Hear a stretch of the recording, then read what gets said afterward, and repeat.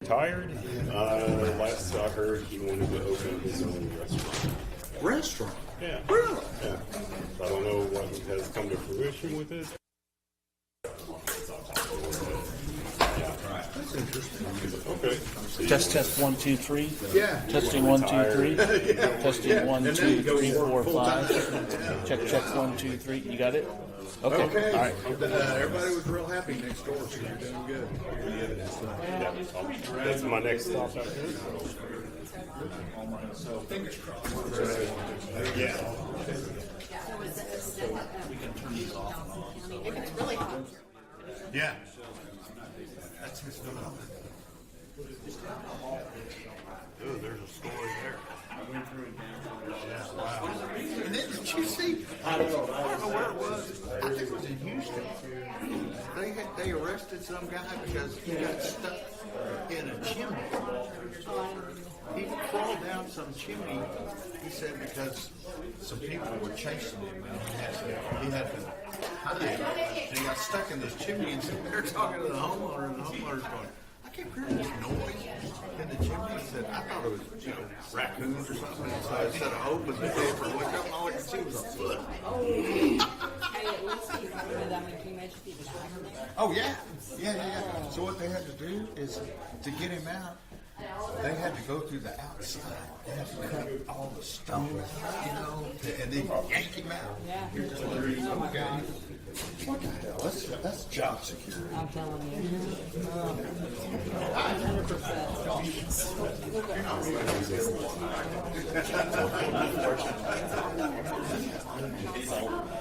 100%. He's like, gets a lot. I know, I was like thinking, does she even have her? And I didn't see it.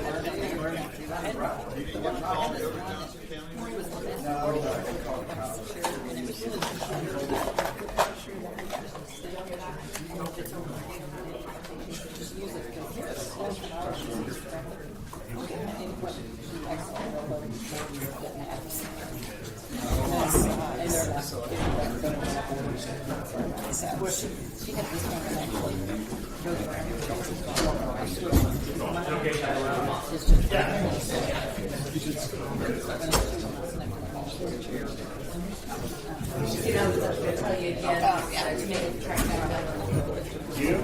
I know, I keep trying not to look at you between them because I was like, I don't want to make them I don't want either.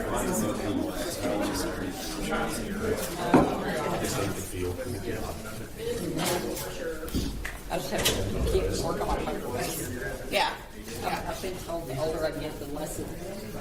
Oh, I've got the poker. I don't call it poker face. I call it a resting bitch face now because people are like, "You have a really good resting bitch face." And I'm like, born by years of grief. Thank you.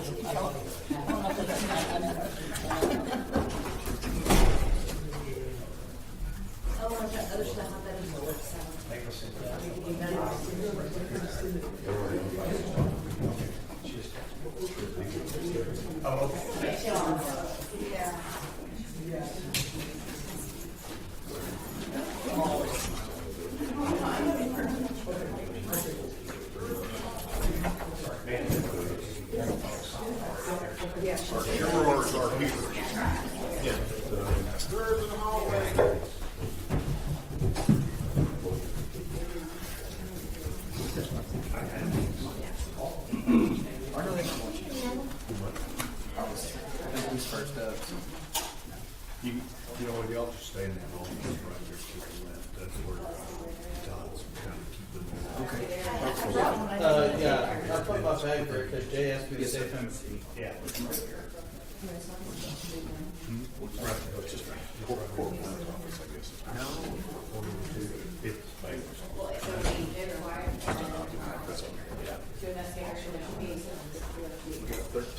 We got 13, sir. We got 13. You don't have to stay. I appreciate it. I appreciate it. Train well. Our master is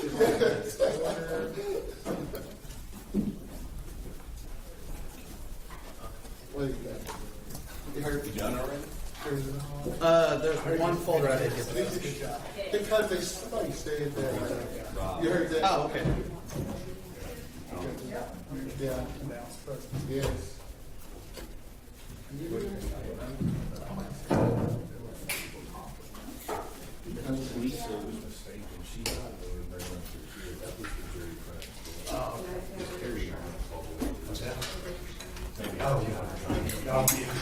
I saw for a second, yeah, they're gonna talk about it.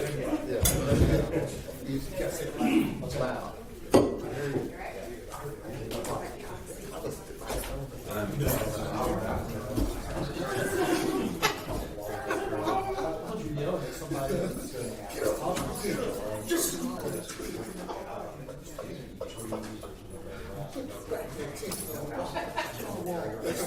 That's what I told me.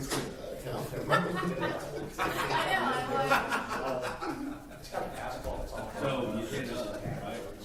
The delay. 55 seconds. Okay. I'm going next door. Oh, I know. If I wouldn't have been staying there. 74. So I spoke to had my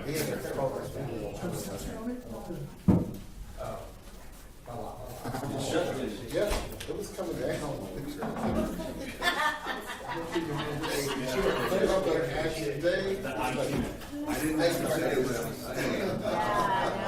Cleaning the air.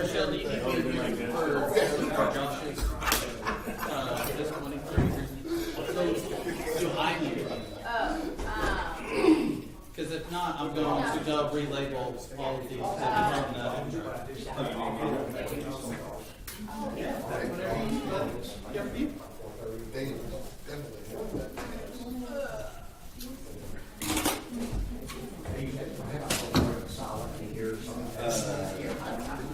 Oh, it ain't going to be, I promise. Lisa had my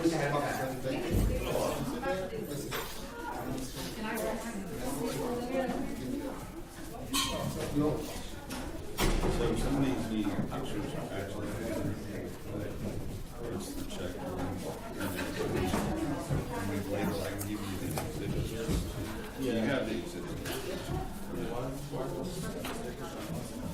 Because I didn't make the I needed the order. This is yard. But here's the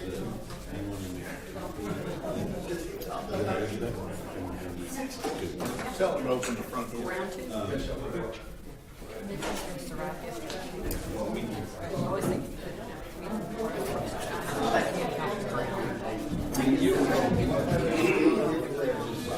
Well, I'm going to be out there and Josh is doing other stuff too, so I'll get started.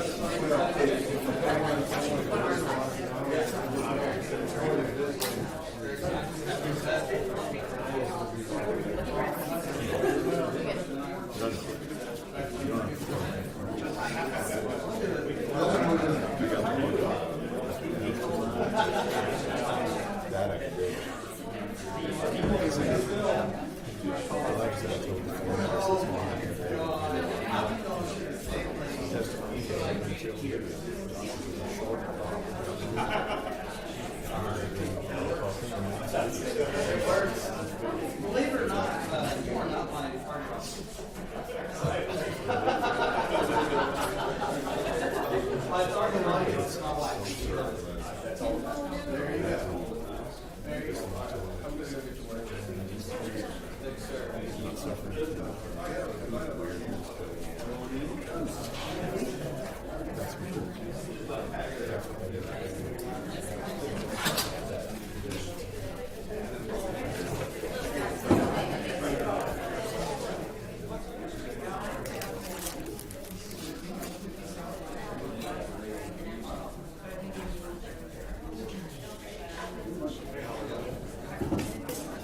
got blown. Said the hole got blown. So I didn't. I had no airflow. That's no. I haven't seen you when I'm not caffeinated. I'm not pleasant. I said you haven't seen me when I'm not caffeinated. It's not pleasant. We got that coffee pot working in the center. Oh, I'm good. I have mine from here. I have on my special coffee blend, cocoa in it, flavor, and got it home with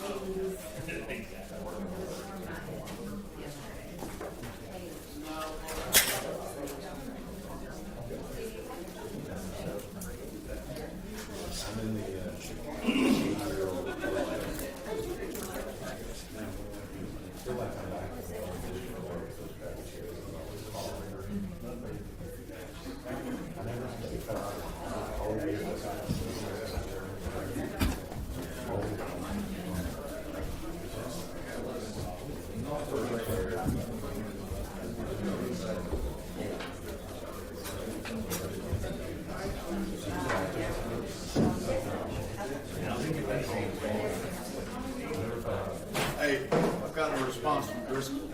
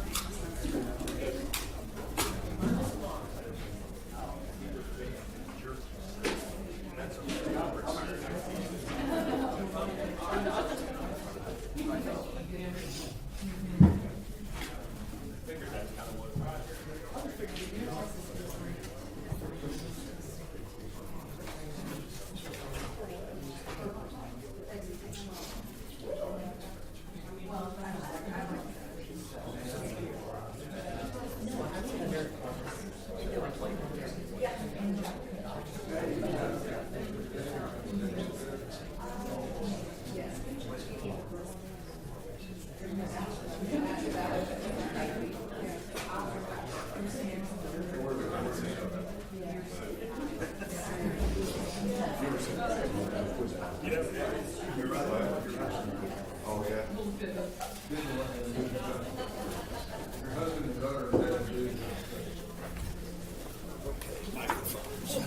Mayor. Good morning. He's here somewhere. No, he's out in the hall. Oh. I saw his face. Yep. See. Oh, good. No. Oh, it's so tired last night. I know, I always do. I got my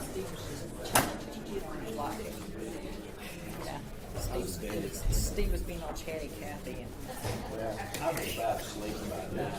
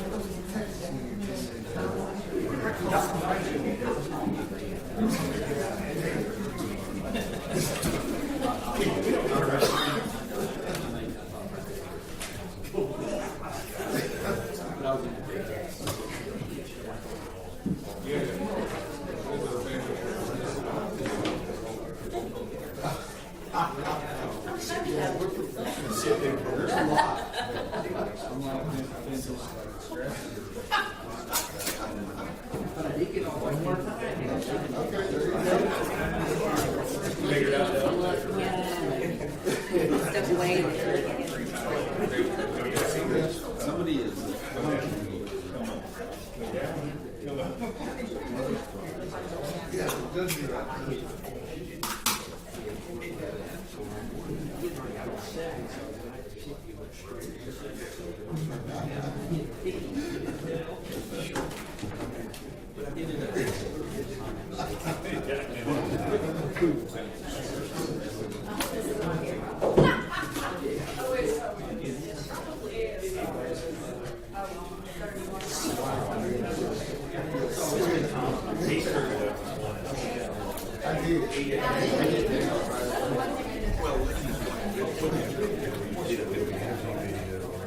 Gotcha.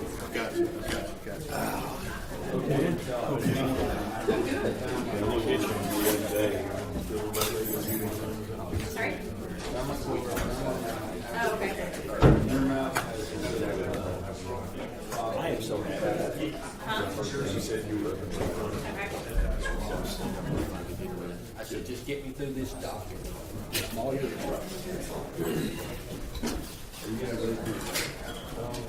Oh, see, I not have it. Oh, there you go. Yeah, it doesn't go.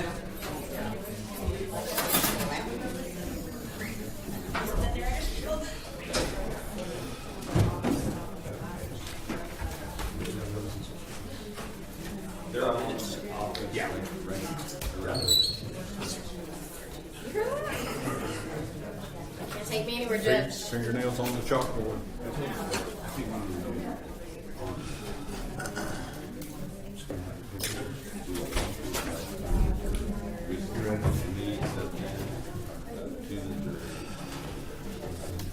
All right, good morning, everybody. Let's get started. Mr. Goebel, it's my understanding there's some matters you wish to bring up for the record. Yes, Your Honor, I'd like to renew my objection to the materials remaining on the screen when a witness isn't actively testifying about them. I ask that we running objection with each witness. That's granted, it's overruled. You had an objection to certain portions of a video. Yes, Your Honor, but I believe we have agreed to redact that portion of the video. Okay. And I then- didn't know if you wanted to put it in the record or not. Well, we've agreed to redact a certain portion of the video that deals with the 4.4B or an extraneous offense. My understanding of that agreement is not only will the audio portion, but the video portion as well will be redacted. That's what I requested the DA to do. And I think they're working on that right now. They are, and it's not a exhibit that's probably even going to be reached today, so. Okay. Well, that'll give us time. It's just, yeah, it's just.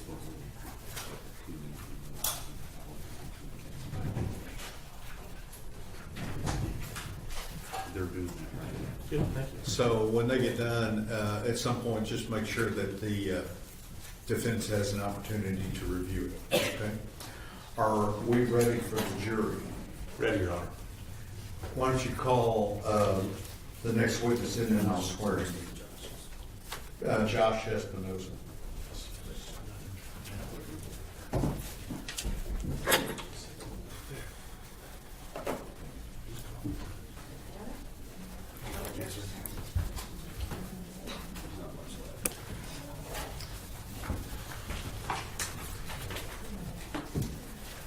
Solemnly swear or affirm testimony given this constitutes the truth, whole truth, and nothing but the truth, so help you God. Yes, sir, I'll do it, Your Honor. Rules and effects, so be sure to follow. Okay. Yes, sir.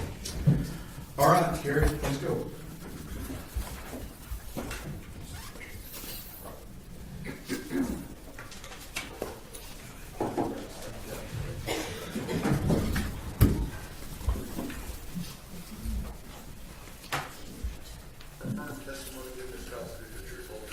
Better turn this off. Yes, sir, I'll do it, Your Honor. Rules and effects.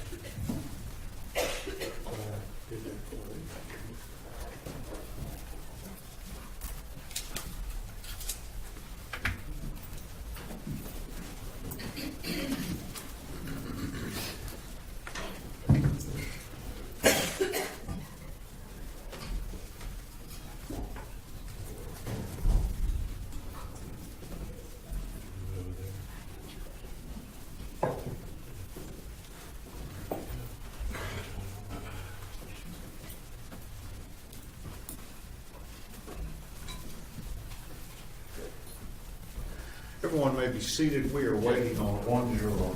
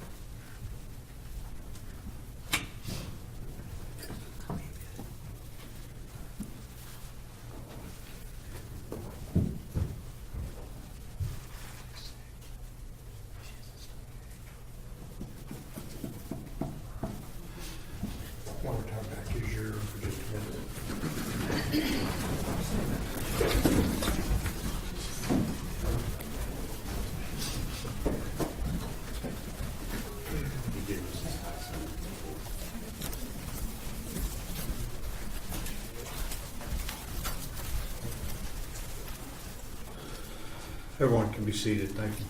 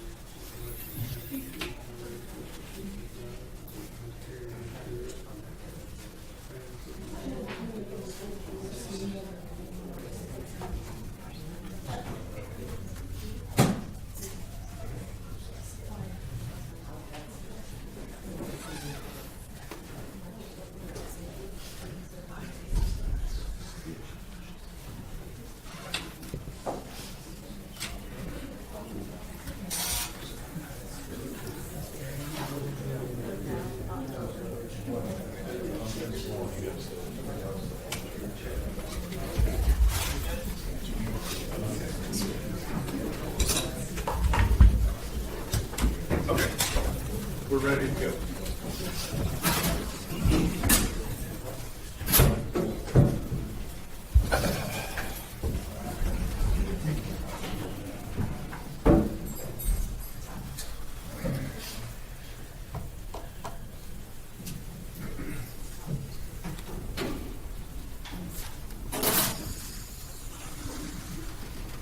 Okay.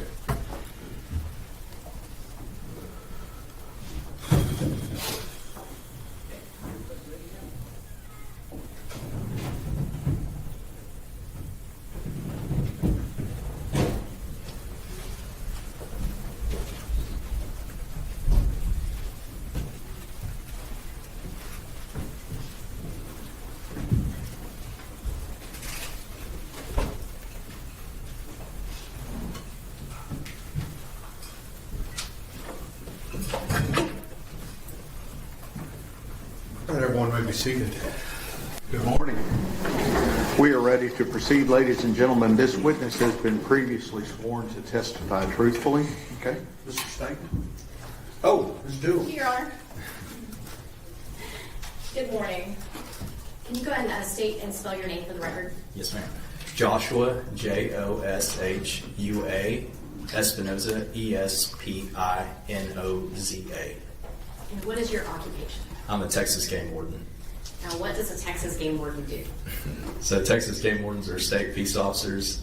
We not only enforce hunting, fishing, and water safety related laws, but we also apprehend dangerous criminals and provide public safety to the people of the state of Texas.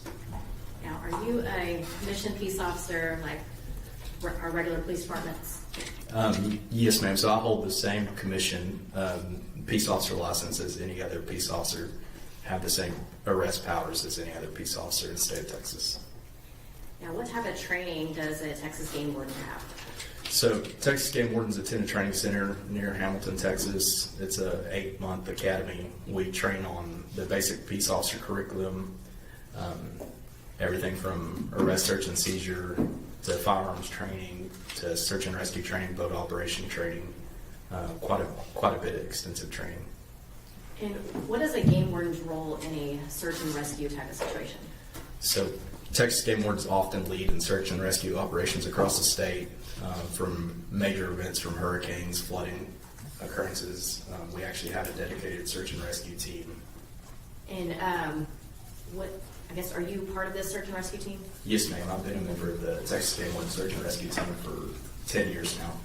And so have you done a variety of search and rescues as part of this team? Yes, ma'am. I've done quite a few search and rescues, body recoveries, and victim rescues. And tell us, I guess, just generally, what are these usually coming from?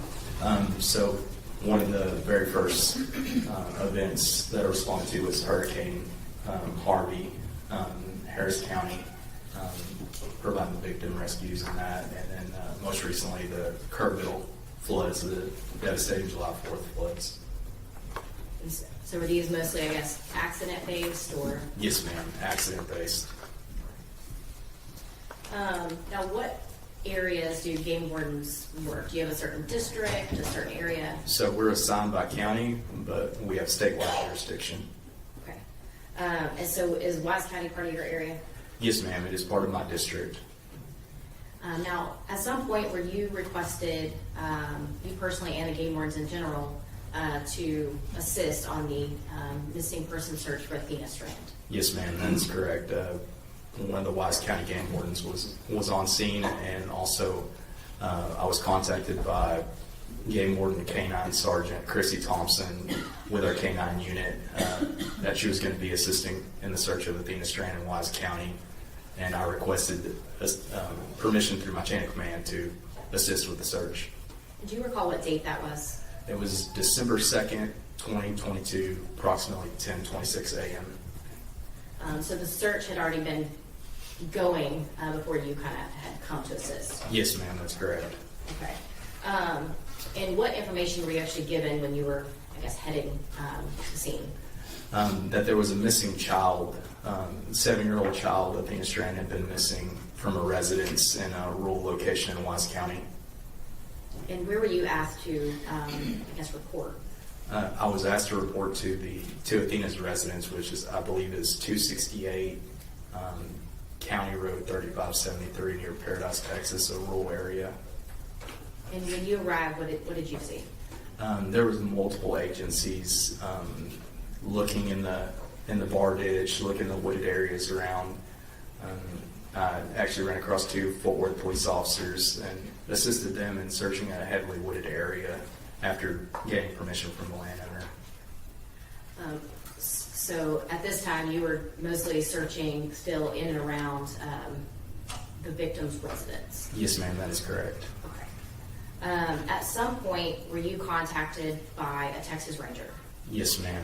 While I was at the residence, I was contacted by the Texas Ranger. Was this still on December 2nd of 22? Yes, ma'am, that is correct. Okay.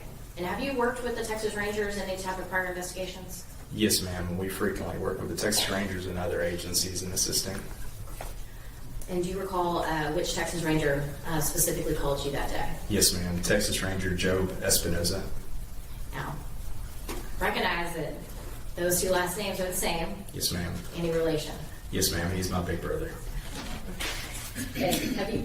Do you recall if you've actually ever worked with your brother before? I don't recall if I have. I'm sure we might have crossed paths at some point. And on this specific case, though, was Texas Ranger Espinosa, was he the lead investigator on this? Yes, ma'am. He was the lead investigator. So although he didn't bring you out to scene, he did contact you for assistance at some point? Yes, ma'am, he did. Okay. And when he called you, what did he ask you to do? So when he called me, myself, and Game Warden Casey Pentecost, Wise County Game Warden, and Game Warden Christy Thompson were at the residence standing by, and when he called me, he said he needed me to find a FedEx truck and gave me an address and informed me that a FBI agent was following a FedEx truck and that I needed to respond and detain the suspect because he would potentially abducted or kidnapped Athena Strand. Okay. And so at this point, who all was with you heading to this address that the ranger provided you? So myself, Game Warden Casey Pentecost, Game Warden Sergeant Christy Thompson, we all were in separate vehicles and were en route to that address of, I believe it was Bethel Road was the initial address that was provided. And at some point, did that address change? Yes, ma'am, it did. And do you recall what the address changed to? So Wise County Communications came over the radio and notified of an address on the corner of Hope and Faith Trail. To your knowledge, were they getting information from the FBI that updated that address? I was unaware where that information was coming from. I believed it was from the FBI. Okay. Now, where were you, or did you eventually locate the suspect? Yes, ma'am, I did eventually. Approximately where were you at? I was at a residence at the corner of Hope Trail and Faith Trail near Paradise. Now, at this time, were you in a marked unit? Yes, ma'am. And did you have your lights on? Yes, ma'am. I had my red and blue emergency lights on. Now, when you saw the FedEx truck, can you just tell the jury what happened? When I saw the FedEx truck exiting the driveway, I pulled my patrol truck in front of the FedEx truck with my lights activated, my red and blues, and I got out and performed a felony stop with my pistol drawn due to the gravity of the situation of it being a kidnapping treated as a felony stop. Ordered the suspect to put his hands up and face away from me and placed him in handcuffs. And was there any other law enforcement with you at that time? Yes, ma'am. Wise County Sheriff's Office deputies were on scene as well. Do you see the person in the courtroom today that you detained on December 2nd of 2022? Yes, ma'am, I do. He's sitting right over there wearing blue slacks and a blue jean shirt.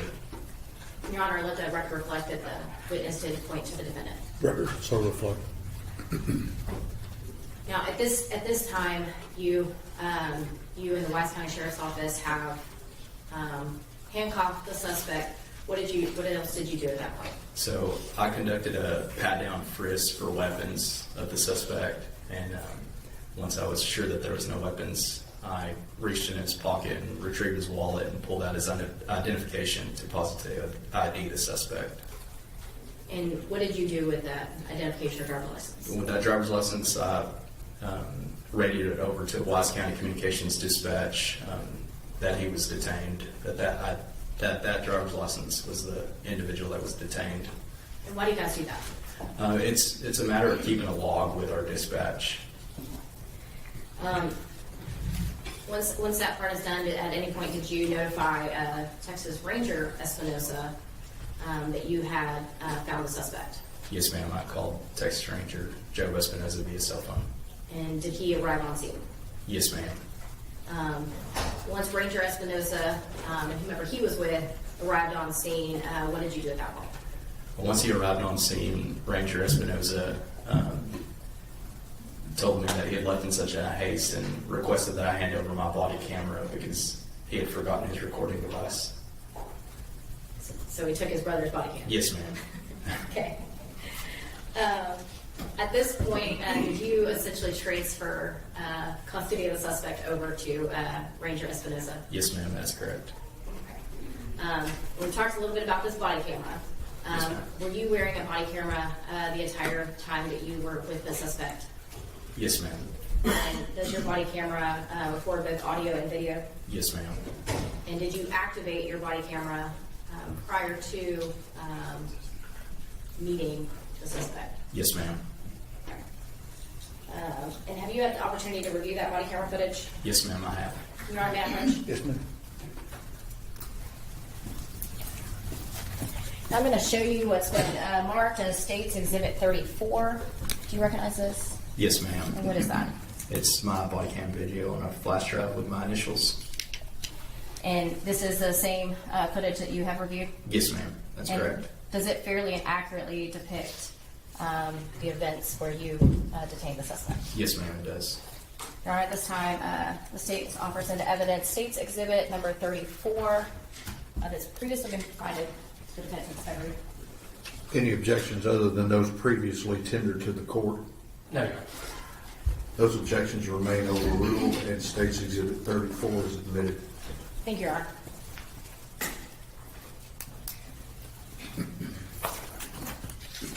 Your Honor, may I publish the video? Yes, ma'am.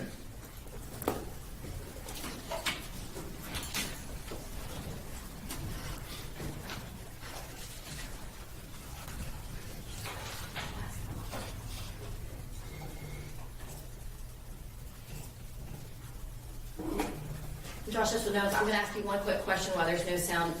Can you explain why there is no sound right now? So the reason there's no sound is when the body camera is on, it has a 2-minute pre-record where it records only video, no audio, but once you hit record, it actually picks up the audio as well. And so right now what we're seeing is you driving, and I guess, what is that you're looking at? That is my cell phone. I'm using Google Maps to find the location. Okay. Thank you.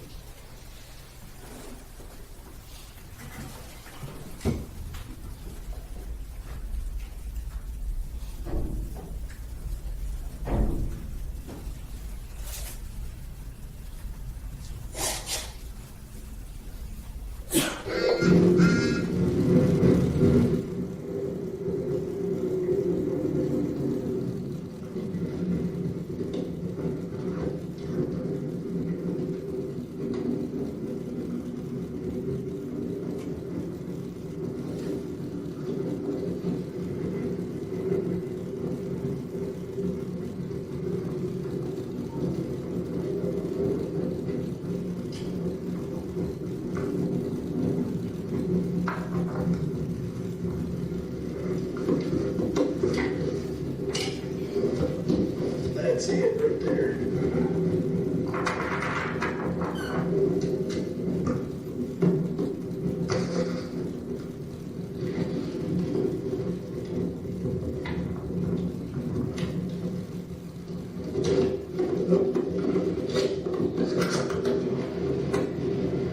Step out. Step out. Step out. Step out. Keep your hands up. Step out. Turn around. Turn around. Turn around. Face away from me. Face away from me.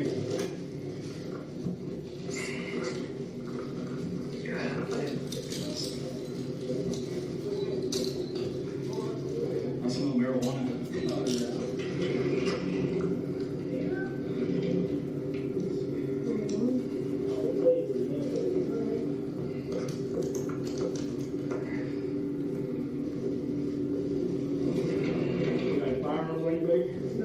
That's what we put at?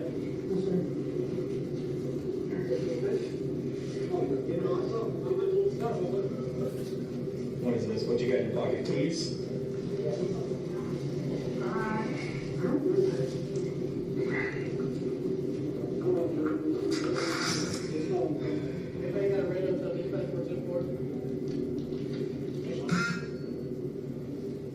Tanner?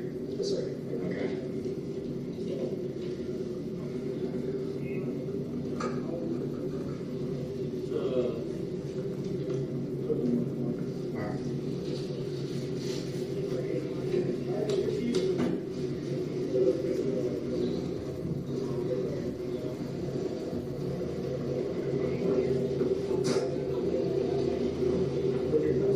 Yes, sir.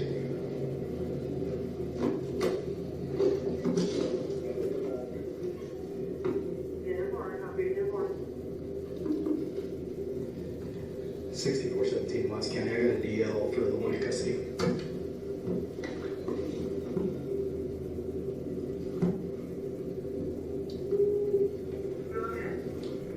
It's going to be Custodial 26698029. Last name's going to be Horner.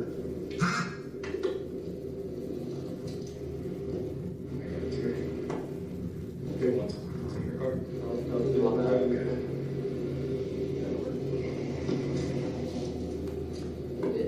Yeah. Smell like weed strong. Yeah, when he rolled out of the van. I didn't think he was going to stop. My brother said if I saw the FedEx truck to take it down, he's like, take it down. So, let me call him.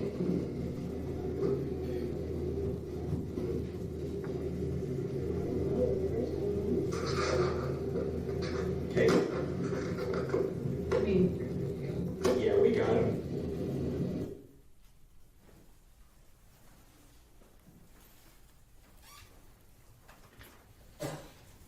Gabriel Espinosa, in the background, you faintly heard somebody yelling for Athena. Were you able to look in the truck for Athena?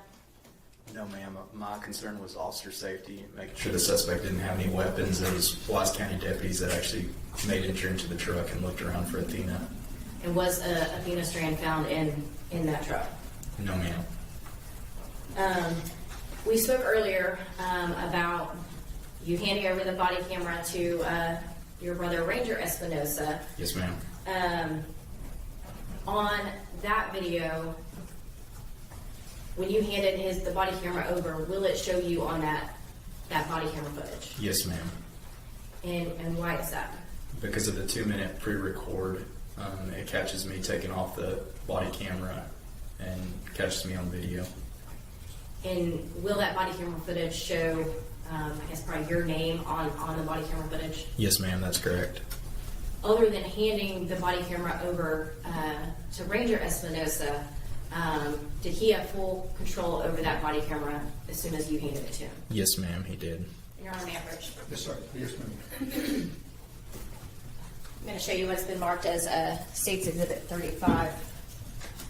And do you recognize this? Yes, ma'am. And what is that? That's going to be my body camera video that Ranger Espinosa took. And as far as your portion where you're handing the body camera off, does it fairly and accurately depict your role in that? Yes, ma'am. And then at that point, Ranger Espinosa is the one on this video. Yes, ma'am.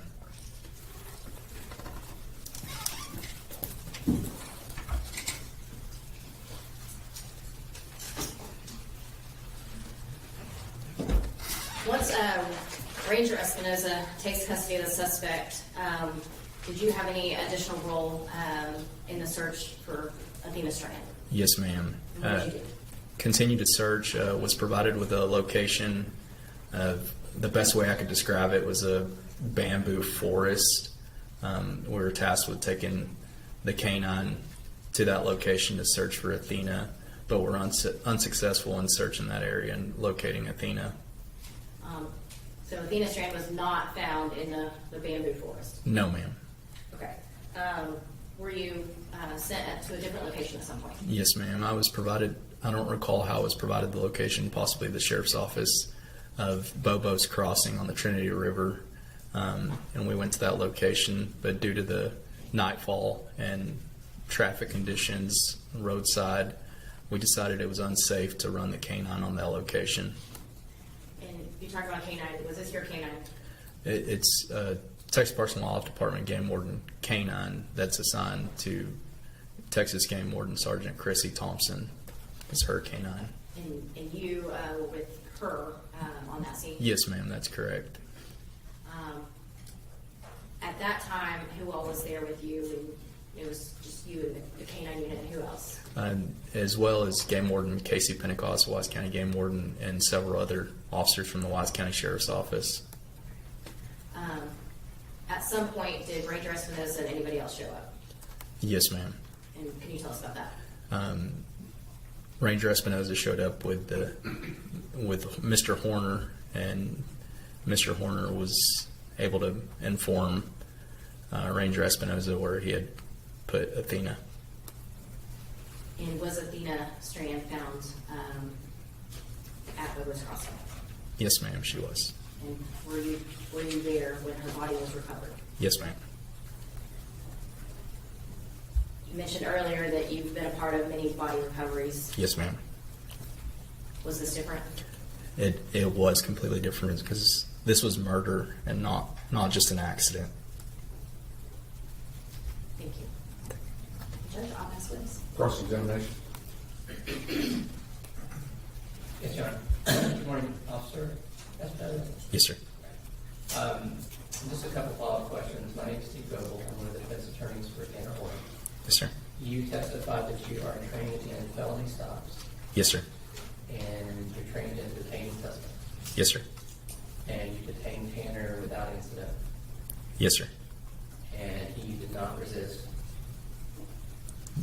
Yes, sir. He did not resist. And no, was not charged with anything like that for detention of. No, sir. Absolutely, Your Honor. Redirect. Another further, Judge? May Warden Espinosa be excused subject to any potential recall. Yes, Your Honor. Yes, Your Honor. Thanks. Thank you, Judge.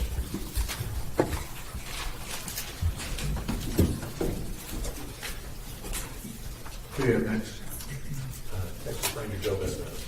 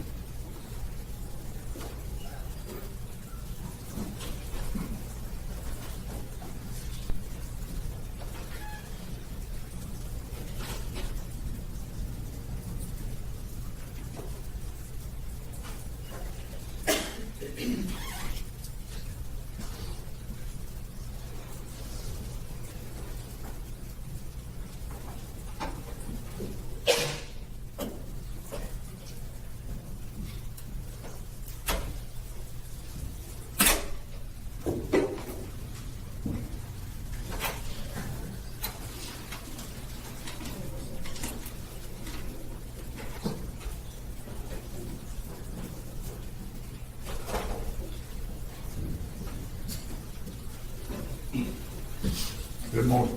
Morning. Remind you that you were still under oath from previous testimony. Yes, sir, Judge. This will be witness that you previously sworn to testify truthfully. Mr. State. Thank you, Ron. Ranger Espinosa, you just heard from your little brothers. Yes, sir. How many Espinosas are there? There's 2 older and 2 younger, and I'm the middle one. You're the middle Five total. Yes, sir. The middle child. Yes, sir. Okay. Well, it looks to me that we're going to be chatting with you a little bit over the next day and possibly tomorrow. Would you do us a favor and introduce yourself to the jury with your first and last name, and then give us a short summary of your law enforcement training up to today? Good morning, everybody. Joe Espinosa, J-O-B, just like in the good book. I've been in law enforcement for going on 19 years. Started in 2007 with the Grand Police Department. Then worked with the Pelham County Sheriff's Office as a patrol deputy, and then worked on a narcotics and major crimes task force until 2015. Then I was hired by Texas DPS as a state trooper, and I was stationed in Mission, Texas, on the Texas-Mexico border, primarily assigned to Operation Secure Texas for 2 years. I was able to transfer and get back home, and spent the next 2 years in Mineral Wells as a state trooper there. And then in January of 2020, I promoted to the Texas Rangers in Company C, the Panhandle, stationed in Childress with the headquarters in Amarillo. In 2022, I transferred to Wise County, where I stayed until 2024. And I then transferred to Parker, Palo Pinto County, still under Company B. And now here we are. So from DPS Academy to Ranger in 5 years. Right at 4, yes, sir. Okay. And when did you say you got promoted and made Ranger? January of 20. COVID Ranger. Yes, sir.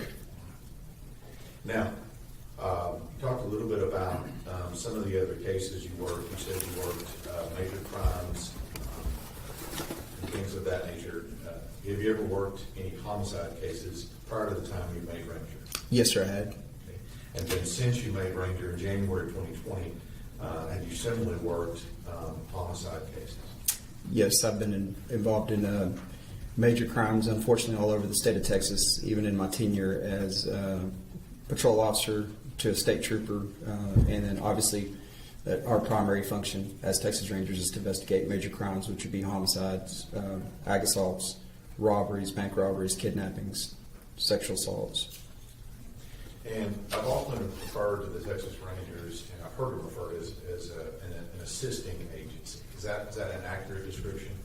Yes, sir, it is. We're here to obviously serve the great state of Texas and support our local agencies in any form or fashion. We just come in and we are an extension of that office, working for that community or wherever community we get tasked to go to. And for what we're here for today with regard to Athena Strand, was that your capacity at that point, is to come in as an assisting agency with the Wise County Sheriff's Office and the FBI and other agencies? Absolutely. Just there to provide all the resources we could on a missing child. And let me, just to get an idea, you mentioned the word resources. Are there things that that your company and the Texas Rangers can bring that the sheriff's offices in rural America may not be able to bring to bear? Yes, sir. Yeah, sometimes it's just a matter of funding for investigations, expertise in crime scene, maybe facilitating a trip to another location, out of state, contacting. The famous saying is, if you know one ranger, you know all the rangers, which means we're connected all throughout 254 counties in the great state of Texas. And we also have contacts all over the nation, so we can tap into those resources and contacts for those local agencies we're supporting at the time. Okay, we're in Texas, you gotta slow down. Yes, sir. Did she give me the look and I missed it? You gotta keep the court reporter happy. also as a ranger, it sounds like what you're talking about is stuff involving criminal investigations. Do y'all assist in other types of occurrences, for example, major disasters, missing persons, rescue operations, potentially SWAT operations, things like that? Do y'all also help out with that as well? Yes, sir, we do. So we have a special operations group. We also have which does our SRT, special operations group that does most of the felony warrants for local agencies. Like I said before, search and rescue stuff we can tap into, aircraft, and we have dive teams at our disposal. We have a lot of different resources that can supplement our communities. And that's something would you say that most rural sheriff's offices, they don't have helicopters and dive teams and things of that nature? Not too many around this part of the world, no, sir. And that's where you guys come in? Yes, sir. And in this particular case that we're talking about today, what was your role overall in the investigation into the abduction and murder of Athena? Initially, it was just that missing 7-year-old little girl. Hey, let me get out there. Let me provide resources. Let me see if I can't call our partners in Fort Worth first for a helicopter. Let me see if I can get some troopers on scene. Let's find her. It's cold. It's late. That was just the initial response that I had. And then at some point, and I'm just trying to make sure, are you the lead ranger in the entirety of this investigation? Yes, sir, I am. And so in that capacity, would you say that most things that are going on with this investigation are coming through you in some capacity? Yes, sir. Yes. So basically, the way that works is when we come in and we're working with that agency, especially when it's something to this gravity or a big scene, we form a command post. And then when I tap into those resources, I delegate out essentially tasks. If I call in a resource, you're going to be given a task or a job or a duty, and then nothing gets done without getting phoned back to the command post. So there's nothing that went on in this investigation that I didn't have a good idea of what was happening or directed that to happen. So we just heard from little brother, and he indicated that. Objection, Your Honor. He is informing a witness what another witness had testified to. Sustained. With regard to your little brother, you mentioned that you give people tasks and things. Now, did you give your little brother a task in this particular case? Yes, sir. Okay. And what was that task? On that particular day, my brother happened to be one of the closest marked units to the area where the FedEx van was located, and the driver, and I needed the driver detained. So I directed him to that location to detain that driver. So when you're talking about these tasks you're handing out, is that an example of one of those tasks? Yes, sir, it is. Now, let's talk. I'm going to take you to November 30th, 2022. It's been a couple of years. Yes, sir. Do you remember when you first got notified that there was a child missing in Wise County? Do you remember when that was? Yes, sir, I do. Tell us about that.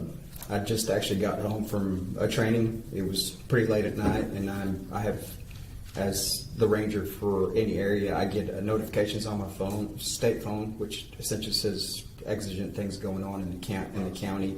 The notification on my phone was that there was a missing 7-year-old child.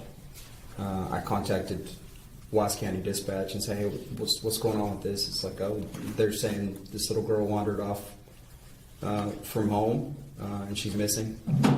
So I then contacted the on-call investigator. I said, hey, what can I do to help? And he said, she's wandered off before. Maybe we can find her quick. I said, well, it's really, really cold tonight.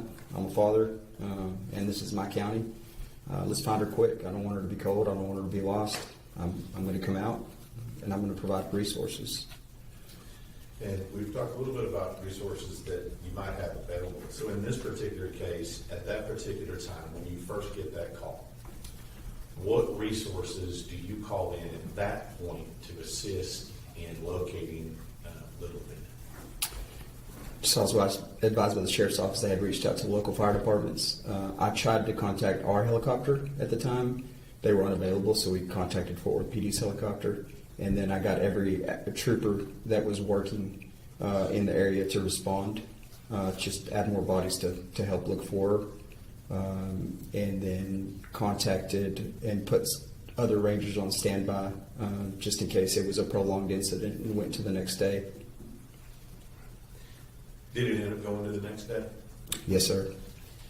So I'm going to split this up a little bit so we can stay focused on what happens on each day, okay? So I'm going to stay on November 30th, 2022, okay? Yes, sir. So on that day, she went missing. You've told us that your role at that point, you were getting additional resources. Yes, sir. Right? Okay. And it would to include helicopter and manpower. Is that right? Yes, sir. Now, let me just ask you, did you yourself go to the scene where Athena went missing? Yes, sir, I did. And once you get there, what do you, I guess, inside, what are you kind of hoping is going to happen when you get on scene? My initial thought to the response would be that we would quickly locate Athena with the resources provided, and then we would hopefully all go home and get warm. Right. But when that didn't happen, and do you have any training experience being a ranger in missing persons? Yes, sir, I do. And let me just ask you, based on that training and experience, if a child is not located quickly, who are the most likely suspects in that? It's usually family. And is that was your thought in this case when Athena was not found quickly? Yes, sir. Now, this location, do you remember the address? Yes, the exact physical address was in Custodial. I have to reflect to my report to give you the actual numbers. I told you it was on County Road 3573. Would you agree with that? Yes, sir. 268 County Road 3573. And so you're there, you're on scene. Do you remember what time you got physically on scene? I don't recall. It wasn't too long after she went missing. Okay. And so I'm going to stay on that day there. You're getting resources. When it comes to parents and interviews, what are you doing in that aspect? So my immediate thought is let's go ahead and lock everybody in on a statement and try to corroborate that statement with digital evidence, which would be cell phones, text messages. And my goal is to lock everybody in that night, especially the people that were in close proximity to Athena on that time. So that's what I started doing on scene. And who all did you interview out of the family? I interviewed Ashley Strand. I interviewed Maitland Gandy. I interviewed Jacob Strand. I interviewed Mark Strand. I interviewed Zach Strand. Just interviewed all the immediate people. Zach Strand's wife, I can't recall her name off the top of my head. A lot of folks. And are you doing that then on scene when you arrive? Yes, sir. And so you interview all of those people, and let me just ask you, was there ever any evidence that a family member was somehow a part of Athena going missing? No, sir. Was there any other evidence that anybody else, other than Tanner Horner, was involved in her going missing? No, sir. And let me just get you to that point here. How did you go about making that particular conclusion? During the course of my interviews, specifically with Ashley Strand, one of the things that really stuck out to me as an investigator is that I had essentially locked everybody in. Corroborated was that. The only thing that kind of stood out, and stood out to her too, was that a package was delivered right around the time. Objection, Your Honor, that's hearsay. Over. That a package was delivered around the time Athena went missing. So that's somebody that could have potentially seen something, witnessed something with Athena. So that immediately went into my notes as something that we needed to look at. And as far as that lead with regard to the package that was delivered, did you begin working that on that first day, that November 30th, or at some time after that? Yes, sir. At that point, we're going on to the next morning. Sun hasn't come up yet, but we need to start moving more resources. In my gut, I just knew we needed to shift this a different direction, which is that somebody had taken Athena. So I reached out to more resources.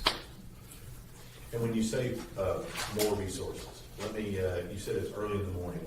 Would that be the next day, December 1st? Yes, sir.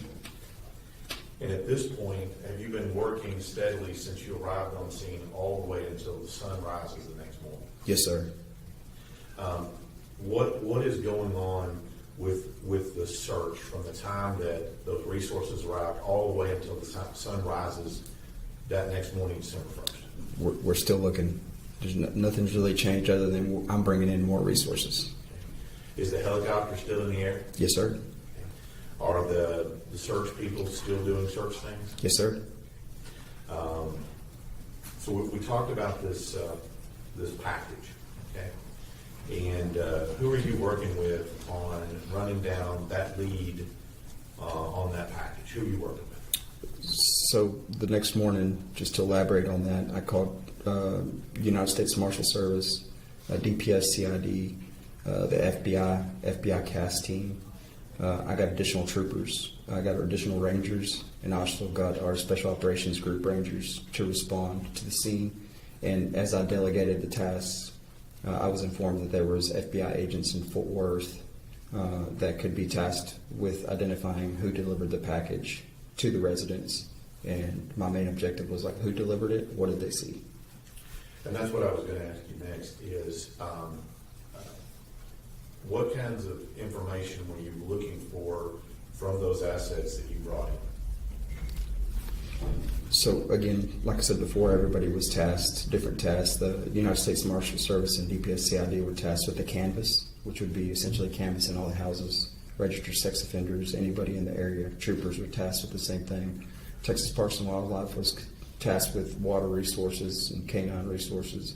And the FBI was tasked with the digital evidence, and then that evidence on that package, or just essentially identifying where it came from, who delivered it, and what they saw. And is that the kind of questions you were asking with regard to this particular package, this box? Yes, sir. Okay. Who delivered it? When they delivered it, things of that nature? Yes, sir. Okay. And just why is that important? More than anything, to me, initially, it was just, it's another set of eyes, right? What did you see? Well, what was there? Is there something that we need to be looking for that we missed?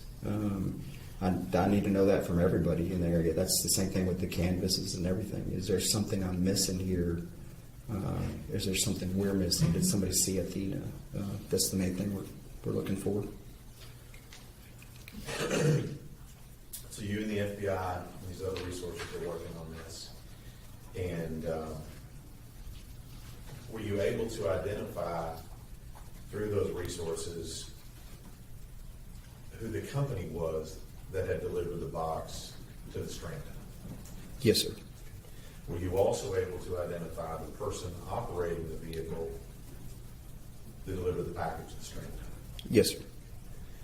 And again, are those all things that you were going to be relying on at a later date when you continue this investigation? Yes, sir. So, can you tell us who the parties were that were involved in the delivery of this box to the Strand? So, we initially found out that FedEx had delivered the package, but there was a company called Big Topspin that essentially contracted for FedEx and hired delivery drivers. And then so that kind of spun into getting hold of Big Topspin to see who actually was the driver that delivered that particular package. And who was that driver? Tanner Horner. Okay. Is that the same Tanner Horner sitting in the courtroom to my right at the end of the table? Yes, sir. It is. Now let me ask you, as part of your investigation, do you know who was the first person to contact either in person or by phone Tanner Horner as part of your investigation? Yes, sir. And who was that? Patrick McGuire. And was he the one working on it from the FBI side? Yes, sir. No.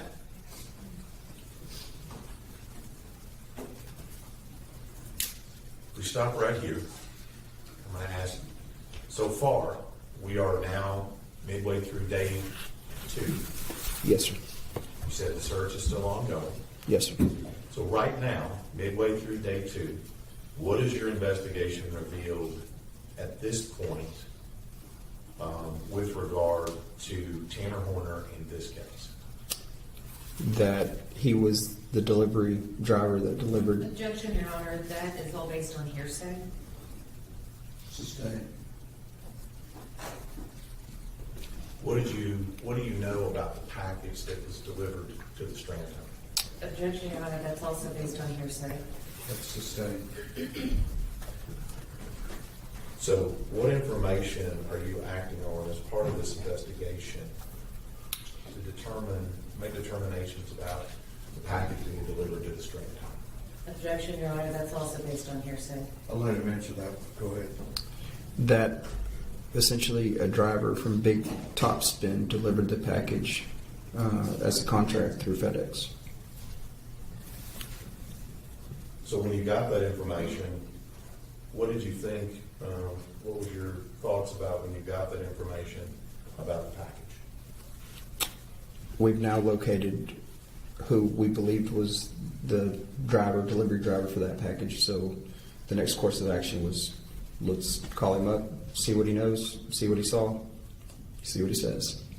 Now at that point, you're not part of that. That's the FBI. Correct. So what was going on, and not necessarily getting into who told you what, but what was going on in the investigation? You said you contacted this company, Big Top Spin? Yes, sir. And they're the contractor? Yes, sir. Anybody else you're contacting at this time with regard to information from the vehicle? Yes, sir. At that time, as we moved forward in the investigation, there were some key things that stuck out to me. Particularly, there was the driver, Tanner Horner, had made very detailed statements about a green van. So obviously, we have to act on any information we get. We put out a be on the lookout or a statewide bolo for that green van. We also, at this time, we had transitioned to DPS aircraft. I had them flying nonstop. They were tasked with also locating any green vans in the area, and then we also wanted what we called a stop delivery report for Mr. Horner, and then we were also doing tower dumps in the area to figure out what cellular devices were in the area at the time. And at some point, did you come to find that there was camera footage possible from the vehicle? Yes, sir. The first reason I asked for the camera footage is because of the green van. He stated a very detailed description of the green van. I'm like, hey, do they have video? Maybe we can see a license plate on the video of the FedEx van. And then I was advised that FedEx contracted with the company. Objection, Your Honor, that's hearsay. Yes, sir. What was the name of the company that runs the camera system in the FedEx? Velociter. And do you know where Velociter is located? North Carolina.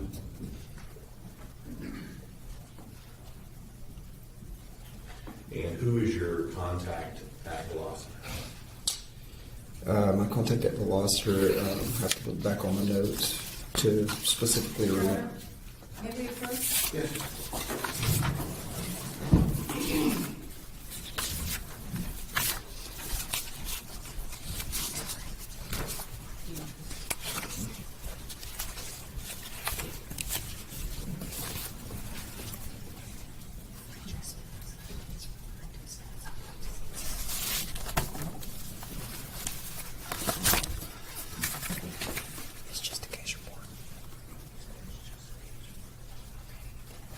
So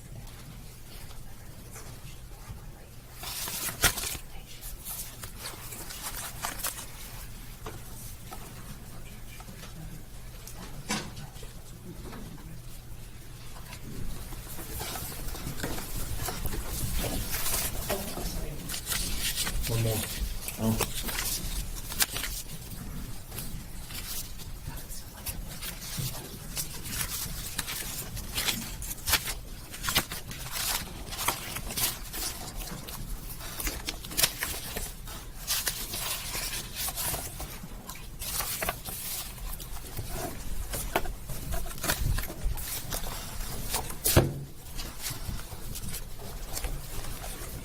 All right, raise your hand. Who's your contact at Veloster? Jim Becker. And again, what is their role in this particular investigation? They essentially provide the camera software for all FedEx trucks.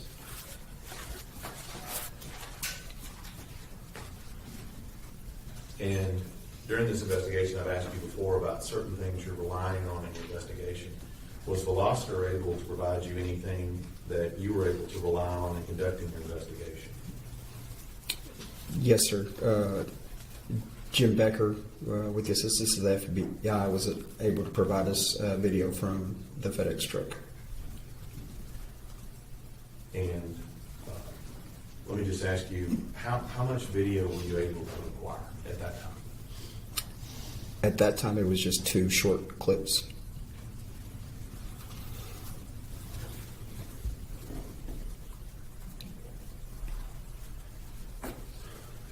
Do you remember when you got those?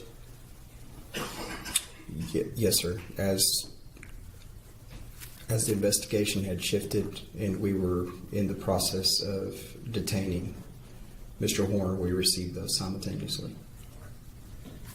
So, and that happened on December 2nd. Correct, yes, sir. So still back on December 1st, you've indicated at this point in time, you've got the FBI working on some things, you're working on some things, trying to get video clips. Is that what we're doing so far? Yes, sir. And you said we have identified Tanner Horner as a driver at that time. Yes, sir. So as the sun sets on December 1st, what's the status of the search at that time? It's continued. We still have every resource available going. Everybody's still looking, and we still have aircraft looking as well. At any point, up and until the time we're talking about the end of the day, December 1st, has that search ever been discontinued? No, sir. Okay. Helicopter still going? Yes, sir. Search team still in the air? Yes, sir. I'm going to move you to day 3. Okay. December 2nd.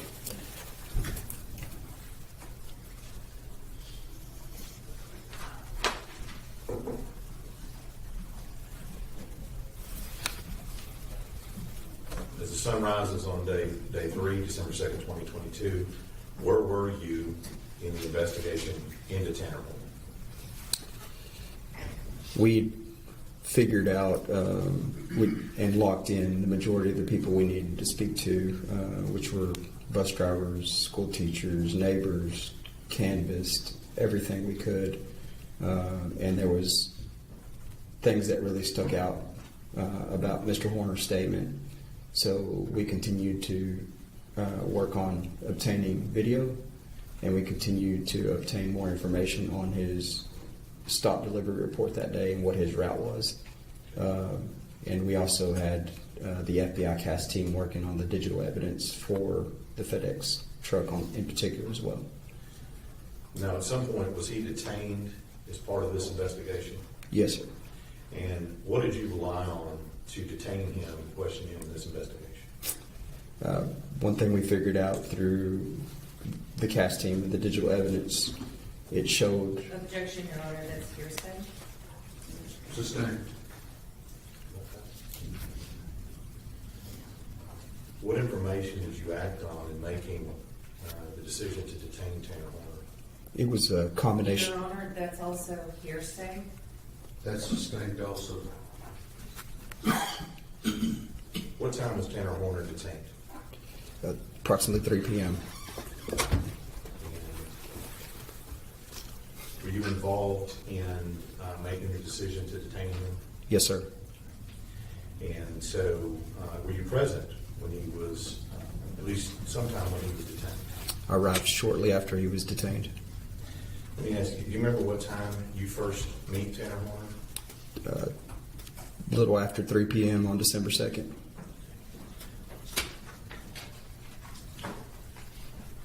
We've already said you see him here in the courtroom. Does he look the same as he did when you first saw him back in November of 2022? No, sir, he's significantly skinnier, lost a lot of weight.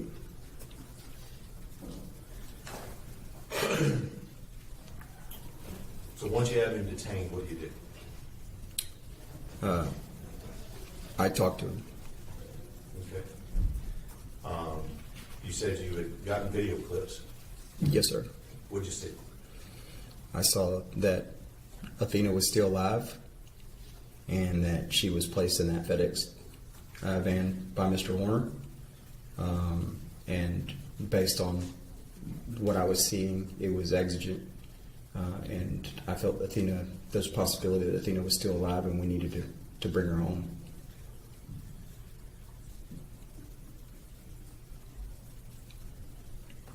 And according to what you witnessed, when did he take her and put her in the back of the truck? On November 30th.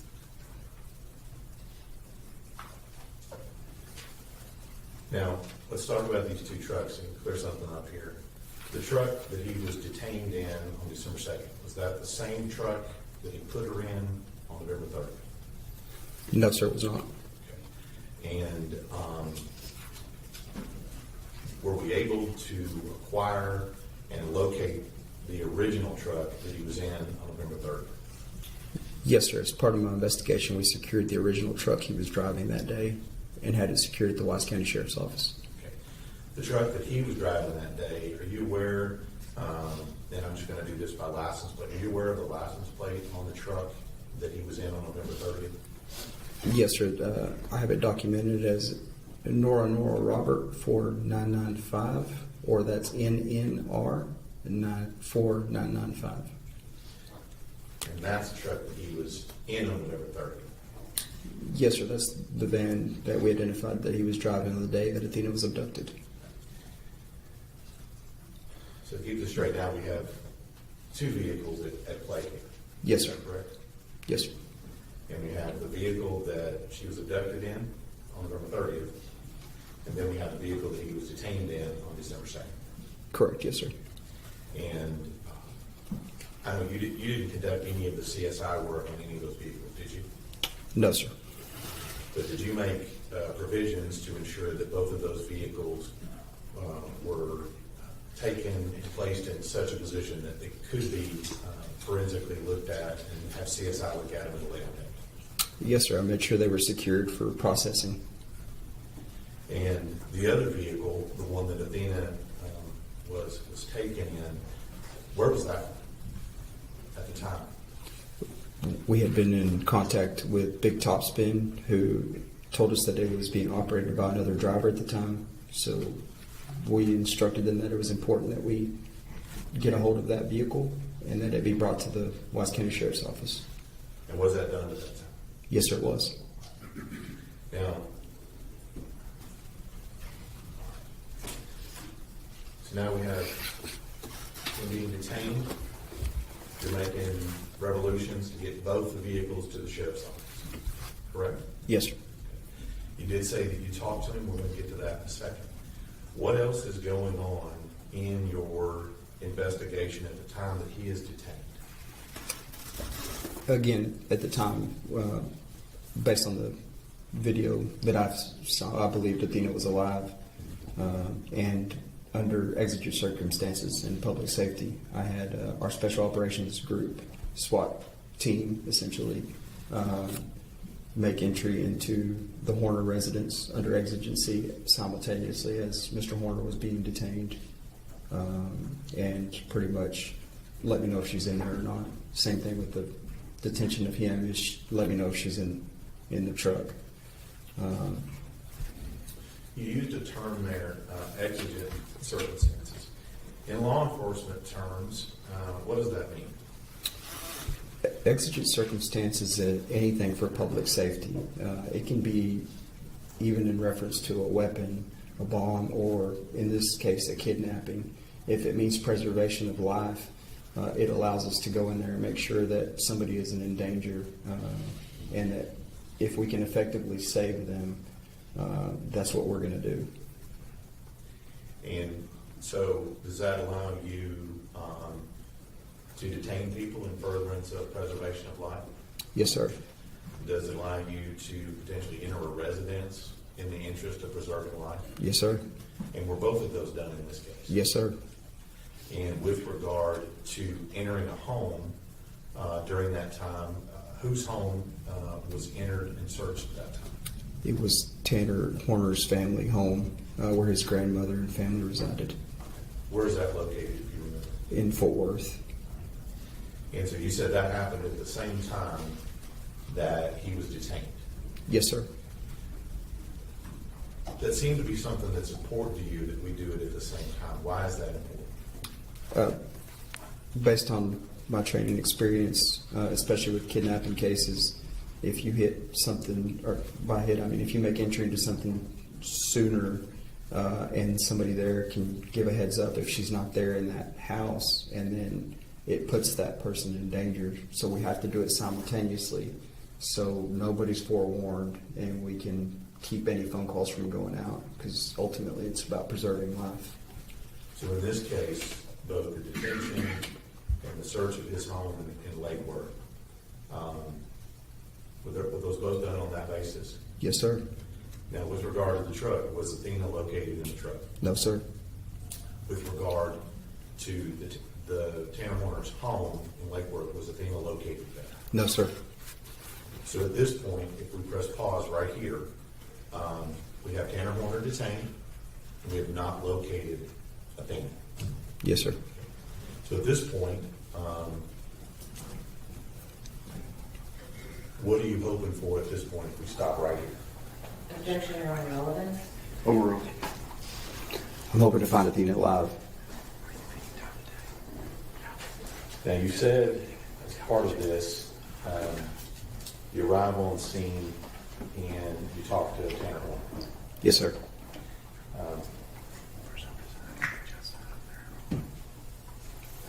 Was all of this recorded? Yes, sir. Okay. How was it recorded? At that time, based on the fact that I'd be conducting an interview or speaking to a possible defendant, I acquired Game Warden Espinosa's body camera. That way everything would be documented on audio and video. You reviewed this body cam footage? I have. And let me make sure, because we're going to have a few videos here. You have body cam footage on your brother's body cam that you took on scene, is that right? Yes, sir. Now, it's my understanding that we also have additional videos from the Wise County Jail and then outside of the Wise County Jail as well. Is that correct? Yes, sir. And so let me make sure that I have these videos correct in my head here. We have video of the body cam, and that takes us from, and I just want generally here, from the scene, and when does that one end? To the interview room at the sheriff's office. Okay. And then the next video would begin In the interview room. in the interview room and go until when? Then it picks up from the interview room into another body camera, Wise County Sheriff's Office body camera, to a field interview. Okay. And then the next video would be from when to when? The next video would be from the field back to the interview room. Okay. And then at some point, did you have another interview on December 7th? Yes, sir. Then there was another interview with Mr. Horner on December 7th. Okay. So that's the videos that you're talking about. Yes, sir. And have you reviewed all of those in preparation for testifying in this case? Yes, sir, I have. Let's take you back. You've got Tanner Horner detained outside Paradise. What's the first question you ask? Where's she at? What's the second question you ask? Is she alive? Let's talk about Tanner Horner's answer to the first question. Where's she at? What does Tanner Horner tell you when you ask him where's she at? I can show you When it comes to the second question, is she alive?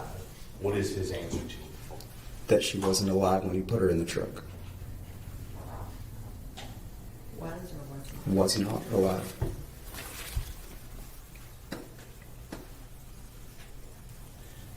Now, at that point in time, what do you know about the answer to that question, is she alive? I knew that. I didn't know if she was alive or not. You said you'd seen a clip on that day with her alive in the vehicle. Yes, sir. I believed she was alive and based on that clip. But when the answer to the question is, she wasn't alive when I put her in the truck, what do you know about the answer that Tanner Horner gave you at that time? I immediately knew that was a lie. Because you'd seen it on the clip. Yes, sir. Now, in the first few moments, are you asking him any questions about what happened? No, sir. Why not? That's not part of the public safety exception. The courts have ruled very clearly it's in furtherance of finding and preserving life, not questions on details of the case. At one point, he tries to say details and I stop him. What did Tanner Horner volunteer to you without questioning had happened in that case? Had happened in this case? That she was deceased and that he had transported her to a location with a lot of bamboo. Let me back up a little bit. What, if anything, did Tanner Horner tell you about what caused her to be deceased? That he backed into her with his van.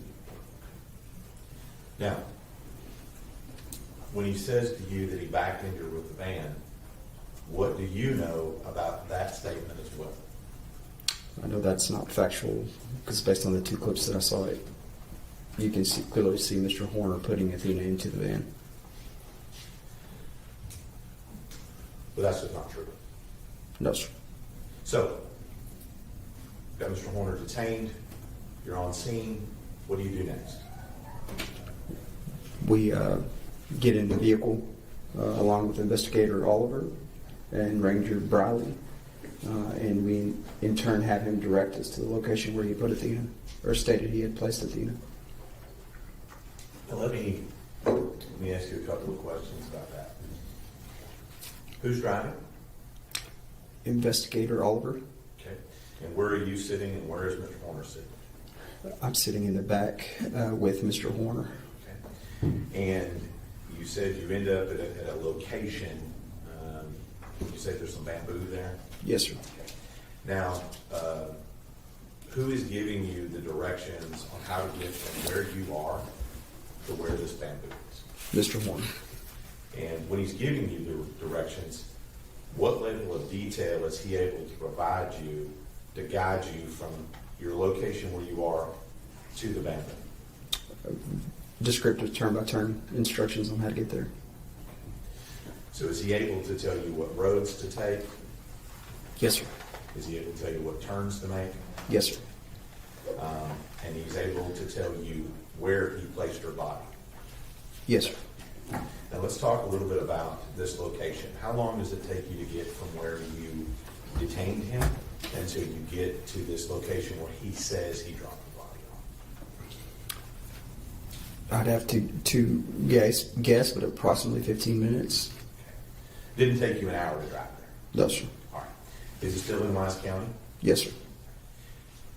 So this location, and I want you to describe it a little bit, if you will, for the jury, where Tanner Horner took you to this location. When you drive up, what do you see?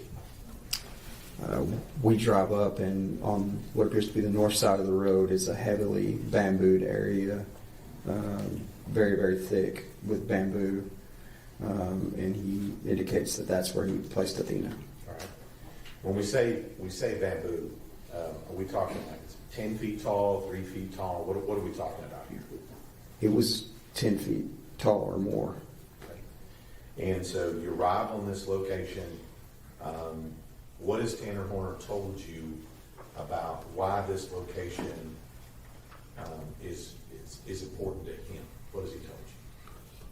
he stated that somewhere where somebody might be able to find her. And so, is he able to give you a description of how far in the bamboo, how close to the road? Is he able to describe the exact point at which he placed her body? Yes, sir. And what was that? He stated at this time he's kind of giving us instruction as I'm walking him, and he's pointing out a location in the bamboo, and he's stating that it was not too much further in there. It just essentially giving me an idea of where she was at in the bamboo. So once you're there, what does law enforcement do once you get there? At that time, we'd also been in communication with K-9 additional resources because I wanted to search that entire area. Did you do that? Yes, sir. And at any point in this, let me backtrack that. When you get to this location, what are your impressions of this location? At that time, I felt like I was being lied to again and that she was not there. And based on your observations of this location on this road, why is that? Just the amount of resources we had, especially with K-9 resources and everything. It would, in my prior experience, especially if we're being directed to that area, we usually find, unfortunately, human remains or humans with the K-9 very quickly. Did that happen in this case? No, sir. How far off the road did Tanner Horner tell you he dumped her body? I don't remember an approximate distance. Okay. Did he tell you that she was way in there or close to the road? What was his statements to you as to distance from the road or anything? His statements were she was in close proximity to the road, not too far in. Why did he tell you that was important? He stated that was so somebody could find her. You didn't find her? No, sir. So when you're out there searching, are you personally out there searching? Yes, sir. And I think you mentioned just a second ago that you had Mr. Horner out of the vehicle and had him pinpointing things to you as well. Is that correct? Yes, sir. Okay. And is that when he's telling you where she was, where he put her, so on and so forth? Yes, sir. And again, is all of this still recorded on the body? Yes, sir.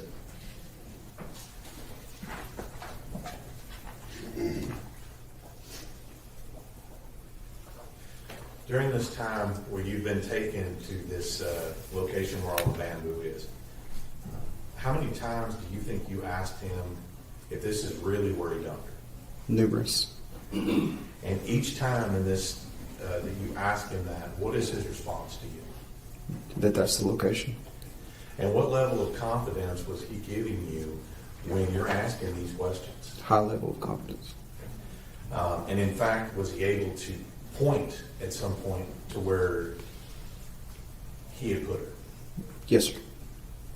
Still no Athena? No, sir.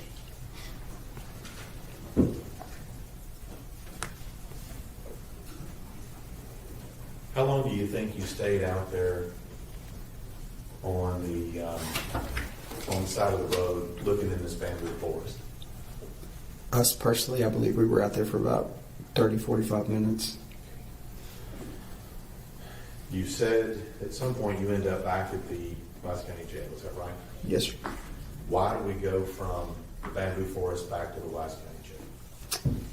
At that time, we exhausted resources as far as checking the home. We checked both vehicles. We checked, keep in mind this is day 3 also that we've been searching. At that time, I felt that he was lying to me. And then I needed to take him to a controlled environment and conduct a custodial interview. And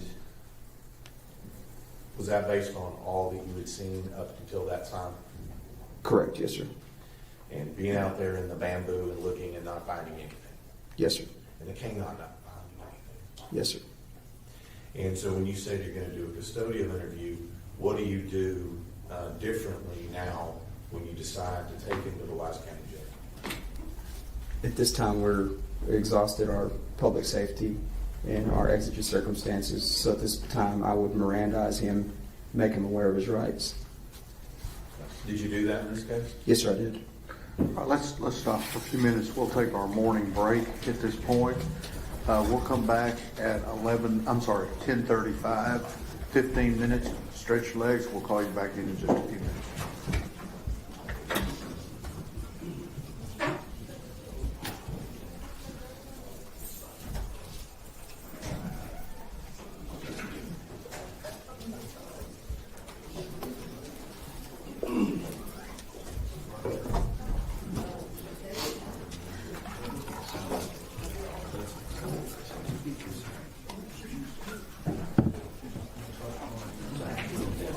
All right, 10:35, everybody.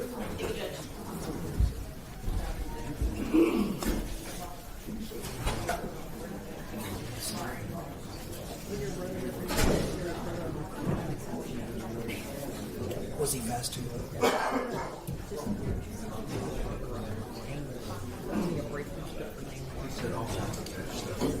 I bet he did.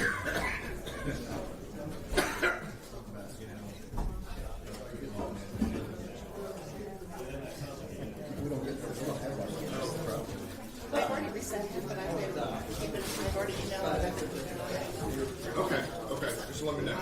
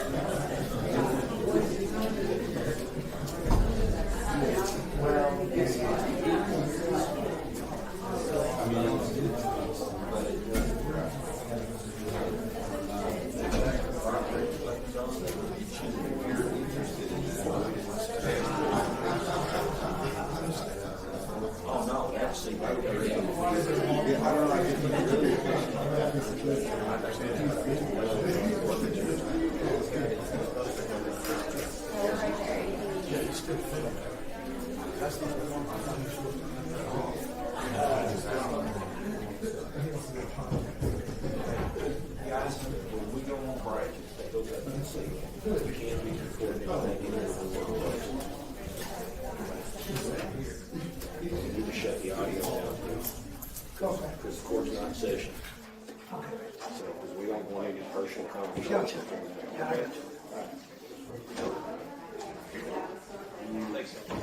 Right now we're trying to hide policies of legal aid. Keep the legal aid and not private.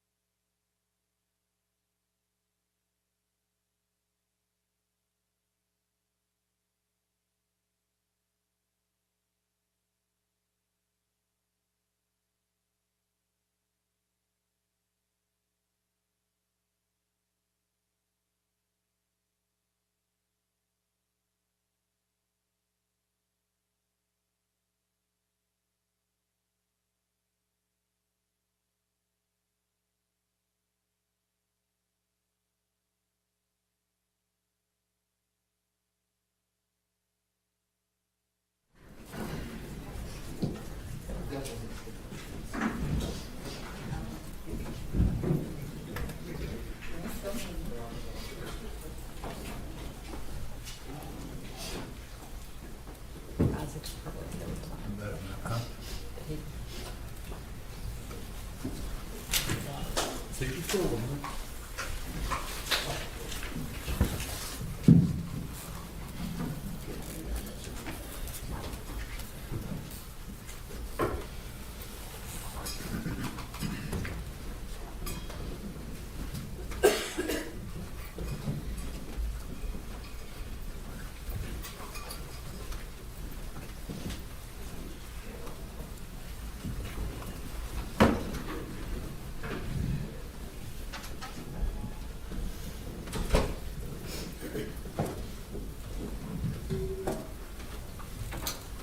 Everyone may be seated.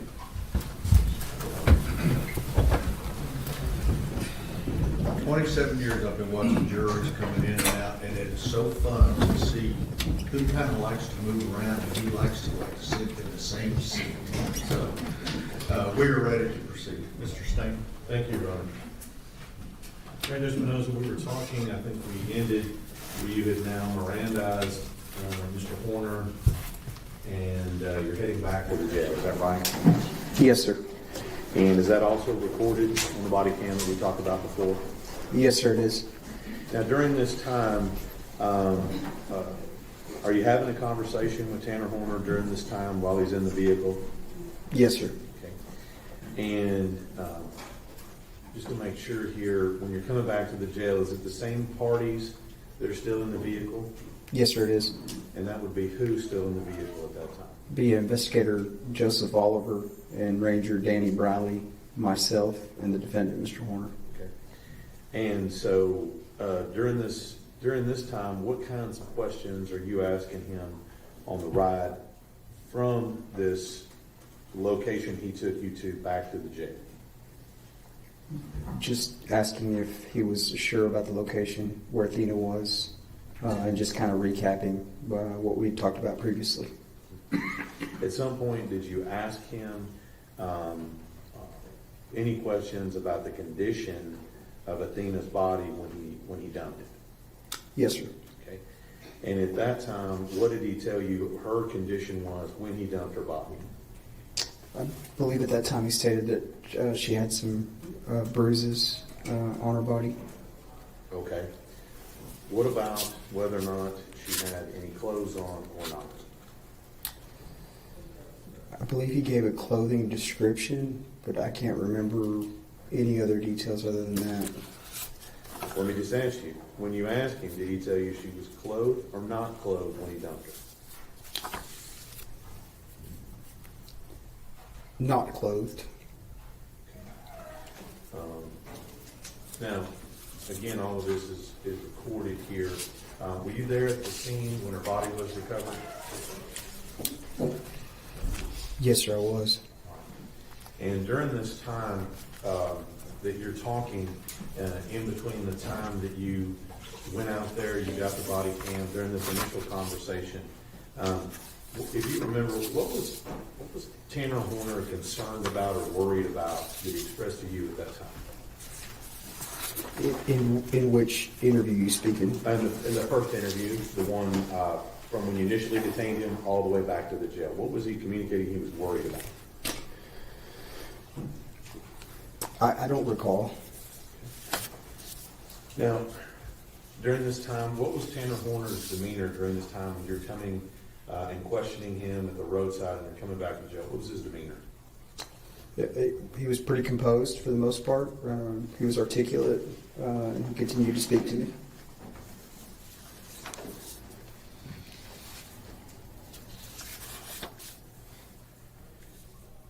You remember when at the point at which that you make the decision that I think you said you're not able to find her, this isn't working out, what does Tanner Horner offer to you as a possibility that something had happened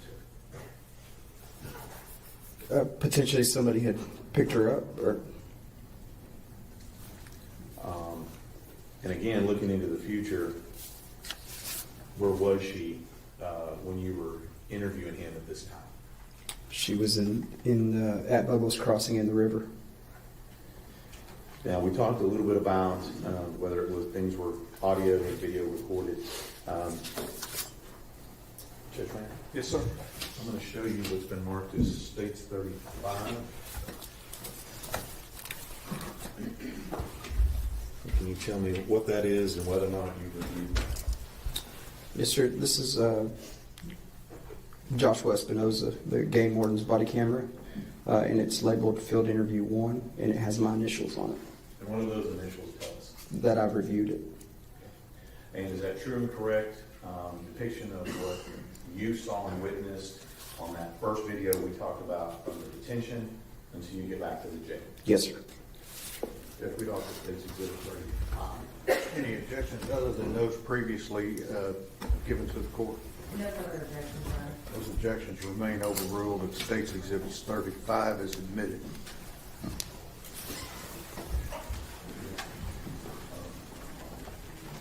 I'm ready.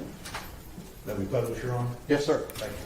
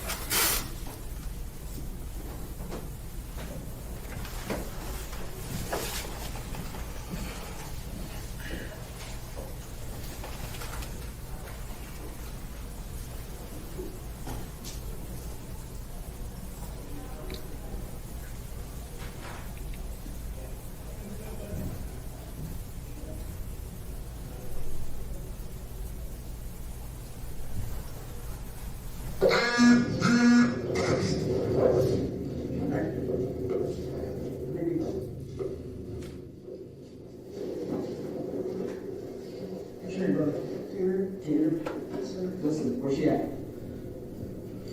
No BS, where's she at? That's the most important thing right now. Come on. Where's she at? I can show you, I can give you what the risk called. She what? She was in the lab right there. Okay. Listen, let's stop right there, okay? Let's go find her right now.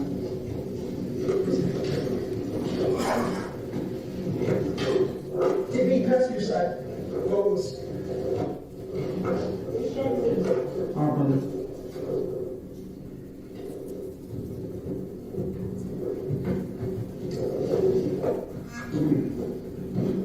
Let's get married. We'll worry about the rest later. Can we do? Go up 423.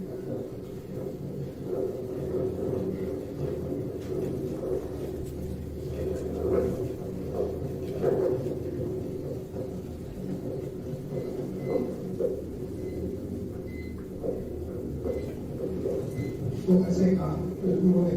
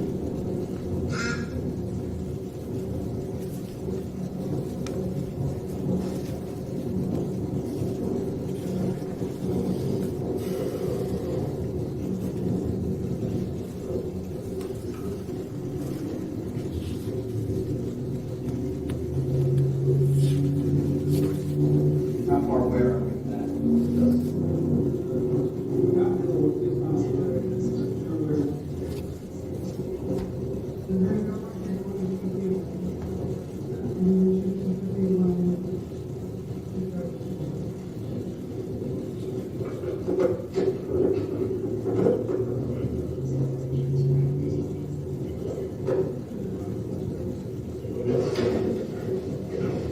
got it. Sorry, let's just go.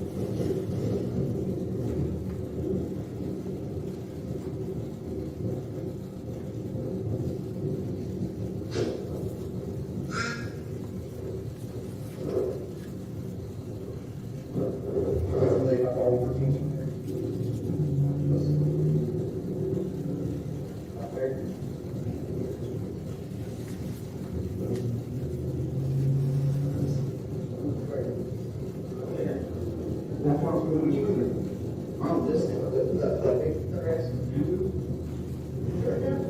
Yeah, pull over, it's over here. Right here. On the side,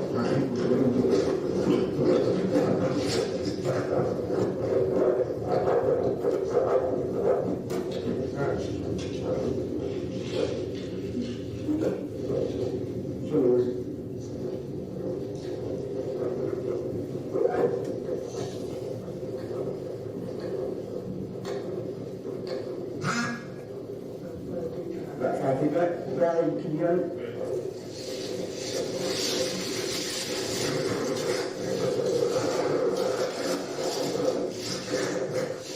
Right here? That's perfect.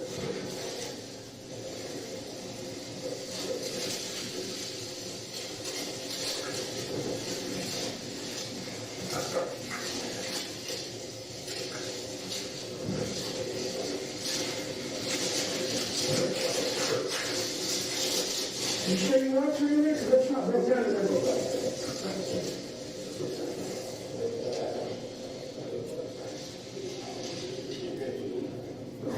Right here.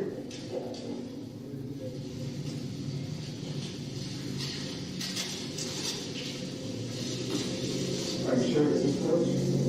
Yes, sir. Let's go back here.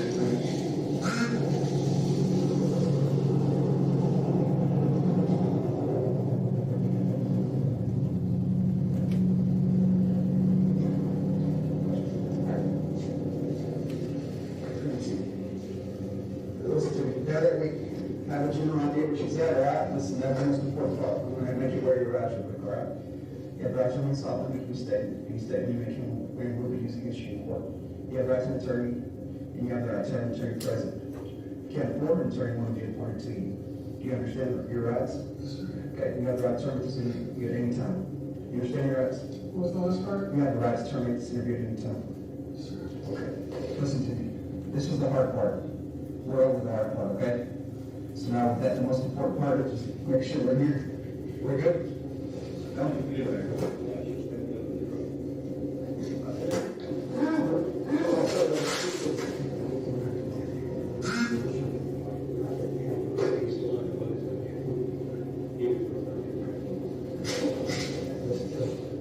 Where's she at?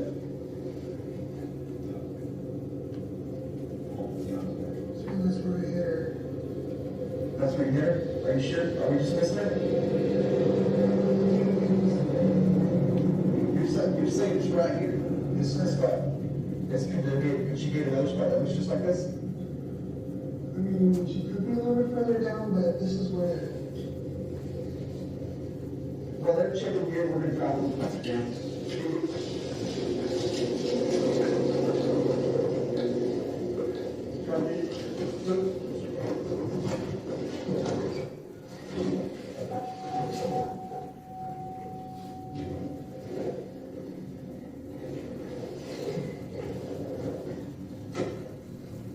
There's a trash can in the mailbox here. Let's go up.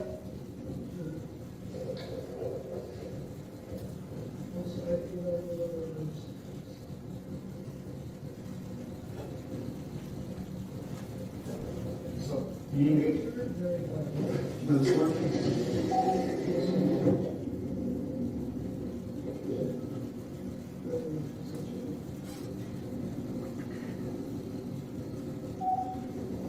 Good.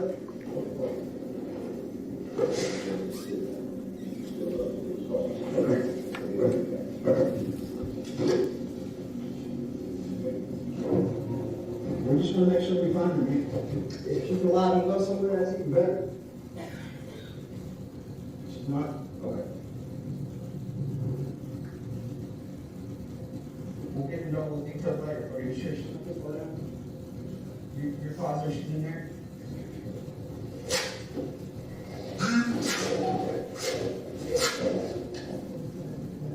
My feet.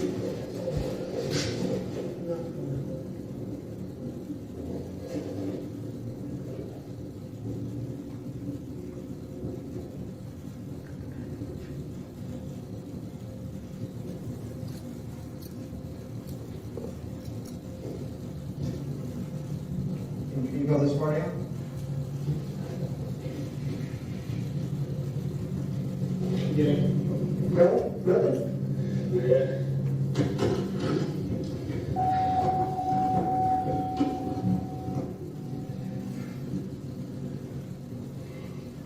So where did you go in from this side of the road? And would you say you went like right here?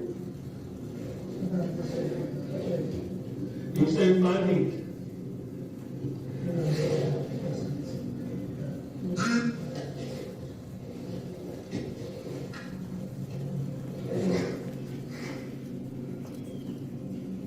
Maybe we can get the dog over here.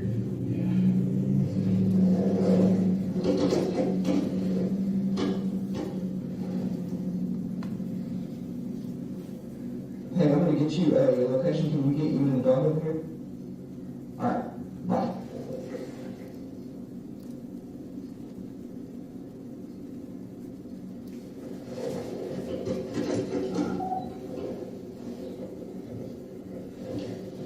Folks, tell me what we're about. Right there? This big gap right here? Fill it.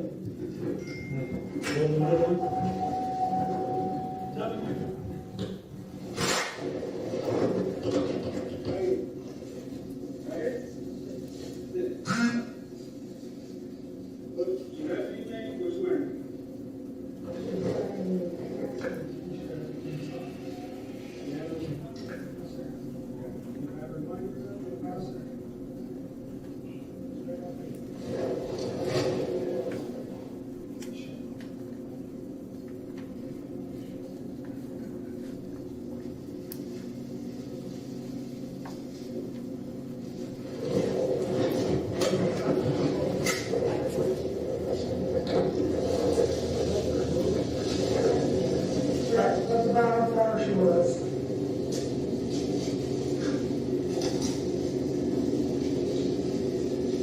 Okay.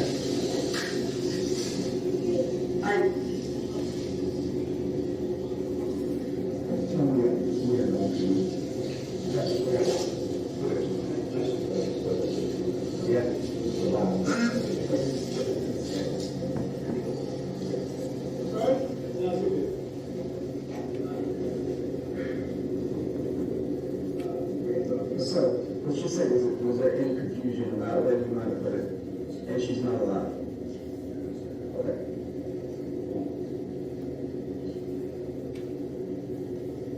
Yeah, you know what, let's just go up. We're going on either side.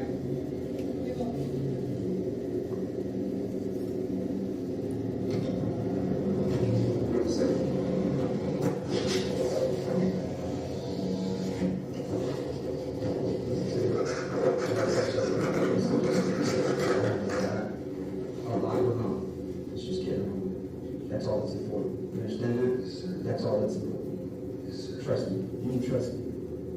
Okay? There's always a reason for everything, right? Too many times we get worried, we get all fixated and, know what happened, but there's always a why. Alright? We'll get there. Right now is not the time. Right now, let's just get there. That's the very most important thing. You agree with me? Okay, perfect.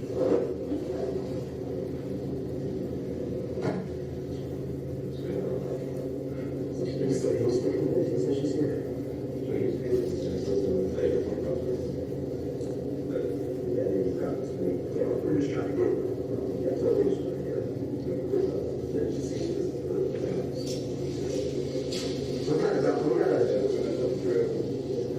We got it.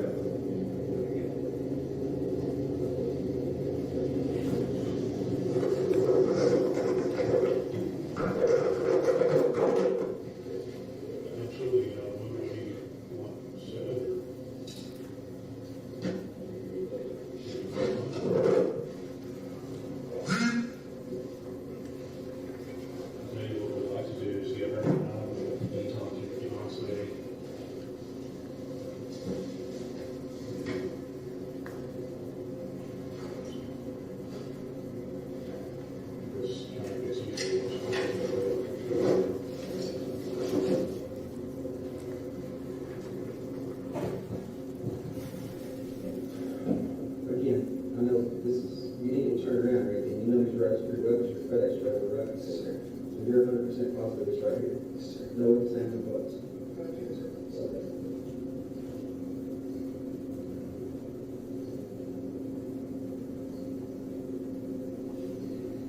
Thank you for being honest with me.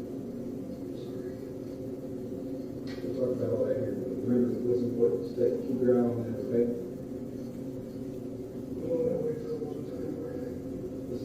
Remember what we're staying focused on finding her, okay? That's what's most important right now.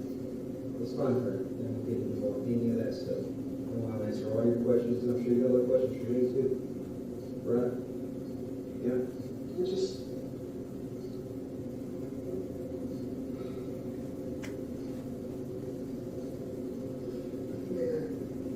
Maybe what? Maybe help.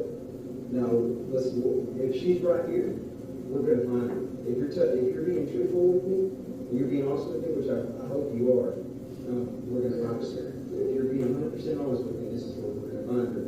Then we'll just find her, and then me and you are going to sit down and we're going to talk, okay? Just send her and get all the details and get into some of that, why, as opposed to the what. And then we're going to get all that put in front of us, and then we'll resolve all that stuff.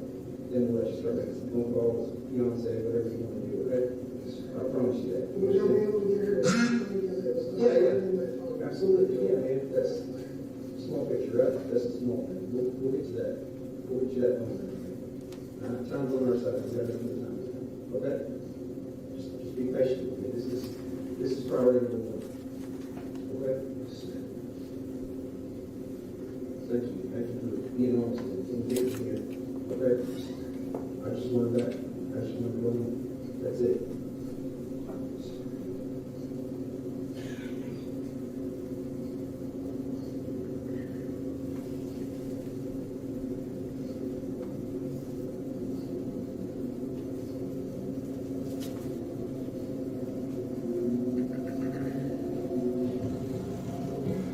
Just a second, DB. Yep.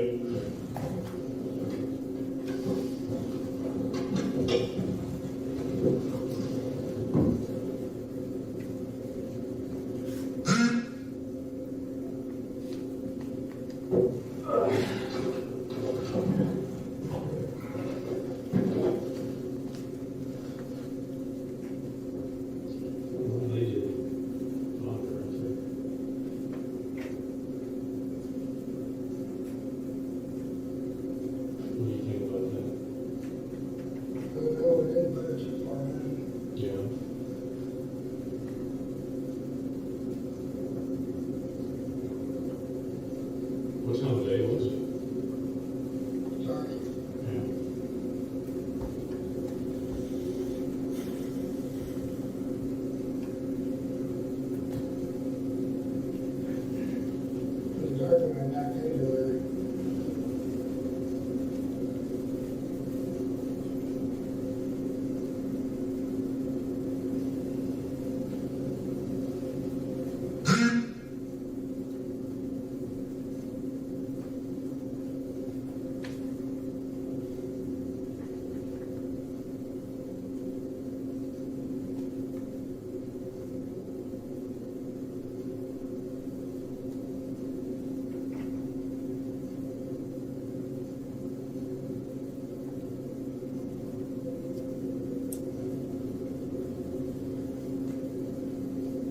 You think we'll find her here?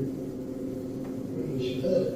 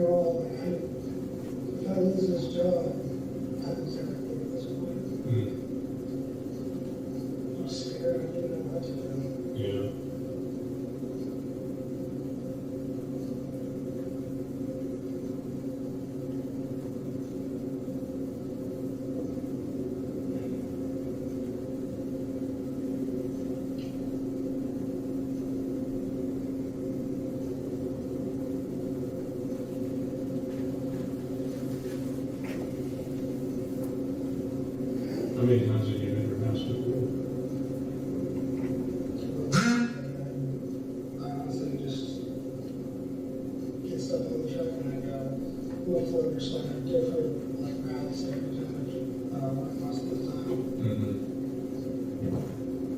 Like just to reassure you, obviously sometimes, you know, people driving and stuff, they get their confused, you're like, heck, I do it, and how you want to know where I'm at. But, Unless I stop here at P, it's up like okay, so you're 100%, but I'm saying if it doesn't pan out or doesn't work out, we're gonna go through your entire book right here, but I think it will. If you're telling me it is, then I'm gonna take your word for it, okay? It's very interesting. Okay. All right, I trust you. We got some resources coming that are gonna be able to find a fashion on this, okay?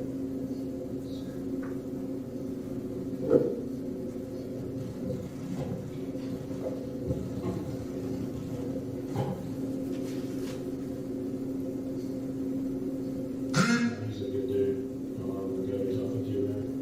Good dude, man.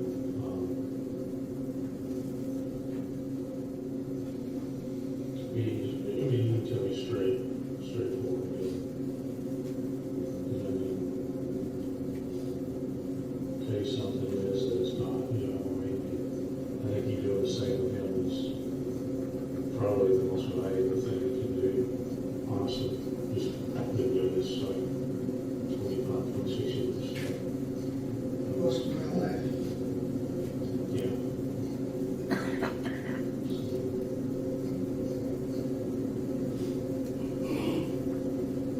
not a bad person. Now you'll struggle with me. Okay. Do you know what to do? Yeah.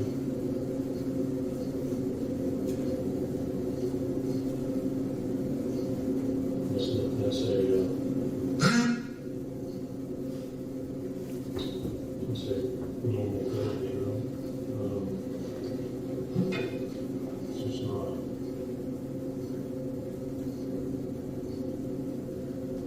something that,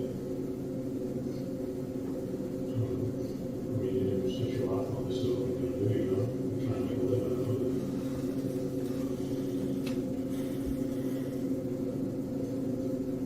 What areas do you deliver most of the time? Here in Spring County. Well, Spring County routes isn't so bad because, you know, it's relatively, I mean, it's high volume and it's kind of, like, I know it pretty well because I'm occasional. But the other one is like over the, it's the whole road. But I mean, this southern, go on, I just, then sometimes I work in the Goshen area. The what area? Goshen. Oh, yeah, yeah.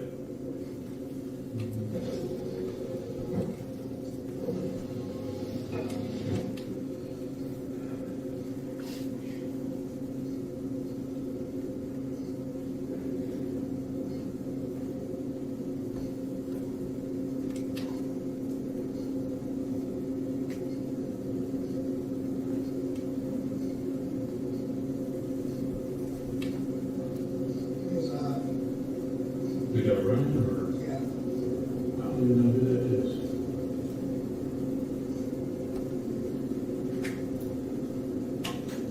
So she should be right there.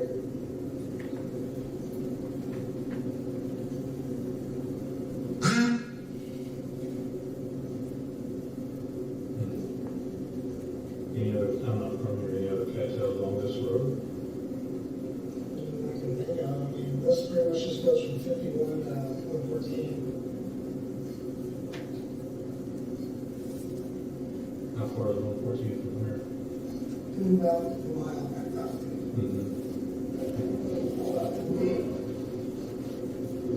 That's fresh face. You scratch face? No, just that. Oh.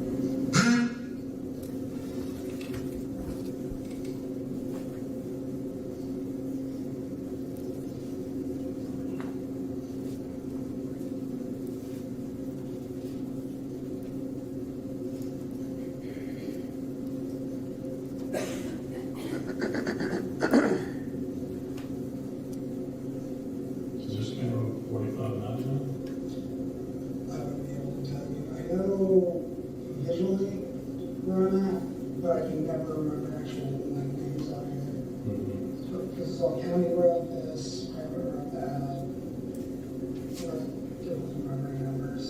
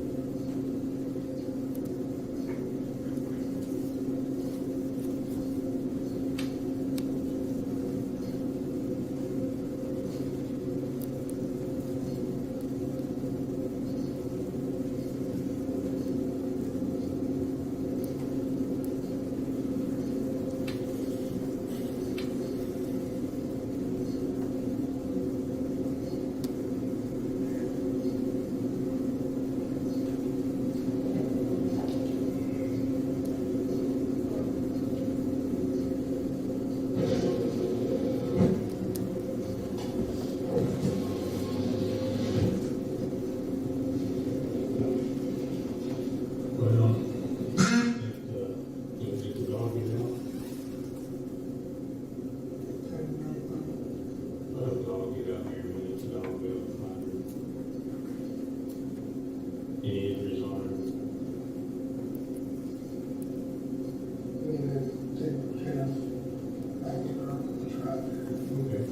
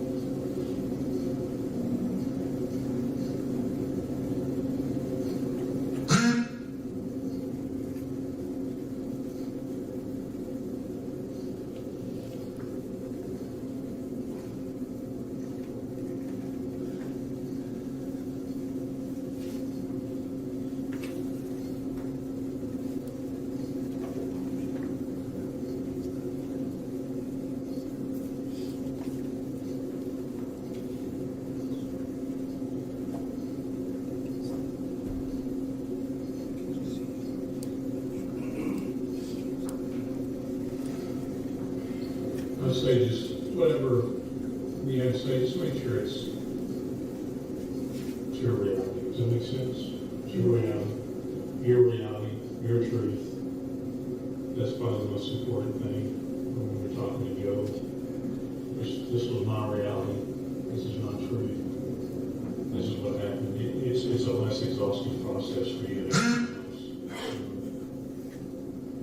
I was watching you when Joe walked up the truck and asked you where's she at, and your response was really good.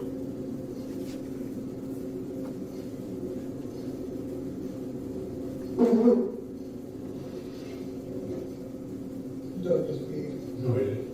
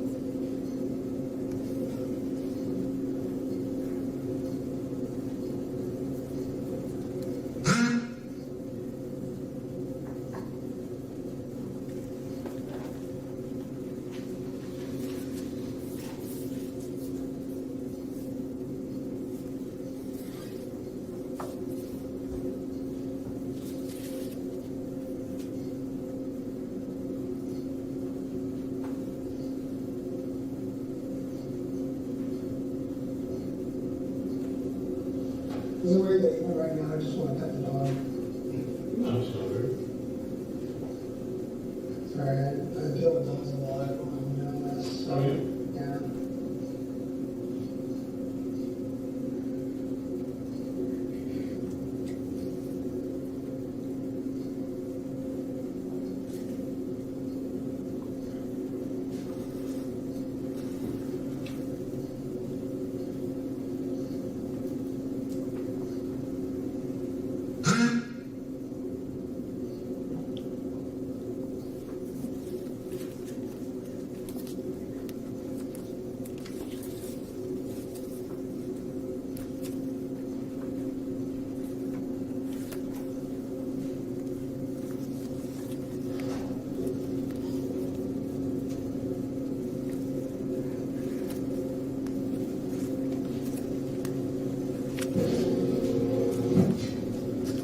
You were like breaking down this dish or something like that? Just kind of tossed her in. Okay.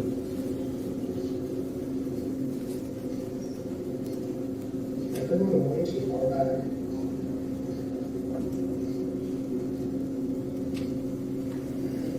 That's what I'm trying to say, is that she wasn't that far in. They're going pretty far back.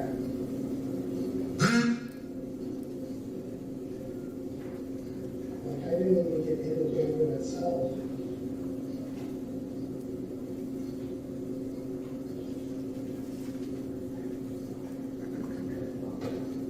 I let them know that they're going too far. Yeah. Hey, they're going too far.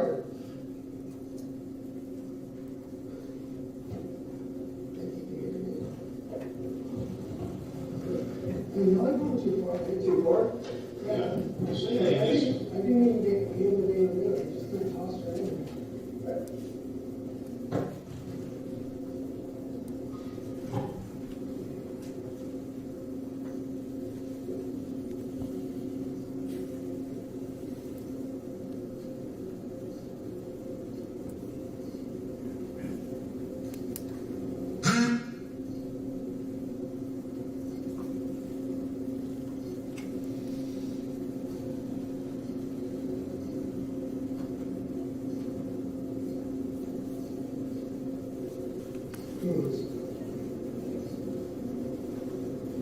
What are your hobbies, Tim?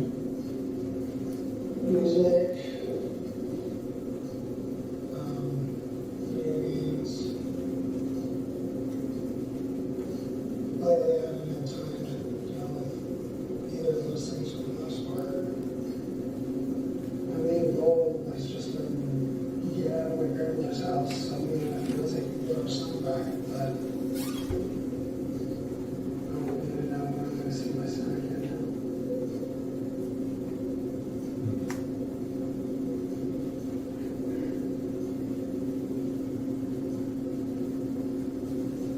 If we weren't looking in this area, where would we need to go?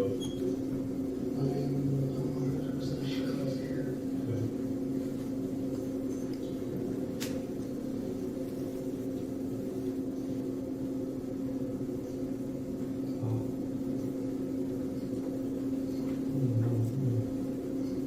Seems like this many people have a fun, right? I mean, it should have been like easy, just step in a couple steps and find her.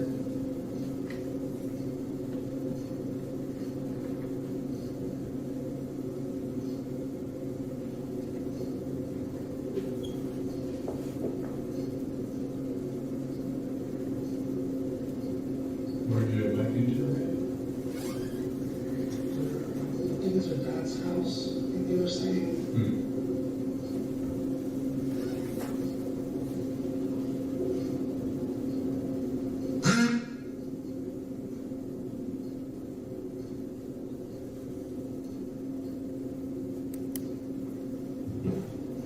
Pretty dark when you did it?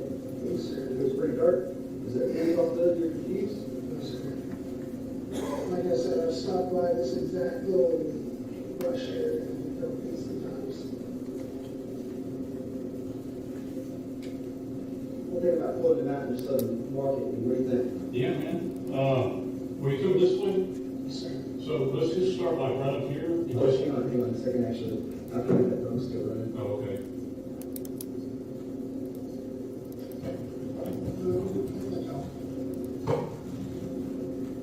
Once we find her, that's a good idea.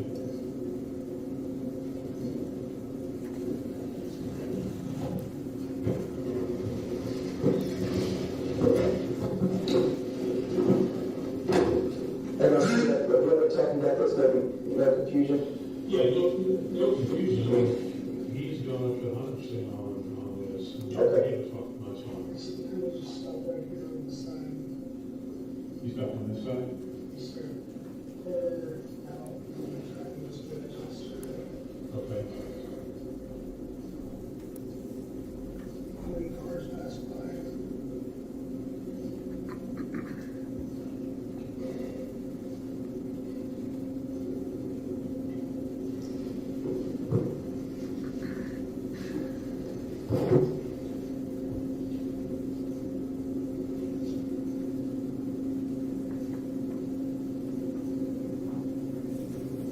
And how long ago was that?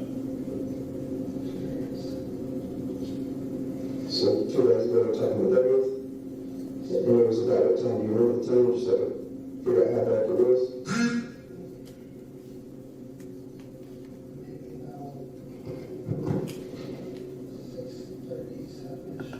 6:37, okay, so it sounds pretty down at 6:37. Also starts going down around 5:30. It's kind of dusty.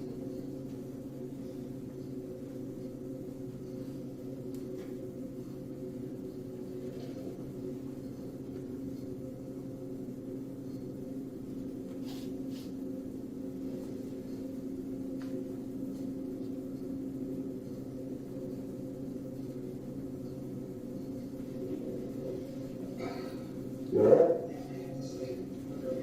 Okay. It was fine. I just needed to.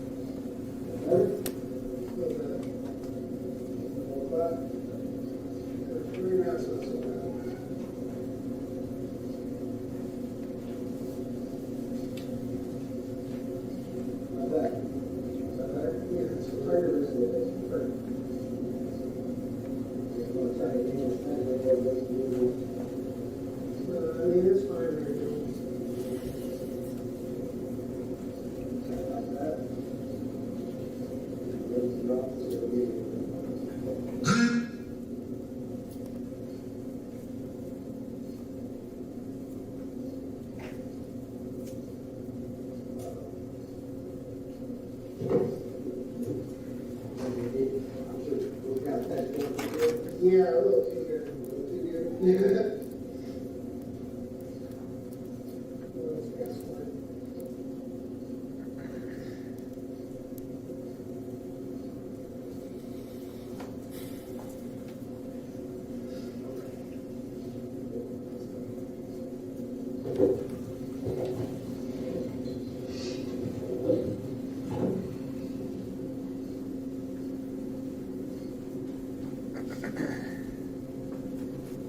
Worked anywhere else before?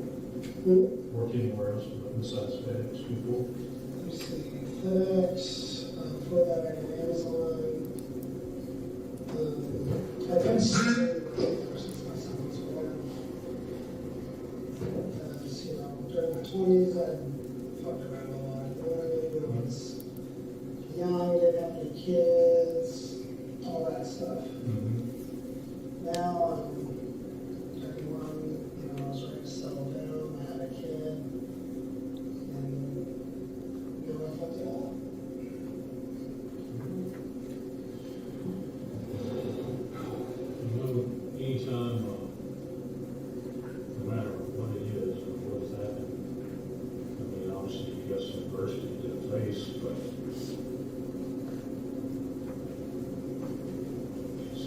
get it out, and you can,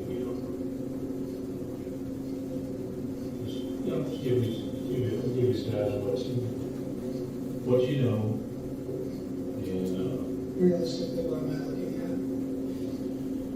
I don't know, I mean, for example, I'll give you a scenario, say you're saying she's here, she's not, because she's somewhere, it's just hypothetical. Those kind of things would go against you, in terms of punishment, if they keep screwing off for, 3 hours at a location he knew she wasn't at. So, if that's not the case, or if it is the case, I would say, kind of stop now, let's go with where she is if she weren't here. You want to do everything you can to be truthful to minimize the impact on yourself. So that's what I do. I encourage people to kind of like a chaplain, hey, let's get it out here so we can minimize the impact on ourselves. Still technically didn't answer the question. What are you looking at? Because your question was, what are you looking at? I'm like, I don't really know, because we haven't found her. We haven't found her with the information you've given us. You think we will find her here? You should, I'm surprised I don't have her already. Yeah, she could be right. Like, I literally just tossed her right now. Yeah. Well, is there anyone else that would know?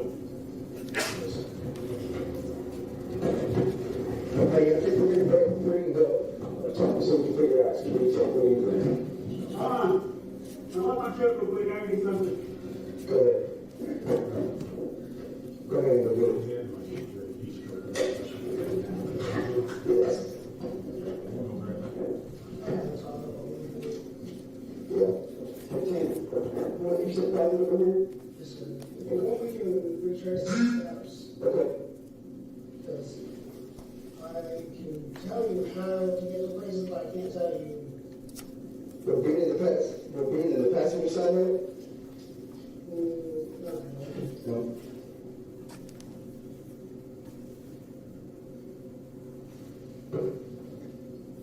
I tossed her right in. Like, I don't know why I allowed her to found me yet.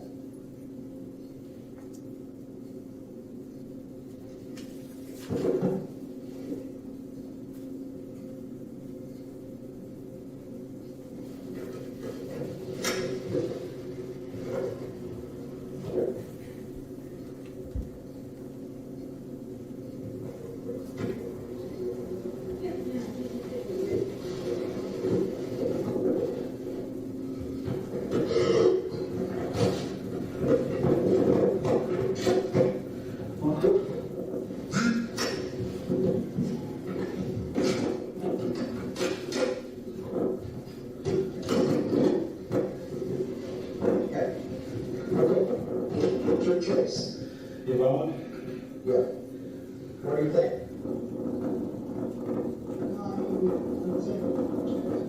Yeah, okay, well, we're gonna start, we're just gonna go to the end of this road and then come back like we're down there, okay?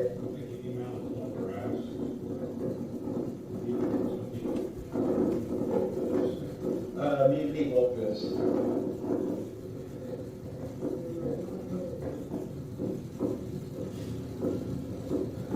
Past this dumpster for sure?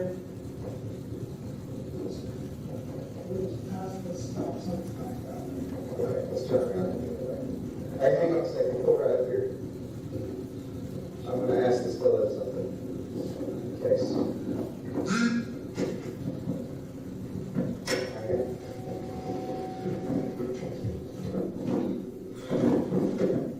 When you went in there, did you get cut by any thorns or anything, man? No, sir, I just didn't toss her in. Toss her in head first, feet first, or?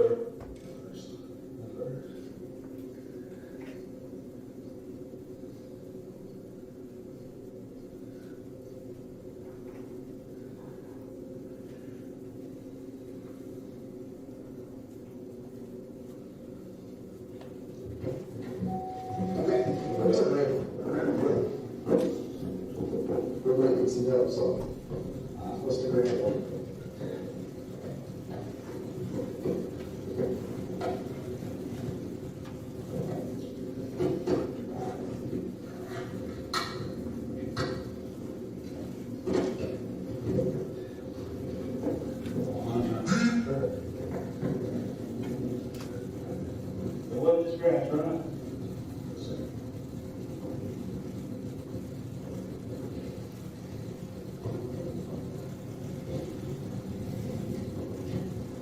about this, because this is kind of tough, right? We talked about where you want this, but there's a special thing. It wasn't. You didn't go up on the sidewalks, did you? So we drove this way, right? And you're sure you are 21.3, it's 21.3. I'm percent sure. Yeah. Turns into something else, but.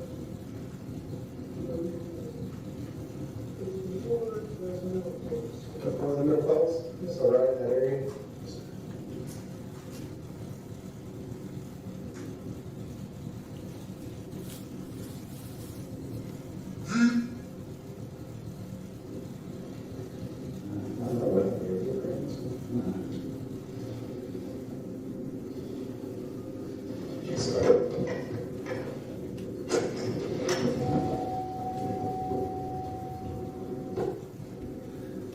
He's unlocking it.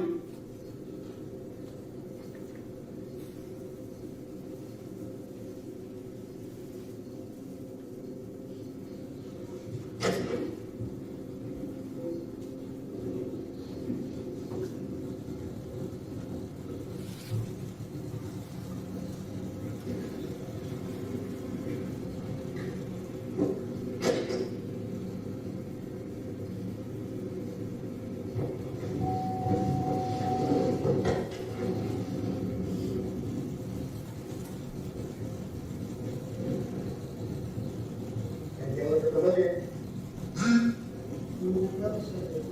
Yeah.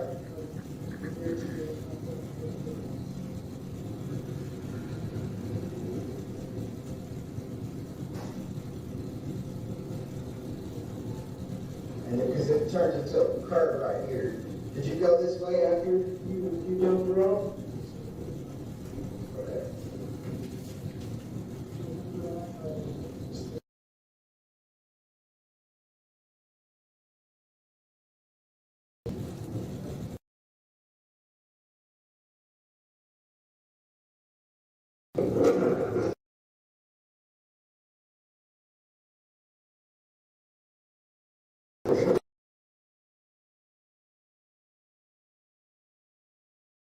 Drivers.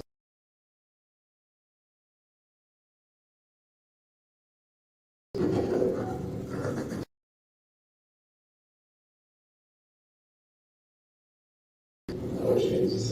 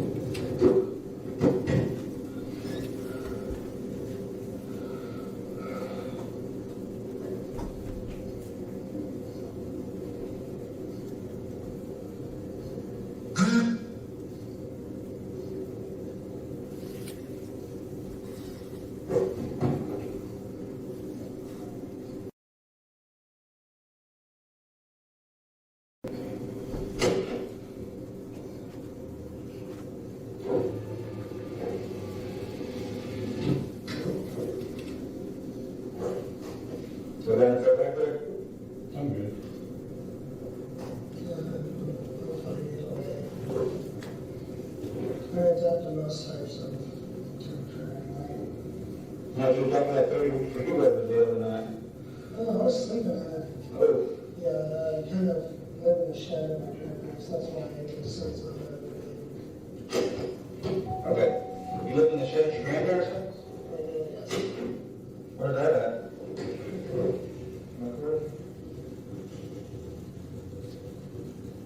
Where's your son staying?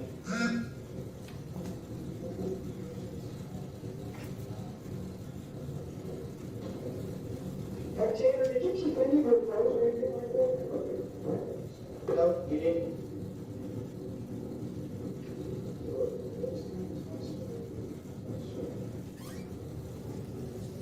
Okay. And you remember this new house and all that? You got out of town, right? And you went past this.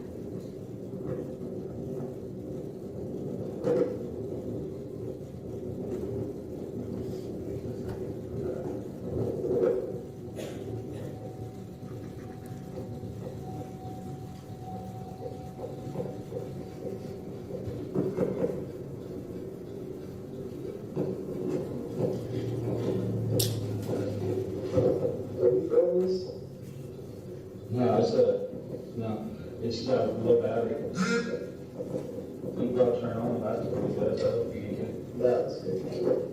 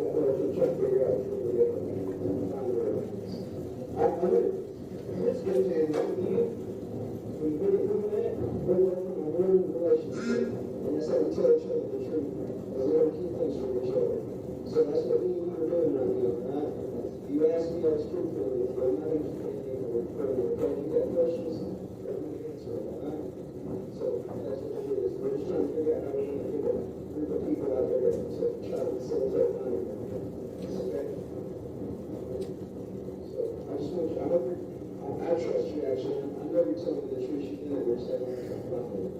I'm gonna laugh. You just about to laugh.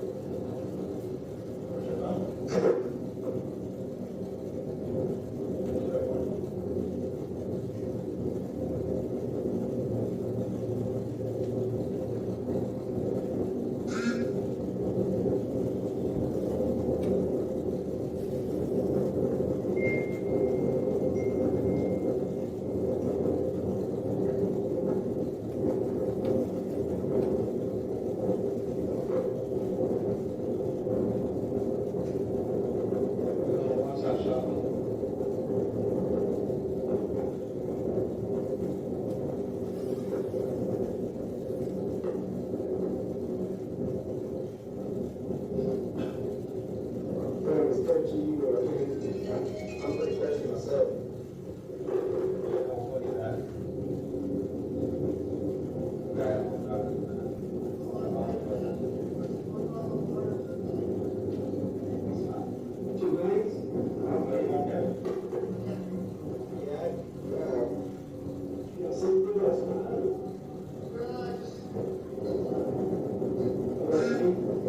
What's your favorite flavor? I've never even heard of the wine before.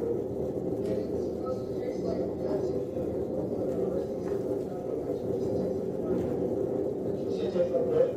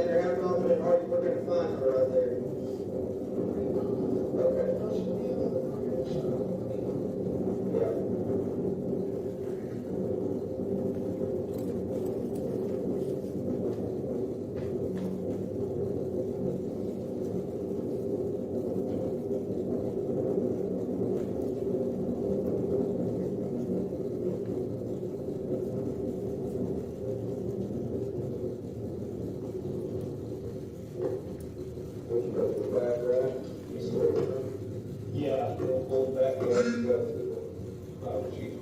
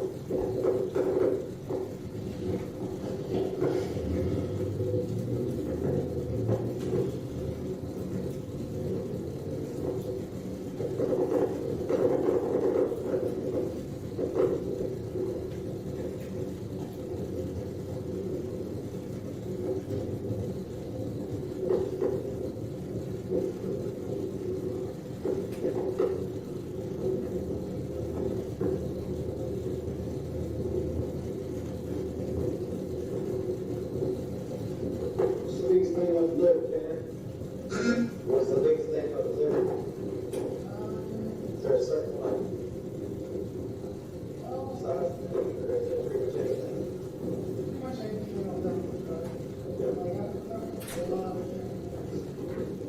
It's still tired of that. I thought it was so tired of what am I hearing? Tires are a pain in the butt. I would say that tires are a pain in the butt because they're just hard to work with. Oh, I know, they take a lot of space. Oh, yeah, especially when it's like a full like seven. Yeah. Months later, it's not manageable. It's multiple tires. I've done it twice, one for a pickup truck and then I had a Challenger go off over so four tires. Between these four tires will take a lot of room. Yeah, my son's old. I know I drove it. I try to get credit for what it's like. Hey, every girl needs to drive me down. So, you ain't alone on that. And you get cry in mind, they say you get cry. Well, it's not my medication.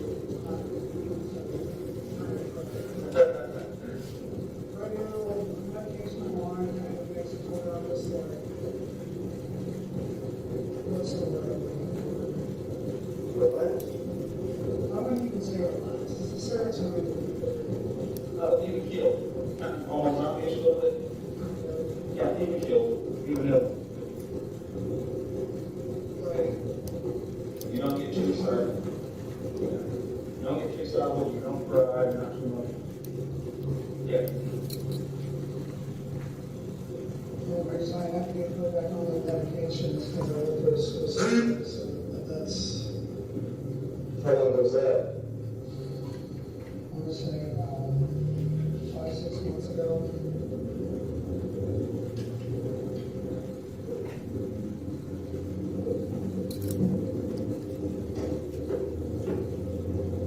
I've actually been meaning to talk to you. Yeah, it's true. Yeah. For me, it's like everything. Like that was weird.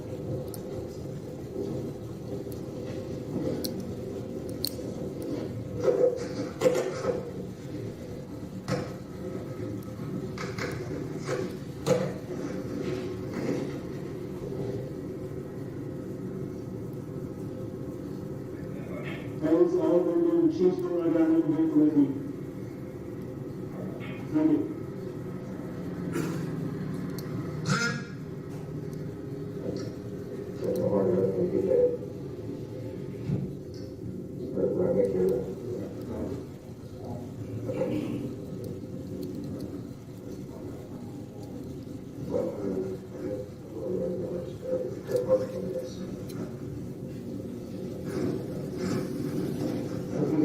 officer, I'm gonna Call it chief. No, it's not here. And I'm No, it's not. well, I've got my. Oh, no, I have it in the truck, let's start right here.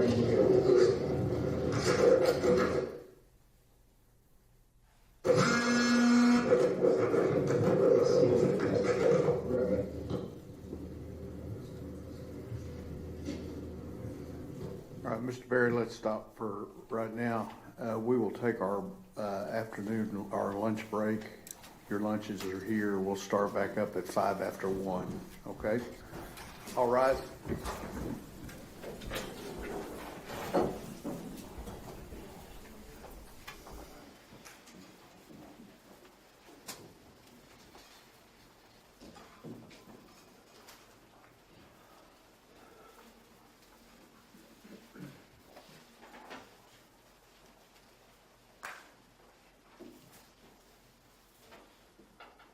All right, 105, everybody, thank you.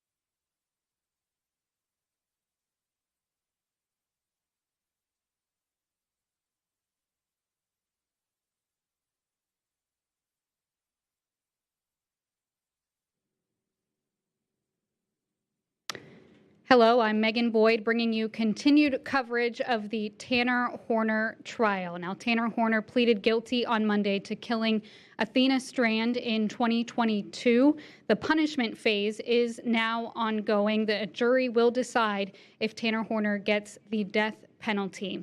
In today's testimony, several videos were shown, officer-worn camera, dash cam footage from the day that Athena's body was found. We see police make the initial arrest of Tanner Horner and then follow along as he leads officers to several different locations where he says he left her body. We have watched as officers have gone to multiple spots, and each time Tanner Horner will tell them a specific place where her body was left, but they have not found her. As things have played out so far, that's where the court left off this morning. They have been in recess this afternoon. We are expecting testimony to resume in just a matter of minutes, but we want to catch you up on those proceedings that happened earlier today. So we will continue that coverage once it becomes live, but first we want to bring you some of the earlier testimony from today. All right, everyone may be seated. Good morning. All right, everyone may be seated. Good morning. We are ready to proceed, ladies and gentlemen. This witness has been previously sworn to testify truthfully. Okay, Mr. Staten. Oh, Ms. Dewey. Here you are. Good morning. Can you go ahead and state and spell your name for the record? Yes, ma'am. Joshua, Joshua, Espinosa, Espinoza. And what is your occupation? I'm a Texas game warden. Now, what does a Texas game warden do? So Texas game wardens are state peace officers. We not only enforce hunting, fishing, and water safety related laws, but we also apprehend dangerous criminals and provide public safety to the people of the state of Texas. Now, are you a commissioned peace officer like our regular police departments? Yes, ma'am. So I hold the same commission peace officer license as any other peace officer, have the same arrest powers as any other peace officer in the state of Texas. Now, what type of training does a Texas game warden have? So Texas Game Wardens attend a training center near Hamilton, Texas. It's a 8-month academy. We train on the basic peace officer curriculum, everything from arrest, search, and seizure to firearms training to search and rescue training, boat operation training, quite a bit of extensive training. And what is a game warden's role in a search and rescue type of situation? So Texas Game Wardens often lead in search and rescue operations across the state, from major events from hurricanes, flooding occurrences. We actually have a dedicated search and rescue team. And are you part of this search and rescue team? Yes, ma'am. I've been a member of the Texas Game Warden search and rescue team for 10 years now. And so have you done a variety of search and rescues as part of this team? Yes, ma'am. I've done quite a few search and rescues, body recoveries, and victim rescues. And tell us, I guess, just generally, what are these usually coming from? So one of the very first events that I responded to was Hurricane Harvey, Harris County, providing victim rescues and that. And then most recently, the Kerrville floods, the devastating July 4th floods. So are these mostly, I guess, accident-based or? Yes, ma'am, accident-based. Now, what areas do game wardens work? Do you have a certain district, a certain area? So we're assigned by county, but we have statewide jurisdiction. Okay. And so is Wise County part of your area? Yes, ma'am, it is part of my district. Now, at some point where you requested, you personally and the game wardens in general, to assist on the missing person search for Athena Strand. Yes, ma'am, that is correct. One of the Wise County game wardens was on scene, and also I was contacted by Game Warden K-9 Sergeant Chrissy Thompson with our K-9 unit that she was going to be in the search of Athena Strand in Wise County, and I requested permission through my chain of command to assist with the search. Do you recall what date that was? It was December 2nd, 2022, approximately 10:26 a.m. So the search had already been going before you kind of had come to assist. Yes, ma'am, that's correct. Okay. And what information were you actually given when you were, I guess, heading to scene? That there was a missing child, 7-year-old child, Athena Strand, had been missing from a residence in a rural location in Wise County. And where were you asked to, I guess, report? I was asked to report to Athena's residence, which is, I believe, is 268 County Road 3573 near Paradise, Texas, a rural area. And when you arrived, what did you see? There was multiple agencies looking in the bar ditch, looking in the wooded areas around. I actually ran across 2 Fort Worth police officers and assisted them in searching a heavily wooded area after getting permission from the landowner. So at this time, you were mostly searching still in and around the victim's residence? Yes, ma'am, that is correct. Okay. At some point, were you contacted by a Texas Ranger? Yes, ma'am. While I was at the residence, I was contacted by the Texas Ranger. Was this still on December 2nd of 22? Yes, ma'am, that is correct. Okay. And have you worked with the Texas Rangers in any type of prior investigations? Yes, ma'am. We frequently work with the Texas Rangers and other agencies in assisting. And do you recall which Texas Ranger specifically called you that day? Yes, ma'am. Texas Ranger Job Espinosa. Now, recognize that those 2 last names are the same. Yes, ma'am. Any relation? Yes, ma'am. He's my big brother. Okay. Do you recall if you've actually ever worked with your brother before? I don't recall if I have. I'm sure we might have crossed paths at some point. And on this specific case, though, was Texas Ranger Espinosa, was he the lead investigator on this? Yes, ma'am. He was the lead investigator. So although he didn't bring you out to scene, he did contact you for assistance at some point? Yes, ma'am, he did. Okay. And when he called you, what did he ask you to do? So when he called me, myself, and Game Warden Casey Pentecost, Wise County Game Warden, and Game Warden Chrissy Thompson were at the residence standing by, and when he called me, he said he needed me to find a FedEx truck and gave me an address and informed me that a FBI agent was following a FedEx truck and that I needed to respond and detain the suspect because he would potentially abducted or kidnapped Athena Strand. Okay. And so at this point, who all was with you heading to this address that the ranger provided you? So myself, Game Warden Casey Pentecost, Game Warden Sergeant Chrissy Thompson, we all were in separate vehicles and we're en route to that address of, I believe it was Bethel Road was the initial address that was provided. And at some point, did that address change? Yes, ma'am, it did. And do you recall what the address changed to? So Wise County Communications came over the radio and notified of an address on the corner of Hope and Faith Trail. To your knowledge, were they getting information from the FBI that updated that address? I was unaware where that information was coming from. I believed it was from the FBI. Okay. Now, where were you, or did you eventually locate the suspect? Yes, ma'am, I did eventually. Approximately where were you at? I was at a residence at the corner of Hope Trail and Faith Trail near Paradise. Now, at this time, were you in a marked unit? Yes, ma'am. And did you have your lights on? Yes, ma'am. I had my red and blue emergency lights on. Now, when you saw the FedEx truck, can you just tell the jury what happened?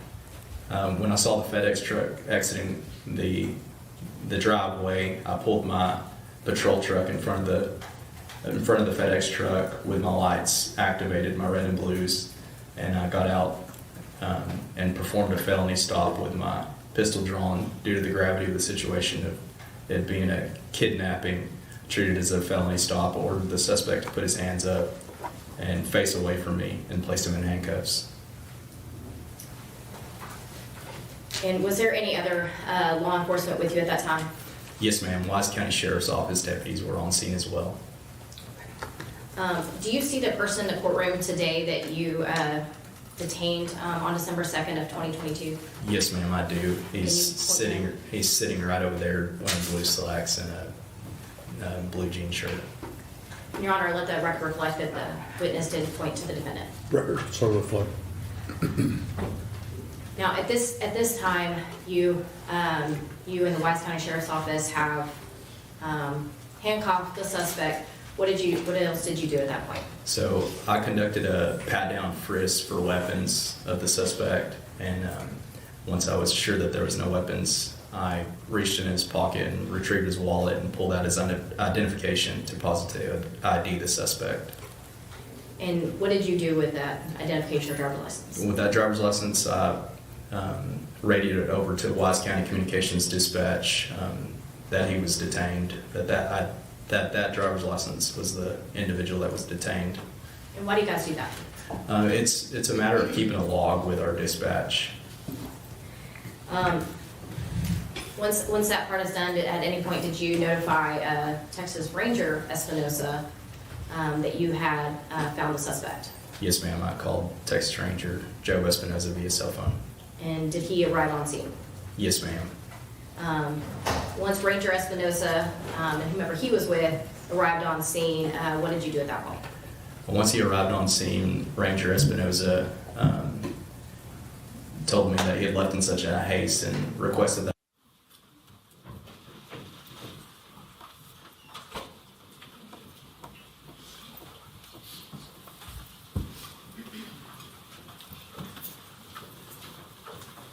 Turn everyone may be seated. Good afternoon. We are ready to press on. Okay. Mr. State. Thank you, Your Honor.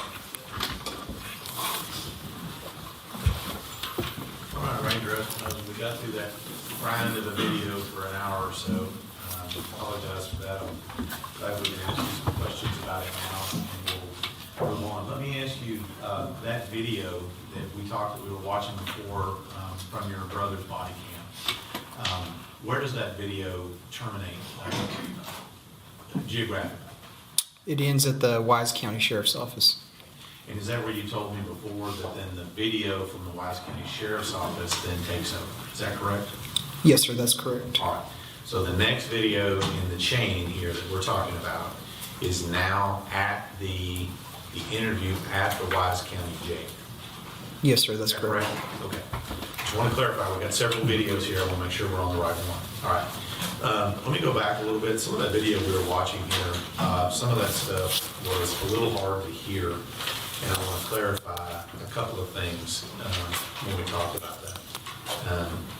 Let's talk about the discussion about Athena's clothes.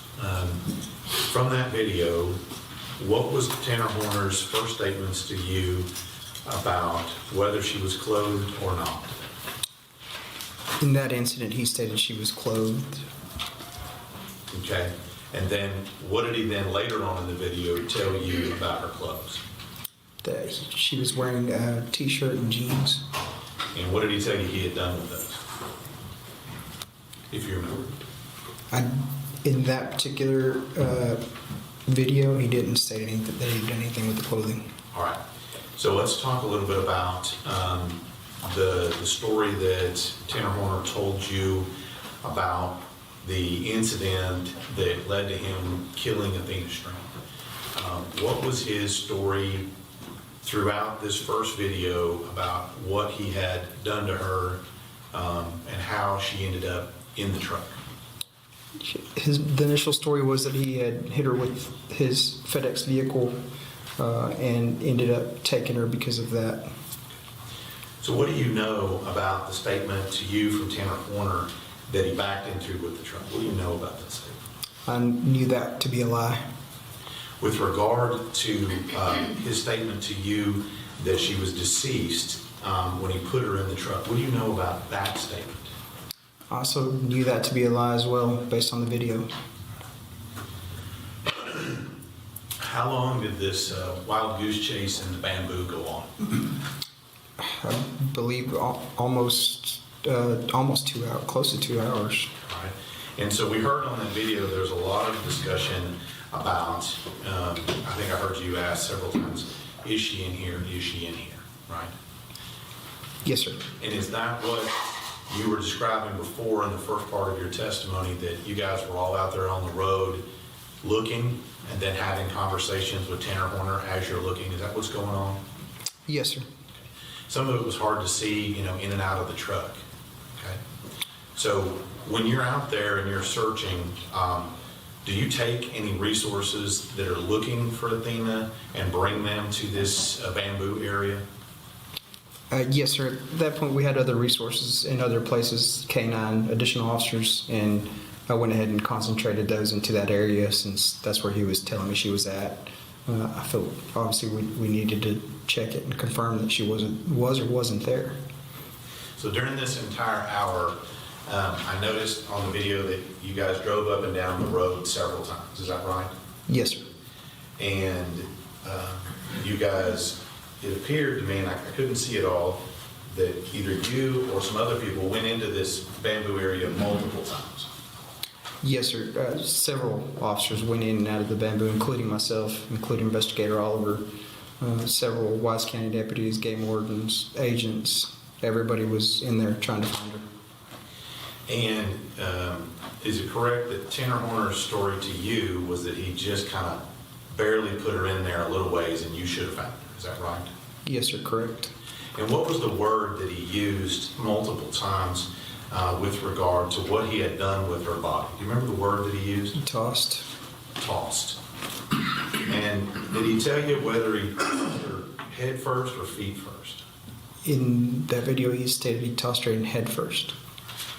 Now, I noticed on some part of this, there's some discussion with Tanner Horner about y'all's desire to get the truth. Is that correct? Yes, sir.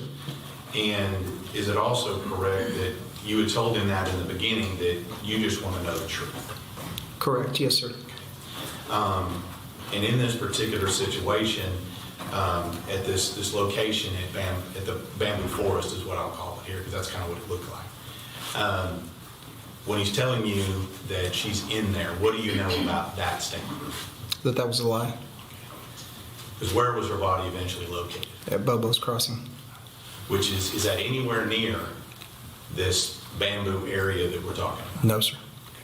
Now, one of the other things that I asked you about, and again, it was kind of hard to hear due to the road noise and stuff, is that did Tanner Horner make any statements with regard to things that he was concerned or worried about during this situation? Yes, sir. He stated he was concerned about losing his job. He was also concerned about seeing his child and concerned about what was going to happen to him. But at this time, when he's expressing those concerns, had you even found Athena's body yet? No, sir. But this is what he was concerned. Yes, sir. So this next video we're going to look at from the jail, okay? Is this a continuation of your interview from before? Yes, sir. Okay. And let me ask you a few questions about it.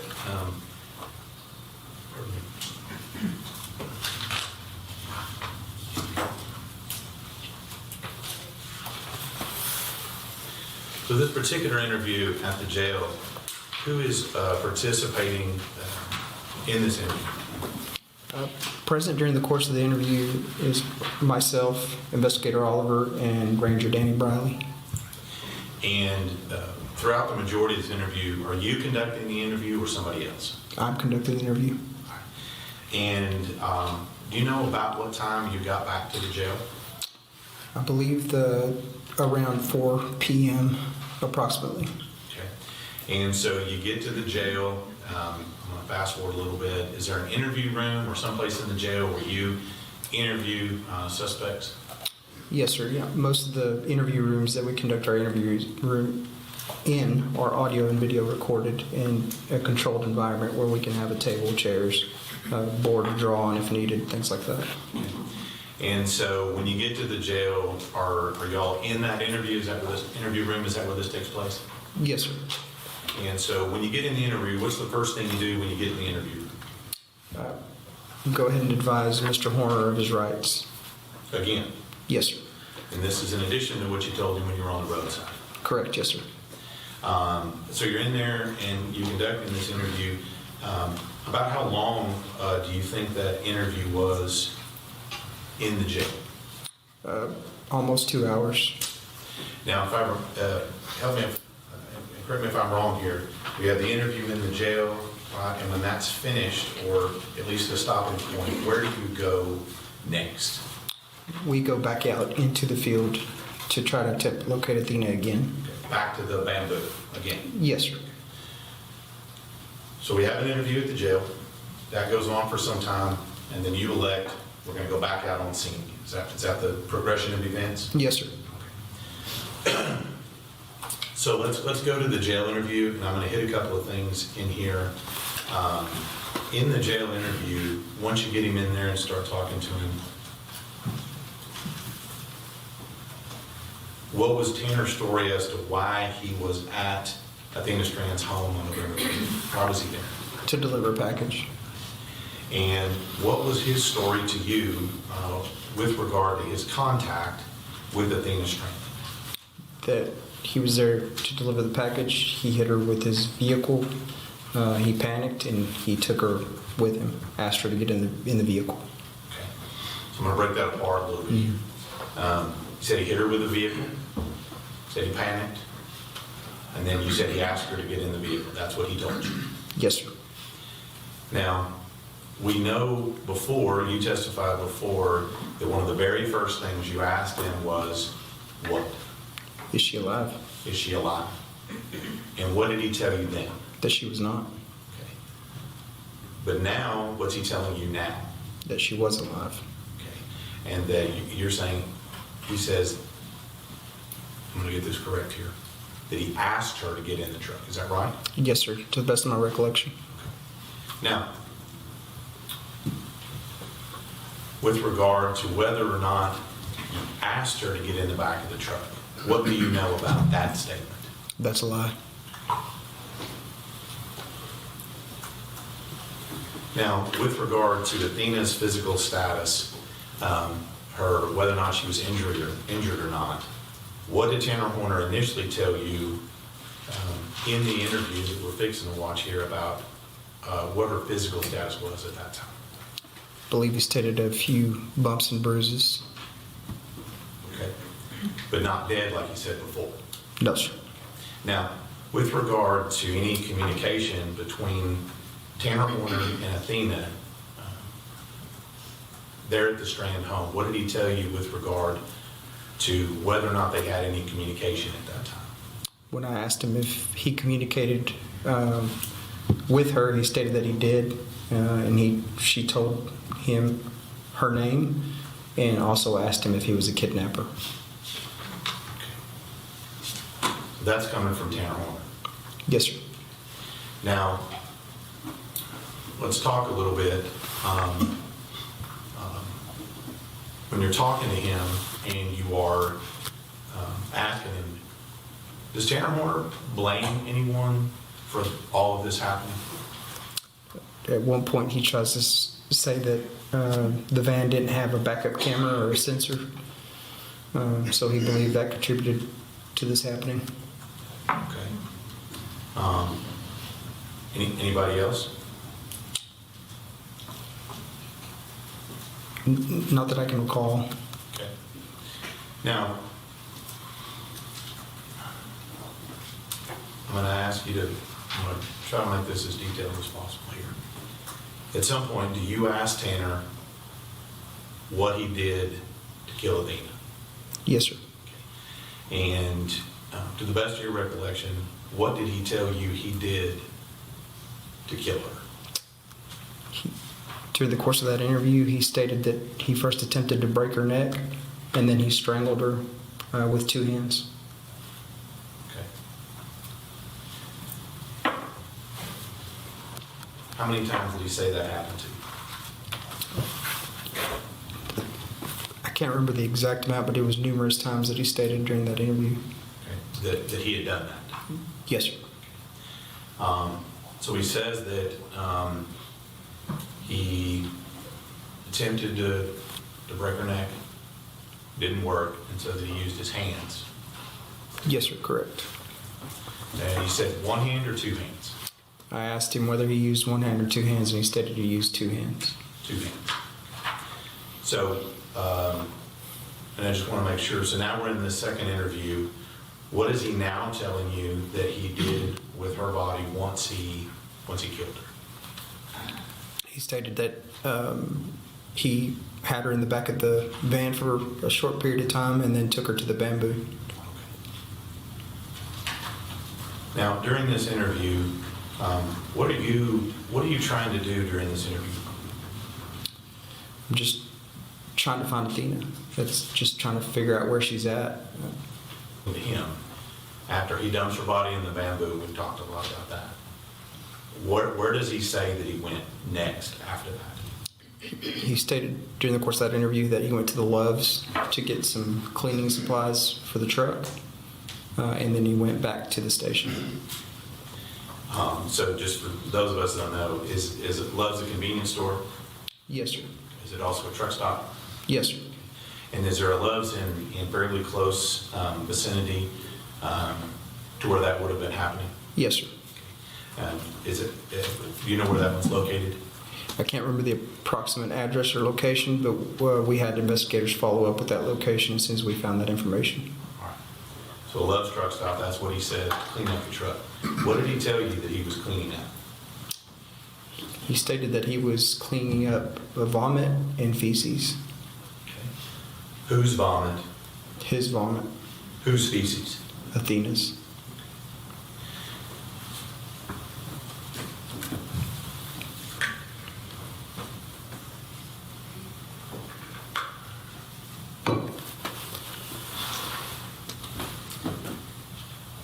During the course of your time being a ranger and being in law enforcement, have you ever heard the term used with a suspect when you're interviewing that they're playing the victim? Yes, sir. Okay. And what does that mean to you? Essentially, there's no accountability. It's just blaming everybody else. But then? Correct, yes, sir. And in this case, when we're talking about Tanner Horner and his interview, does he take on that role during that part of that interview? Playing the victim? Yes, sir, he does. And just give us a general, we're going to be able to listen to it, but give us a general overview of what he does from your recollection to play the victim, so to speak. Just never any accountability as far as what transpired. Obviously, I knew a lot of the facts in reference to this investigation, including some facts that I was collecting during the course of that interview. So throughout the course of that interview, I know he's continuously lying to me, and it's very self-serving because he knows if he tells me the truth. Objection, Your Honor, that calls for speculation as to what Mr. Horner may or may not have known. Sustained. Without speculation. Correct, yes, sir. Say your question again. I said without speculating is anything, you can finish your answer if you want to. Just a lot of blaming everybody else and no accountability. And as part of this, when you say that he's blaming other people, you said that he blamed possibly FedEx for not having a working backup camera, right? Yes, sir.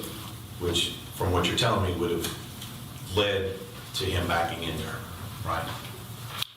Presumably is what he was implying. Right. Which you've already said that's a lie. Yes, sir. And so, with regard to any other place where he laid blame for being responsible for Athena's kidnapping and murder. Yes, sir. Was there any other person, place, or business that he laid blame for causing her murder? Not that I can recall, other than him blaming his long hours and his work and some of the things going on in his life. All right. All right. So I'm going to ask you to tell me about Zero.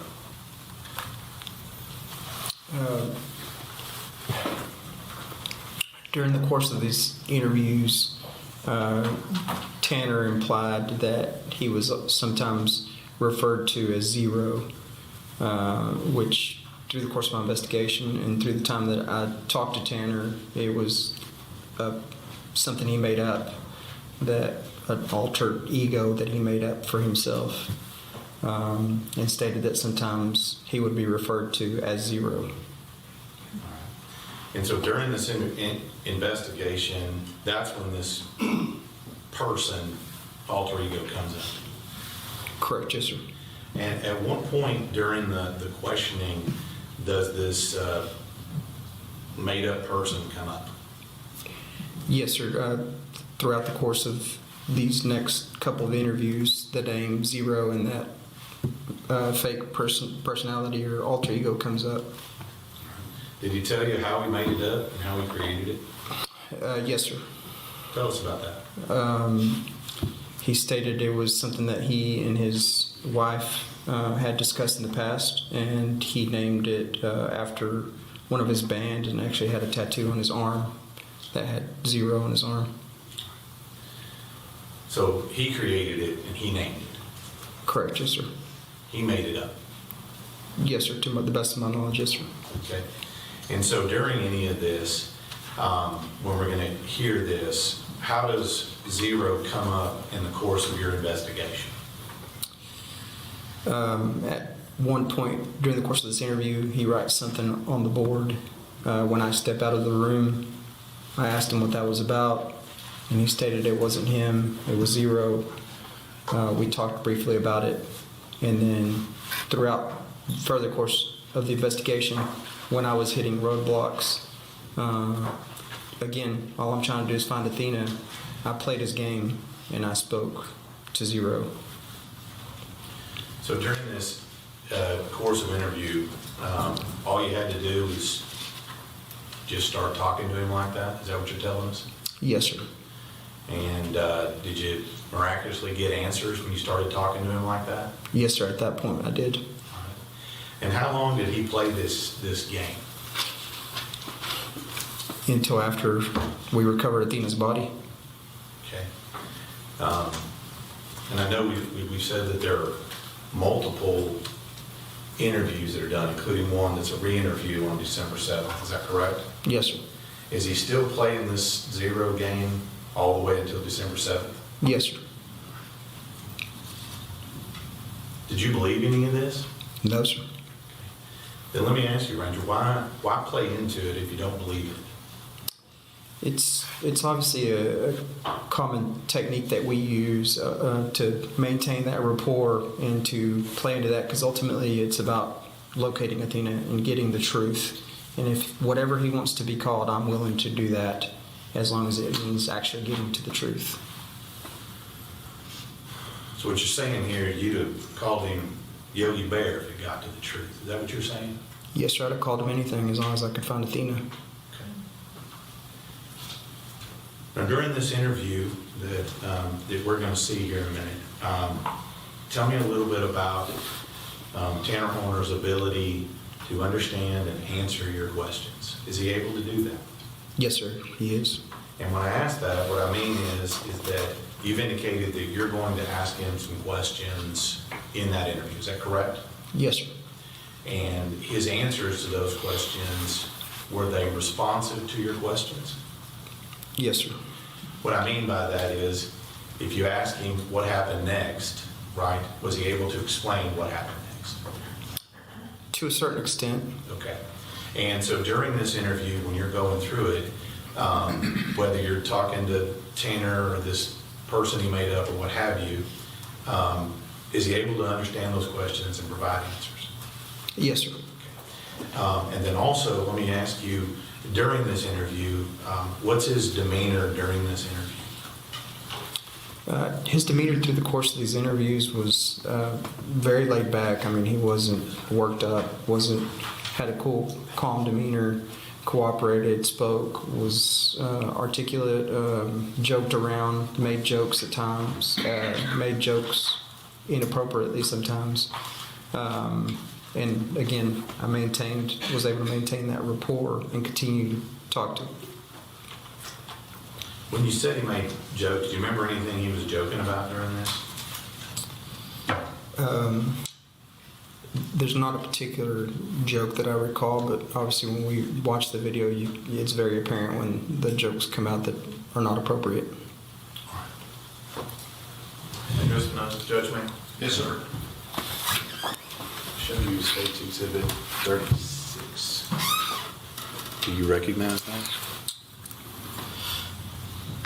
Yes, sir, I do. And what is that? This is the interview from the Wise County Sheriff's Office interview room, and it has my initials on it. And when you put your initials, what does that mean? That means I reviewed it. And is that a true and correct copy and an accurate depiction of the interview that you've been speaking about today? Yes, sir. Judgment offer State's Exhibit 36. Any objections other than those previously brought to the attention of the court? No, Your Honor, no further objections. Okay, those previous objections remain overruled, and State's Exhibit 36 is admitted. It's been published? Yes, sir.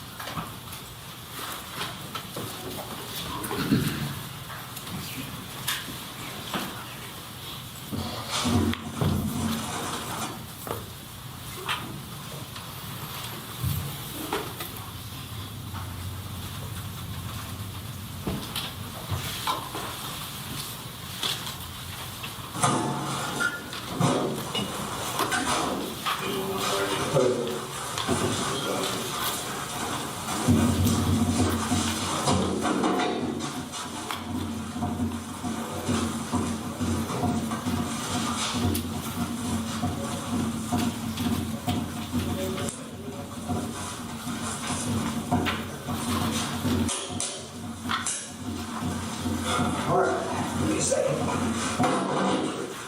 Here you go, Dan. Thank you.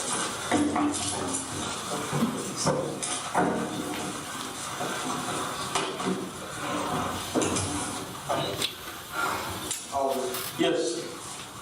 You got it.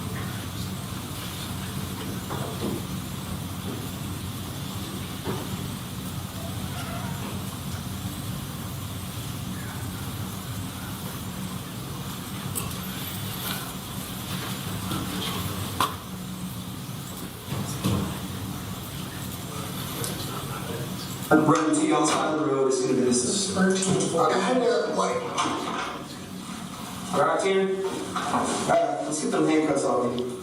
or at least in a position that's not like, Oh, we're going to get them off. like I had to, like, do this and, like, block it off. No, we're going to get them off you.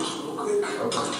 So what was Hey, That's Romans 13. oh, shit, I'll read you that here in a second, all right? Now, let me go back to where you're at, so real quick before we get started. I'm running to you on the side of the road. It's going to be the same thing, okay? It's, you have the right to remain silent, not making any statement. Anything said can be used against you in court. You have the right to have an attorney present to advise you prior to any question. If you can, the board attorney will be appointed to you. You can stop this interview at any time. Do you understand your rights? Yes, sir. All right, Tanner, we're going to get some kind of formalities, so to speak, out of the way, all right? We're going to start off with today's date, which is Friday, December 2nd, 2022, and it's Friday, it's 4:40 p.m., and we're here at the Wise County Sheriff's Office, all right? What's your full name and date of birth? Tanner Warner. Tanner. 1991. Hang on, Tanner Lynn, L-Y-N-N? Yes, sir. Horn? Horner. Horner, H-O-R-N-E-R? Yes, sir. Like Little Jack Horner. Okay, and what's your birthday? August 8th, 1991. August 8th, 91. Alrighty, what's your physical address? 7628 Somerville Place Road. Somerville Place Road? Yes, sir. Okay. And what's the good phone number? 817 449 7991. Why do I need my phone number? It's just something I do for your number in case I want to get hold of you later on or something else. I'll get your phone number. So let me ask you something. Let's start off with what we've already talked about, okay? On when you got the little girl. You went to that residence to deliver a package? Yes, sir. Okay, and then what happened? When I was trying to get myself situated to where, I have an easy way to get out of the property, I kind of backed up and hit her. Okay, and then what happened? She seemed like she wasn't too incredibly hurt, but it was, I panicked. Okay. And I didn't know what to do. My main fear was I could lose my job, lose my source of income, everything was on the line. I didn't know what to do. Okay. So then what did you do? Load her up in the truck? I listened to this dumb little voice in my head that told me, just grab her and go, and I did. Okay. So you said you didn't hurt her too bad, you just kind of bumped her, or? I mean, she had some bruises. Okay. So she's still talking to you and everything. What'd she say? She was worried that I was the kidnapper. And what'd you tell her? I told her no.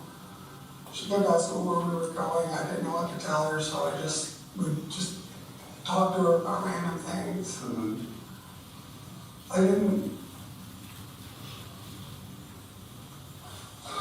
Sorry. It's okay. You didn't what? She was a sweet kid. Mm-hmm. Okay, so you were in fear of, hey, I'm gonna get in trouble for hitting her with my truck. That was your biggest fear. Okay, then what happened? I was driving around for a bit just trying to figure out what I was going to do about the situation. Mm-hmm. And what's she doing? Asking questions, we're just talking at this point. Yeah, is she sitting down? Is she standing up? Is she in the passenger seat? Where's she at? She's standing up. She's in the back. Okay. What's she asking? Just random things. Like, I just had her talking. Mm-hmm. It was, I don't know. And then where'd you go?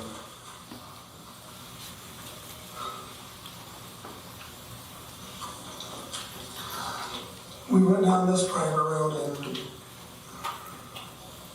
I listened to that little voice again. What did it take this time?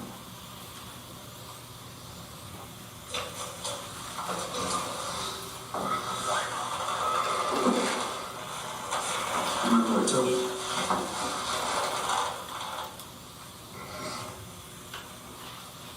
I heard it. 200. And you listen. Then how'd you hurt her? No.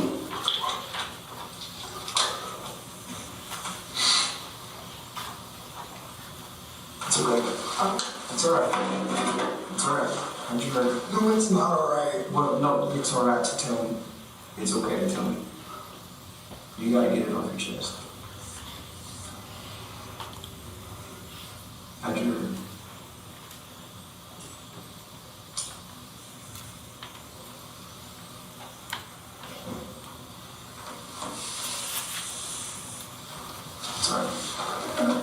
you gotta get it off your chest, okay? Listen again. Okay. If you don't want to talk about how you heard her in detail, just right now. And then let's talk about how she ended up after you heard her. Where did you take her? I sat on the private road trying to figure out what I was going to do from that point. I didn't know what I was going to do. So I just started heading back to the station. And then when I was driving back to the station, I saw the bamboo and tossed somebody in there. Okay. Obviously, if you tossed her there, we're going to find her. So was she fully clothed? And you mentioned she didn't have any shoes on. No, she didn't have shoes. Okay. Wearing socks, barefooted? Socks. Okay. You remember what clothes she was wearing? I mean, I think like shorts or jeans or something. Okay. There was a lot going on through my head at the time, but I didn't. Is there any voices telling you anything at that time? After you, just to get her out of the truck or anything like that? Or was that just kind of a decision you made? I just tossed her in. Like, I couldn't just keep running around with a kid in the back like that. I just tossed her in the bush or whatever you want to call it. And you sure she was not alive at that time? I was relatively sure. Okay. I mean, I didn't check her heartbeat or anything, but I'm relatively sure that she wasn't alive. Okay. So, let's backtrack a little bit, okay? To that private road that you went down. And when the voice is telling you to hurt her, how did it start?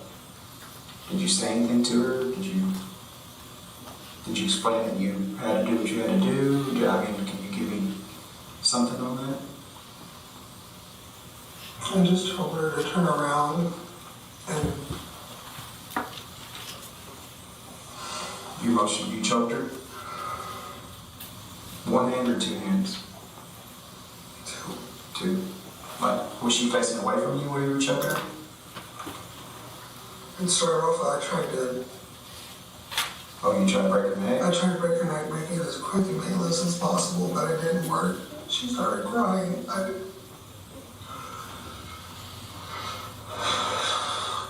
I'm trying to calm down. I'm trying to calm down. It's all right. Hey, listen to what I tell you earlier, right? A lot of times you fixated on what, right? On what happened. So now we know a little bit of what happened, right? We know that you bumped her with the truck. You got scared, right? She might tell him.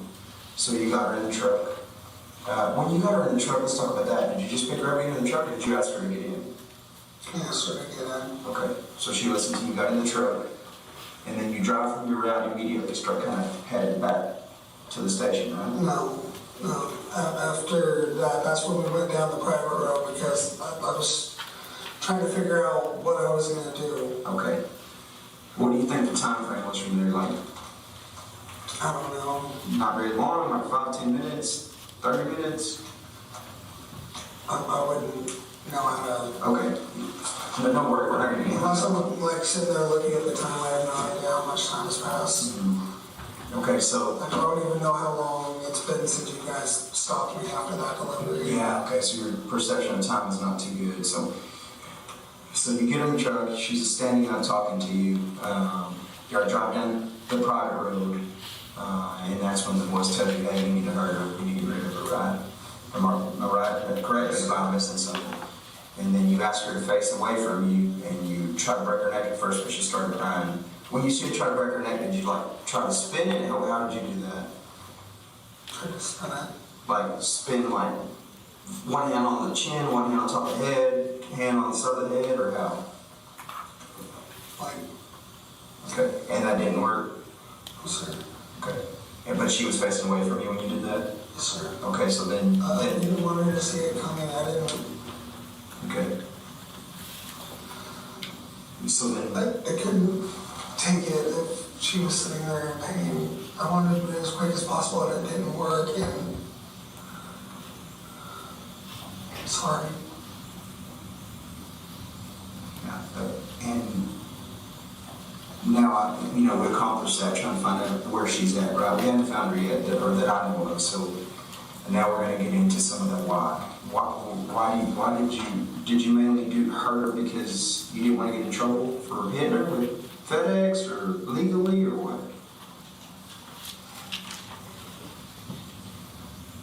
Essentially, I was panicking. I didn't know what to do, and then it almost seems like it was a dream. For the most part, it just kind of seems like I wasn't, you know what I mean? Seems like I wasn't behind the wheel at the time. Out of body experience, so to speak. Almost. Okay. Almost. Like, stuff like that's happened my entire life, where like I'll have these like out of body experiences, mostly when I'm like getting in a fight with someone or something like that. But sometimes I'll kind of like phase out and not know what's going on. Other times I'll just kind of be in the back seat almost. When you were talking to her, did she tell you her name? Yeah. What's her name? Athena. Okay. Did she tell you her full name, or did she just know her first name? Did she tell you her last name or anything? No, she didn't tell me her last name. So she just told you her name was Athena? Which I actually thought that was pretty cool because, I like mythology and stuff like that. Yep. So let's go back to, I know you don't want to, you have a hard time, rightfully so, kind of recalling a little bit, but, and I'm going to go back and touch on it a little bit, and you try to break her neck, she starts crying. When you start choking her, facing away from you like you stated earlier, how long did it take her to essentially pass out or stop crying? Was it long, or was it a short period of time? How long do you think? It was probably about a minute, but it felt like so much longer. And then she just stopped moving and went limp. I mean, were you all on the ground, or was she standing up still? Was she standing up when you were doing it, or did she obviously at some point when she passes out or whatever, you had to come to the ground? She started off standing and then kind of after a while just went down. Okay. And then did she move at all after that? No, sir. That's when I started moving towards that, I guess, it's a county road, the one right across from 2123, and that's when I threw her in the bush. Okay. Now, what was that little voice specifically telling you? Do you remember?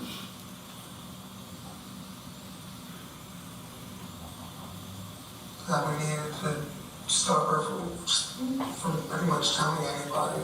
Okay. So that was the main concern. That's the whole reason why. Everything was at risk. My job, my family, everything. And I didn't.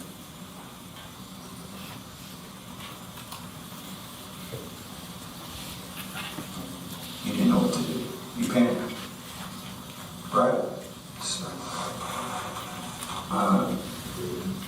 Tanner, again, we'll get, we're not going to get jammed up on what happened. Obviously, the why is always more important. But there are some details that we need to know. Obviously, and let me explain this to you, because you're a smart guy, you know how things work. Just talking to you the little bit of time I have, you're obviously into mythology, you're into superhero movies, you know how things work here. You're not, so to speak, recluse. You know the things around you that go on. So It used to be a really bad recluse, but that's a long time ago. So by that saying, you're exposed to things and you know how things work. So obviously when we work these type of investigations, right, medical examiner's body looks at the body, right, to determine how this person passed away. So we're going to know some of the what, right? We're going to be able to essentially corroborate what you're telling us now, right? So is there anything else we're gonna know? Because I don't want you to lie to me now. Because I'm gonna shoot you straight, just like I want you to shoot me straight, all right? Put yourself in my boots, so don't lie to me, because you know how it is. Do you like being lied to? No, sir. Okay, so I think I know what you're about to ask me. No, I didn't. what am I gonna ask? You're gonna ask if I sexually assaulted her, and I did not. You didn't sexually assault her? No, sir. So everything's gonna tell me that you didn't sexually assault her? With my medication now, I don't even really have much of a libido. Okay, Like my fiance will even tell you that it kind of pisses her off most of the time. okay. So this, whenever the doctors or whatever examine her body, they're gonna tell me that she wasn't sexually assaulted? Yes, sir. Okay.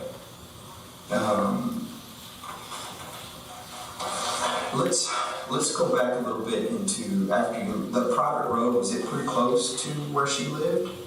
Relatively, it's like, okay, so, hang on, let's go right here. We got a board to work. Yeah. Okay. And it sounds like you're pretty good at this stuff, so. Okay, so say this is 2123, this is that road, right? Then we Hang on a have second, let's label it. This is what? 2123. Okay. So there's different ways to get to the, sorry, that's funny. Sorry. There's different ways to get to the, how should I put it? Okay, so here's the cotton store over in Cottondale, right? Yeah. Here's a road up here. Then it goes to Spring Valley, which, named a road that's easy for you. You know that road, 35, 55. So 35, 55 right here. And then there's this like little area, right? I went up through here, through 2123, I came down, and the private road is over here. And there's like multiple houses back there. It's actually a pain in the butt to deliver to. And they're older or newer houses? Definitely older. There's like a couple different private roads down that private road. Okay. Yeah. So, hang on. Now let's get into, okay, so where's her house at in proximity to this? Okay, so that's 3573. 3573, so put 3573 there. Okay. Also, this is bugging me. This is a lot closer to. Oh yeah, that little road. Yeah, I know what you're talking about. It cuts back. So let me do this. So her home has kind of like a long drive, right? Do you remember that? Yeah, my phone so we can get a map. Okay. So we got that long road here, and then this is the home. So when you come in to deliver your package, you come in this way, you turn in, and then you take a right here into her house, right? Property. And then there's a house in front. That's where you left the package, because we remember it. So you get out, you drop the package, right? Walk me through that part of it. So you get out, you're out of the truck now. You don't necessarily have to draw it, you can just kind of tell me.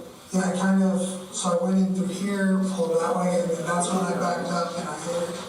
Okay, so you're backing up? Yeah, I went this way, backed up, and I hit her. So I grabbed the package, left it. At first I thought I had a dog, but then I saw it was a girl, and... What'd she say when you hit her? Was she crying or anything? Yeah. Okay. What'd she say? She was just crying. I was trying to calm her down. Okay. And after about 10 seconds, that's when I started panicking, started realizing the implications. Okay. The particular truck I was in doesn't have a working backup camera, so it's kind of a pain in the ass most of the time. Okay. So then what do you do after you hit her?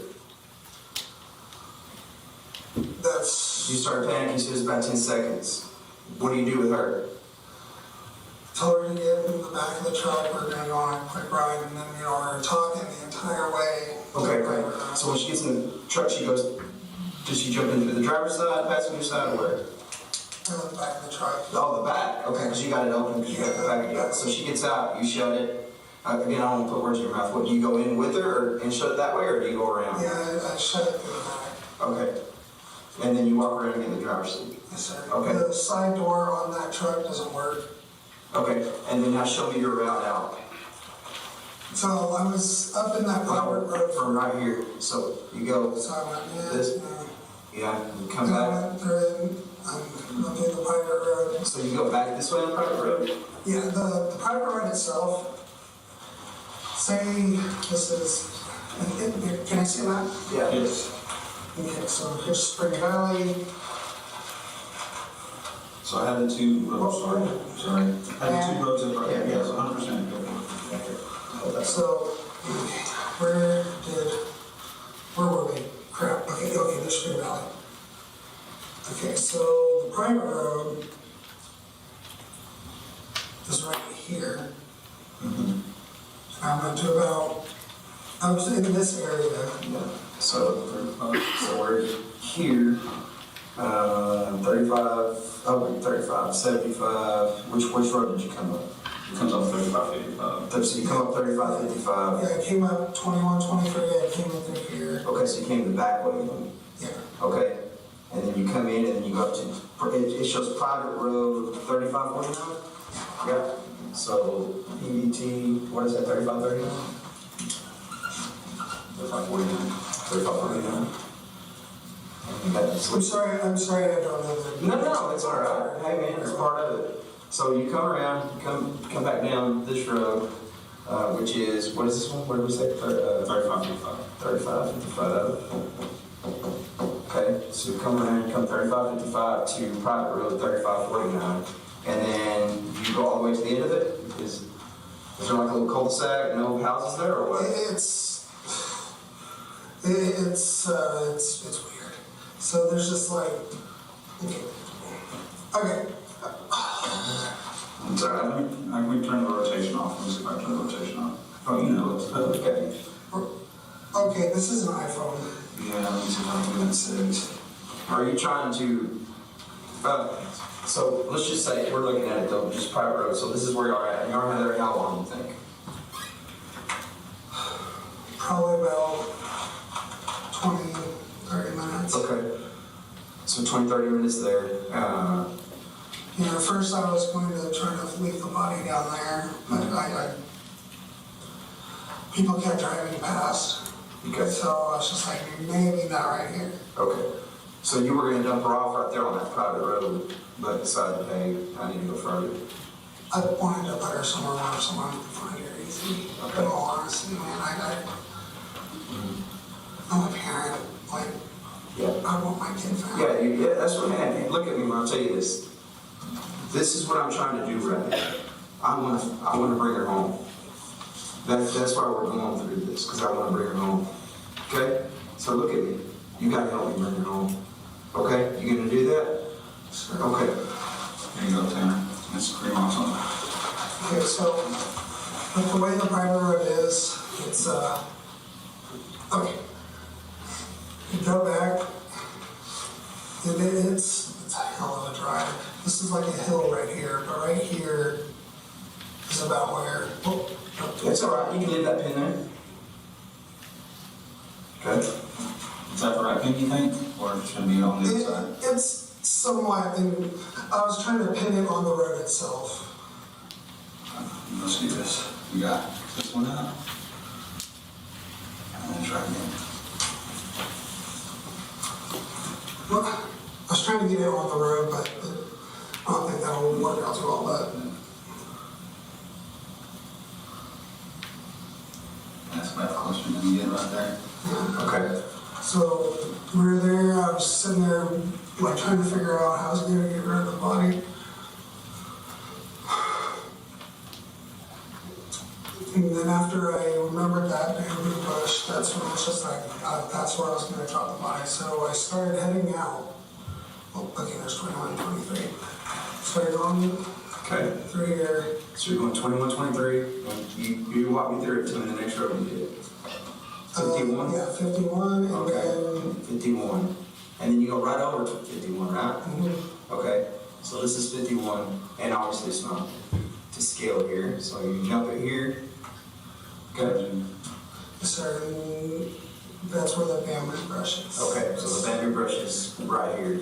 And where'd you park your truck? Like right on the road, off the side of the road? So you're on the road here. Okay. And then did you have to go through the back to get her out, or did you access her through the front? I got her out through the back. So you popped the back door? Yeah. Okay. You make sure nobody's around, I guess, is that what you're gonna say? I don't want to put words in your mouth, is it? I mean, Okay. And then, I'm not exactly the dumbest person in the world. yeah.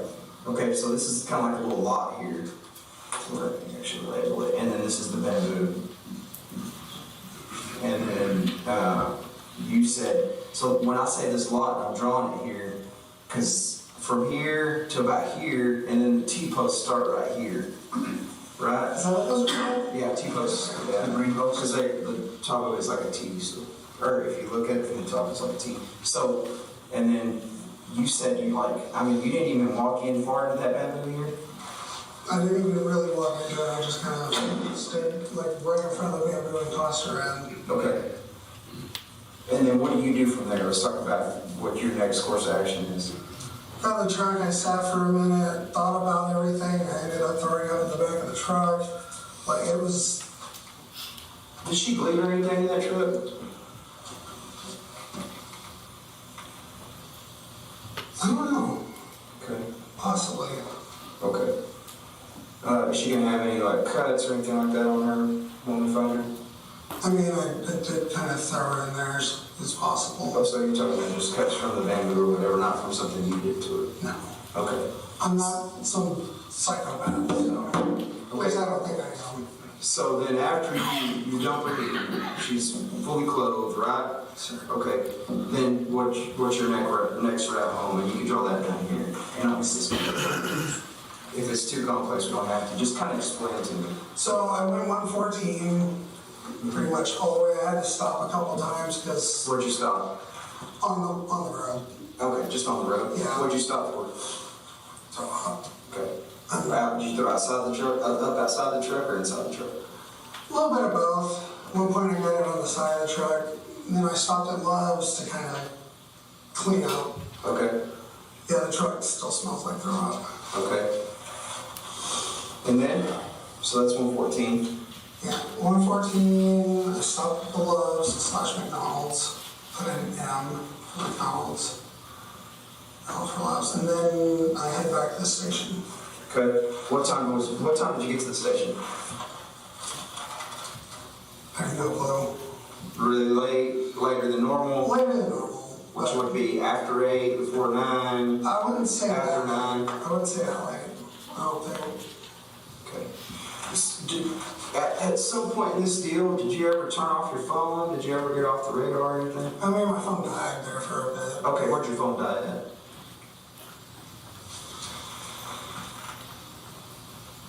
I don't remember. At some point during this, your phone died? Okay. After you got her, after you picked her up? Sure. Okay, so your phone dies, and you put it on the charger, I guess? My charger was kind of broken. Okay. So you put it back on the charger and it powered back up, I'm sure. Yeah, I had to fuck with it a little bit. Okay, so when you get home, what do you do? Well, my fiance picked me up from work, and then just went home and went to sleep. Okay. Took my sleeping medication, watched Game of Thrones, and out. Okay. And then what time do you wake up the next day? 6 o'clock, ready to go to work. Okay. Did you make it to work on time? Late? Cassie likes to kind of drag by when she's. Oh, so she's taking. You can sit back down. You say Cassie? Who's Cassie? My fiance, the mother of my child. Okay. So she's taking you to work, so she makes you late, essentially. Every once in a while, but she works at FedEx and she works as one of the package handlers. Okay. What clothes were you wearing whenever this happened? Jeans. Jeans. Those jeans, different jeans? Different jeans. Were you wearing those shoes? Yes. Okay. That shirt or a different shirt? That's a different one. I have multiple FedEx shirts. Okay. So you don't remember exactly what time. About what time did you get to that house? Her house?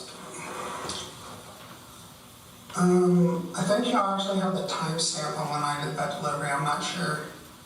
Okay, so whenever you delivered that package or whenever that package was dropped off is when you were at that house? Yes, sir. Okay, perfect. Okay. Now, did you take anything from her? You didn't, because I asked you earlier, I said, did you take any of her clothes? Did you take anything from her? I mean, not that I can think of. Okay. I mean, I might have found a sock on the thing, but I just kind of threw it out. Okay, is that a maybe, or did you find a sock? I did find a sock, but that was just... Was it one of her socks? I think so. Okay. But that's... Unless it was just some other driver's sock. Well, I mean, you would be able to know if it's a little girl's sock or a driver's sock, so you don't know. Either way, you found a sock. Yeah. Okay. When did you find that sock? When I was stopped throwing up. Do you remember the truck number or anything that you were in? I don't remember the DOT number. You don't remember the DOT number? Do you trucks have any, like, numbers assigned there, like a truck 41 or whatever, you know? I don't know, we just have particular It's just routes. random. And they move them around a lot. Okay, so you don't have one particular truck assigned to you? Yeah. No, like today I was in, like, normally we're driving in like cutaways and stuff, but today I was put in a box truck, which I hate because you don't have that kind of thing right there to go back and get the packages. You have to open it up from the back. Okay, so the truck was the bigger truck or a smaller? One of the bigger trucks. Okay. We have 3 different types of trucks. We have cutaways, step vans, which I prefer step vans because I'm tall and I hit my head on everything, and the weird box truck thingies. Okay. But you're one of the bigger ones, you said. Okay, and describe that to me, describe that truck to me. What's the back look like? Does it have a side door and a back door, or is it just one back slide? Yeah, all of them have a side door and back door. Okay, so all of them have that, that's what it is. And the cab to the front of the truck, is it connected with the bed, obviously? Yes, sir. Okay, but again, I'm pretty sure, by the way, I do think she pooped herself also when I don't want to say it, but you get what I'm saying. When you choked her. And here's the deal, Tanner, remember, we're going to be completely honest to each other, all right? So, honesty and transparency means that we talk to each other and we don't hold back from each other, and that we talk to each other direct, right? Sir. You respect that, right? You told me earlier that's what you expect of me. Yes, sir. And I think I've proven that thus far, have I not? Sir. Okay, so that's what I expect. So don't hold back from me, man. We're in this now, right? So these details and these small things and things you say to me, okay, they're not so small because there's a bigger picture. Remember, I keep talking about that bigger picture, all right? So we have to be honest with each other, and we can't hold anything back, all right? This is the time to get it off your chest. You can't keep any of this bottled up. You can't keep anything from you, because if you do, it'll tear you up inside. Okay? You understand? Yes, sir. Are you leaving anything out on that, on her? You said, do you think she pooped herself while you were choking her? Yes, sir. Okay, so while you're choking her, she pooped herself. It wasn't like she's still there alive and then she pooped herself. Oh, she pooped herself. Okay. How do you know she pooped herself? I smelled it when I was moving her. Some of it got on the floor. Okay. That's good. There's a little bit of poop, a little bit of pee. In the truck, so some of that stayed in the truck? Yeah, I cleaned it up. When I stopped at Love's, I got sanitizing stuff and cleaned it up with my throw up. What did you pay for it at Love's when you bought that stuff? Did you pay for it in cash or card? I didn't pay for anything. I just asked them if they had any cleaning supplies. So you asked the store person if they have some cleaning supplies? And they provided you some? Yes, sir. Do you remember what the person that you asked for looked like? Not really. No, just an employee there at the store? Male or female? No. Hispanic, no. White, no. Black, no. Don't remember. I think maybe Jew. I wouldn't Maybe quote what? him on that, but he did kind of look like he might be part Jewish. Okay, why do you say that? God, this is gonna sound terrible. He had a decently big nose. Okay. All But right. I know that sounds so terrible, and I'm sorry. Again, where we at? Right. Open line of communication here, all right? I know, That's but what- still, I try not to discriminate because it's just kind of shitty. This is 2022, so like, You're not discriminating, you're describing somebody with their features. So don't feel like you're discriminating about it. Just like if you're talking about me, you're gonna say the fat guy that's bald headed, that's brown, right? I mean, when I have a tan, that would probably describe me. So, I'm not going home anyway. no, you're not. Now, girl, I'm gonna be honest with you, you're not gonna go home, all right? You can't, obviously, you know, with what you're telling me here. We're gonna have to, we're gonna talk about that here in a little bit too, okay? But, Am I gonna go home at all? not, obviously, there's a process that goes through with it, but, and I'm gonna explain all that to you, but like I said, I wanna get to this, because what's the most important thing, right? We wanna get her home. We're gonna get her home. Hang on, listen to me for a second. Let me tell you this, all right? At any point in that, did you think about just letting her out? I did. Okay, why did you do that? Bruce was telling me not to. Are you 100% telling me the truth about where you put her? And I know I keep harping on that, but it's important because I want to get her home, right? Yes, I want to make sure that, you know, you're not leaving out the detail because you think it's you know, going to mess something up or whatever. Sir, that's where I left her. Did you, and I know this is kind of silly, but did you tell anybody about what happened? Did you write about it? Did you do anything to kind of get it off your chest? No, sir. No? You just kind of kept it inside? It's just kind of been fucking with me a lot. Can I?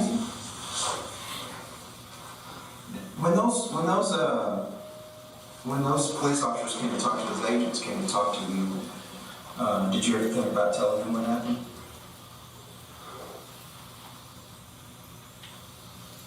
You did. I was told you got emotional at one point. Tell me about that. Dude, I heard a kid. It's a fucking child.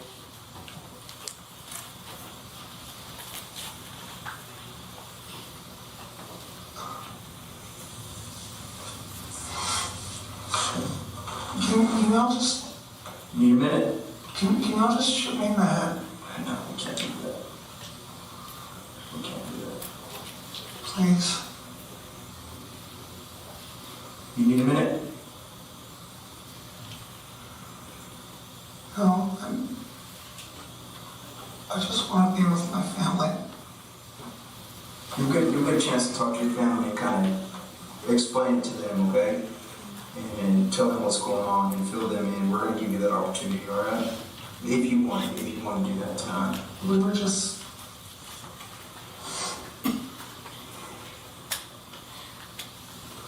We're finally getting our shit together. Where are you staying at now? Who you living with? Grandmother. Who's all I'm a fucking loser. Who's all in the house? My mom, my little brother, and my grandmother. Okay. And me and Cassie. Which is your And several annoying dogs. What kind of dogs? Itty bitty little ankle biters. What's Cassie's full name? Cassie Marie Waite, W-A-Y-T. Okay, and what is her birthday? February 17th, 2001. Okay. Is Cassie C-A-S-E-Y? K-A-S-S-I. A. Listen, can I... How does the attorney thing work? I don't give legal advice. I'm not going to give you legal advice. Okay, that's something that's up to you to research. I can't give you any type of legal advice. Does that make sense? Okay. What's you said that's Cassie. What's your mother's name? Melissa. She's still, like, even you know her and my dad have been split up for a while, and it's... So she's your stepmother, but you call her mom? No, she's my actual mother. Okay. What's her last name? Her and my dad are split up, but she still has the last name. Yes. They And never got a divorce. another name? Jackie. Is it Jackie's house you're staying in? Yeah. And her last name? Harbison. Harrbison. Is that correct? Yes, sir. Okay. You said somebody else was living there as well? My little brother, What's his name? Nick. Is it Nick or Nicholas? Nicholas, but he goes by Nick. He hates when people call him Nicholas. I got So I call him Nicholas all the time. I completely understand, and it's Warner, correct? No, Voss. V-O-S-S? Yes, sir. He has his dad's last name. How old is he? 10 years younger than me. And you are 91, you're 31. 31, so he's 21. So you said you're living in the shed out back? Okay. Hey, are you the only one staying in that shed? Who? You the only one staying in the shed? Or is it you and Cassie? Me and Cassie, our cat, and an annoying little shit named Draco. What breed is Draco? Not sure exactly, but he's part Chihuahua. Okay. Part Chihuahua, part annoying as shit. Hey, there's something that clicked to me real quick about when you said you found the sock and when you were cleaning the truck. Did you find the sock at the Lowe's?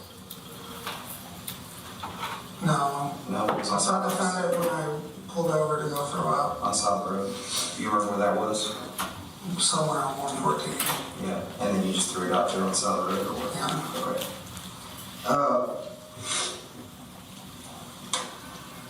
I tell you what, this is a lot for you, and I can tell you kind of probably need to catch your thoughts for a minute. So give us just a second. I need nicotine.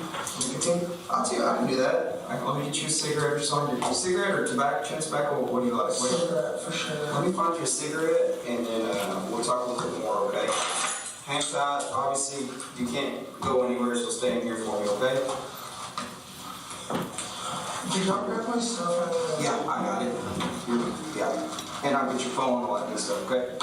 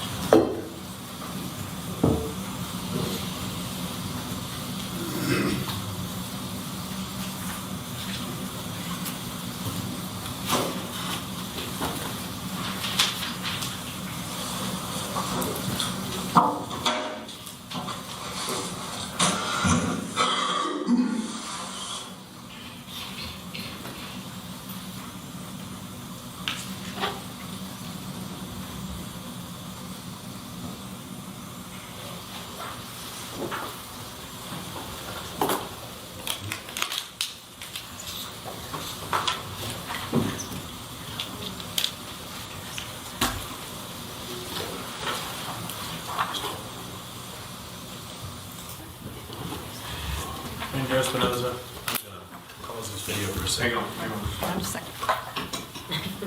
Okay. Yeah, approach to. Yes. That's a gesture. Andrew Espinosa, I'm showing you we marked State's Exhibit 223. Can you tell me what that is? That's a picture of the board from that interview room with the writing from that day. Let me ask you a couple of things. Is that what we just saw, this board? Is that what's on the left of this video? Yes, sir, correct. And I noticed on part of your video you were talking about locations and maps. Is that right? Yes, sir.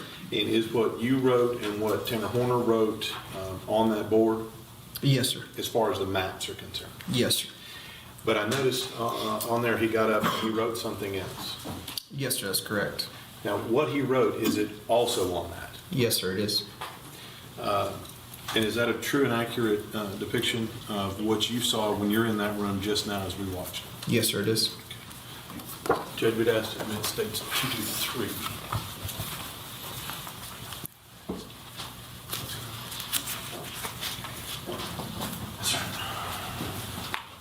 No objection, Your Honor. State's Exhibit 223 is admitted. Andrew Espinosa, would you read what Tanner Horner wrote on that board? He wrote in red, "He's going to hurt me, please help." And was that the first time that he had indicated to you something about somebody else being involved in this whole thing? Yes, sir. And is some of that what he's reflected on there? Do y'all discuss that with him later on in this video? Yes, sir. During the course of this interview, at some point, I bring this up. And is that where this whole zero thing comes out? Yes, sir. And is that where y'all talk about it? Yes, sir. And is that what I asked you before? This is where it originated from? Yes, sir. Okay. Now, I'm looking at this video and things, and I want to make sure here, you're sitting fairly close to Mr. Horner during this time. Is that correct? Yes, sir, I am. And during this time, when you're asking him questions and you're drawing maps and things of that nature, does he appear to be distressed to you? No, sir. Does he appear to be able to answer your questions, at least the questions you're asking? Yes, sir. Okay. And does he appear to be able to answer them appropriately? Yes, sir. And I noticed on here, does he appear, at least at this point when he wrote that on there and then sat down, to be in any type of distress? No, sir. And then later on in this interview, does he indicate to you that he's under any kind of distress whatsoever? No, sir. And does he maintain the same or similar attitude that he has now in demeanor throughout the rest of the video? Yes, sir. May we continue with the video? It appears the video has about 30 minutes left. Do any of the members of the jury need to take a break, or do you want to try and finish with the video? Try to finish? All right. Okay.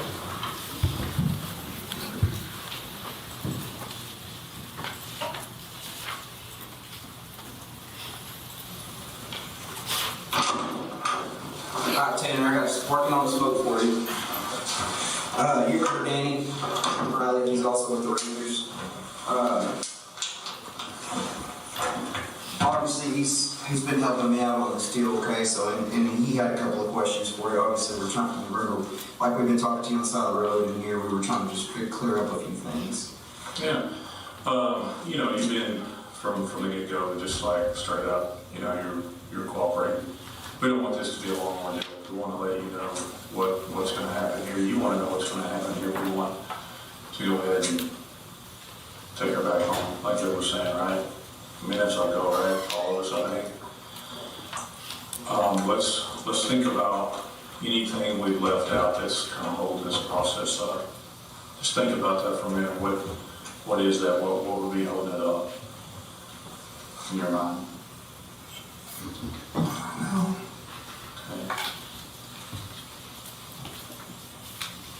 Something. You feel like there's something that's getting in the way of this? I don't think so, sir.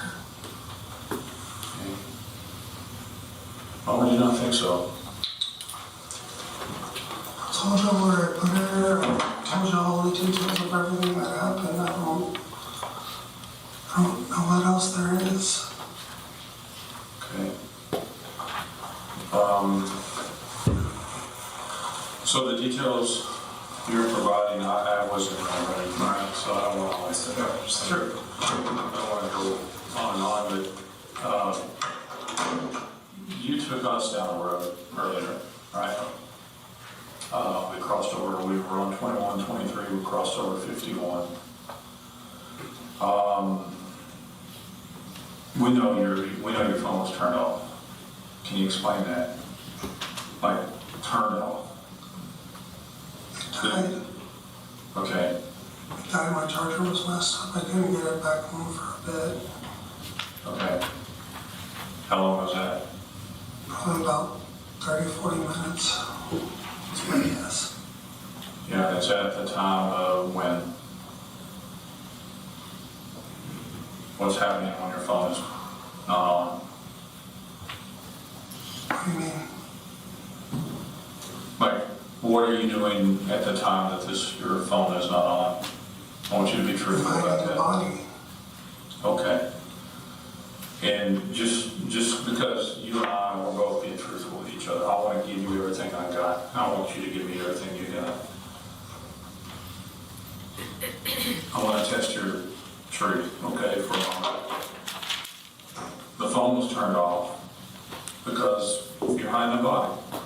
That's what I would do. That's what you did. Correct? I'm more receiving information right now. Okay. So receive that, okay? And as careful as you can, I want you to tell me why you're doing that.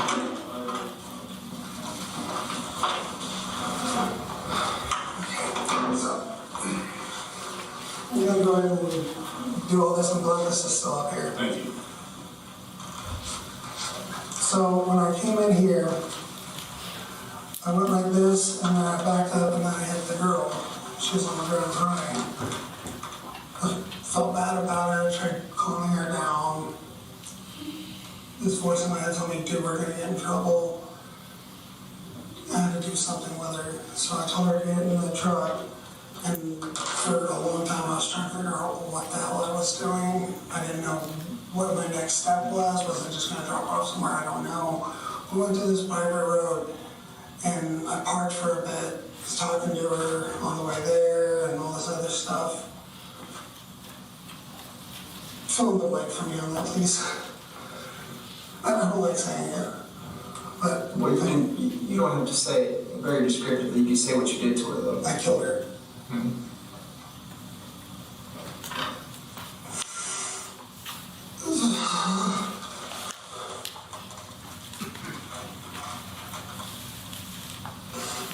So I was trying to figure out what I was going to do with the body. So we left here and started going down like I was heading back to where I remembered the bamboo brush area that was across 151.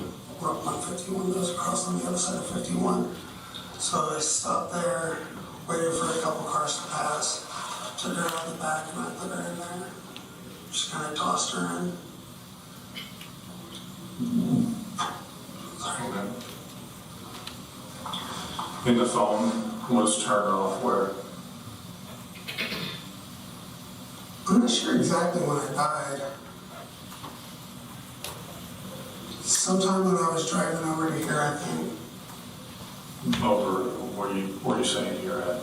I'm trying to remember where I died.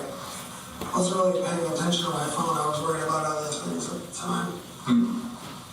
What kind of cigarettes do you smoke? Lucky Strike. Lucky Strike? Red 100s.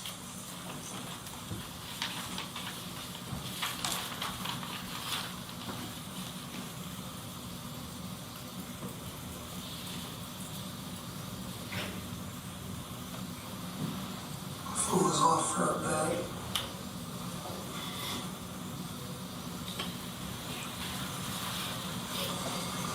But the phone was off because you were hiding the body?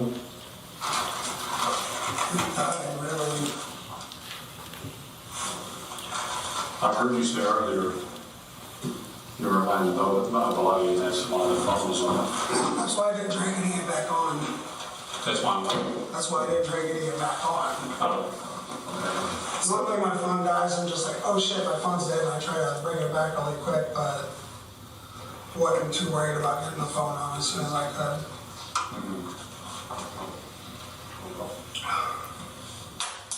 So we're still, that's where the body should be. What we're probably gonna do, is we're probably gonna hop back in the truck and we're gonna drive out there again, okay? Does that work? Sure. So we can walk you through it again. I think that's some of the folks that are trying to get her home, that's what they want to do. So that's what we're gonna do. So we'll probably let you get smoke and do that. Does that sound like a plan? Yes, sir. Okay. Then, do you have any questions you think of something? when we were talking earlier, you were 99% sure she was there. Yes, sir. We talked a little bit more and you were 100% sure. So, I mean, there is some changes in your percentage, so I'm just trying to see. I was saying the exact, like, right there. Okay. Like there's like maybe, what, 30, 40 feet of that stuff? Yeah. So that's where the 1% came in. Okay. Is it possible you went further in there than you think? I didn't even technically even go in there. Okay. I was right outside the edge and just kind of tossed her in. When you say tossed, are we talking like a hard toss, like as hard as you can in there far, or is it like right there? Like right there. Okay. Well, did you try to hide her? I tried to make it to where somebody would find her. Where somebody would find her? Now, how did you do that? By not throwing her too far in. Why would you want her to be found? Because I'm a parent. I wouldn't want to know. I would not want to know. Okay.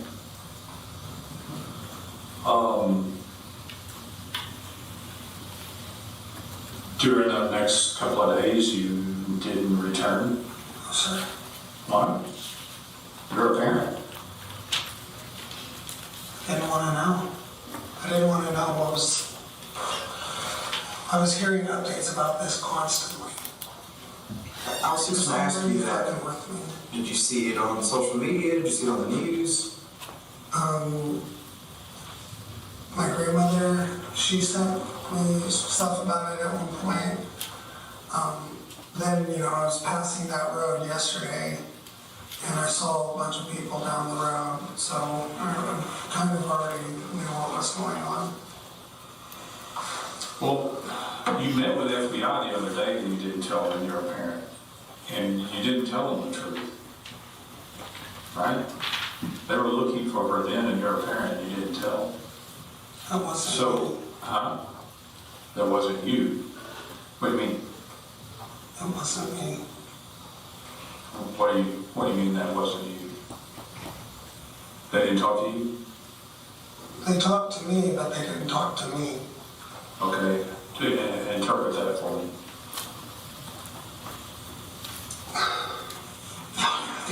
What'd you write that for on the board?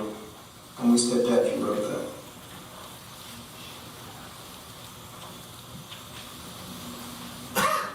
Why'd you write that? Because if I say too much, I'm going to die. Why do you say that?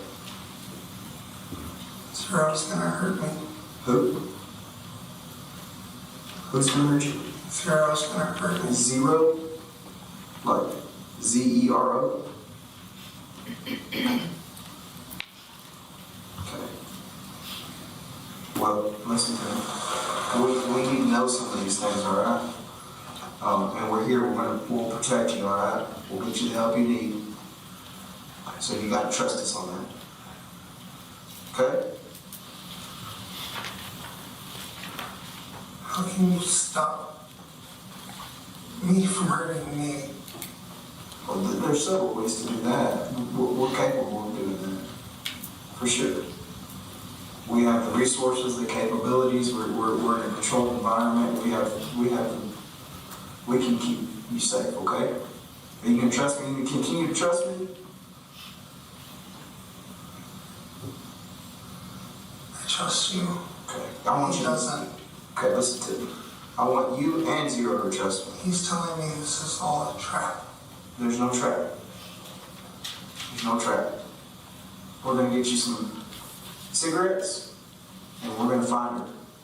Well, in order for me and you to keep this trust and this open line of communication, and for me to be able to get you anything, for me to be able to let you talk to your family, to do anything, to move forward, smoke a cigarette, we're gonna have to keep on the same page. Okay?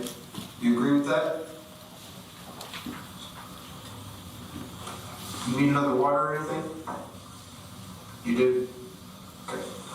We'll get you another water in a second, all right? But what we're gonna do is we're gonna try to get you back out there and look at this location, all right? You good with that? Yeah, you can smoke a cigarette on the way. We'll go in my truck, more than likely. I'm gonna get some things to facilitate that, and then we're gonna do it, okay? Danny, you got any more questions for me right now? No, I just think everything's gonna be fine. Okay? I told you you can trust this guy. I just want to know. Yeah. Give us just a second, all right? You pop out with you. Whatever you need to do. So, he's gonna get you some more water. We'll take another ride. You know? It's just about doing the right thing. And it's hard to do the right thing when you agree sometimes. So. I didn't know what to do when I hit her. I know. Honestly, they kept telling me I needed to get rid of her. Yeah. I just wanted to leave her there and hope that she wouldn't tell anybody. Yeah.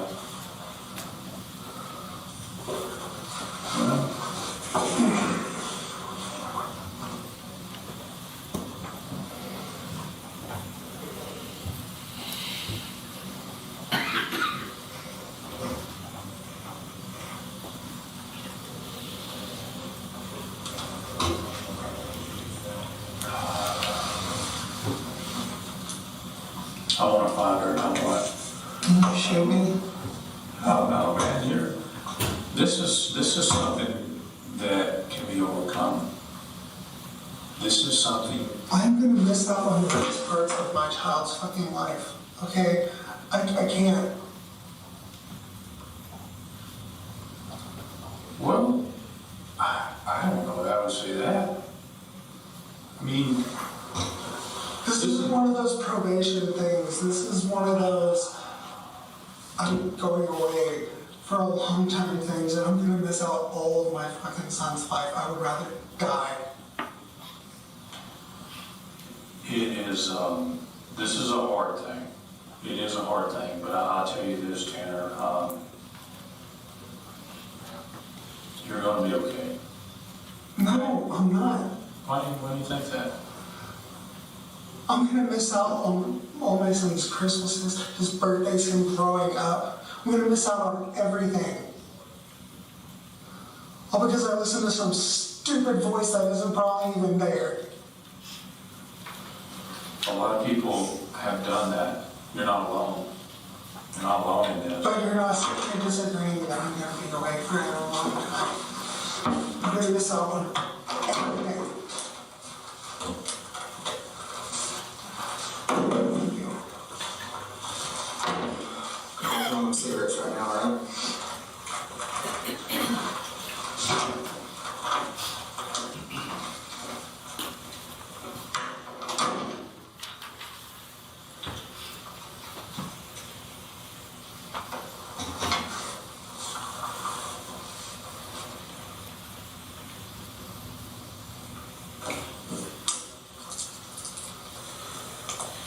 I think what we're trying to figure out is if there's anything that you're not telling us.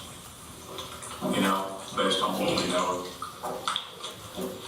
See what I'm saying?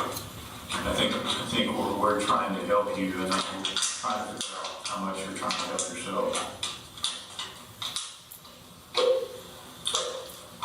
Thanks for that.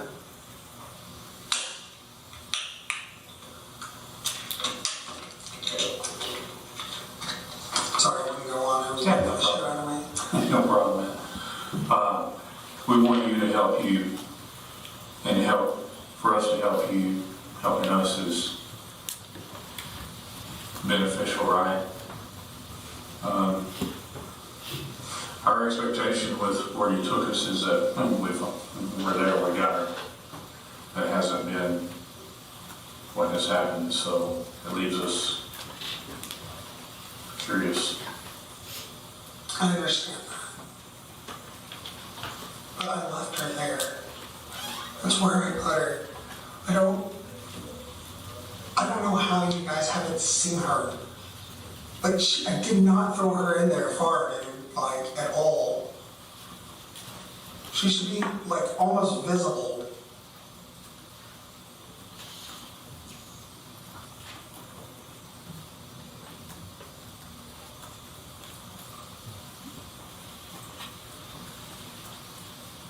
You thinking something maybe not visible?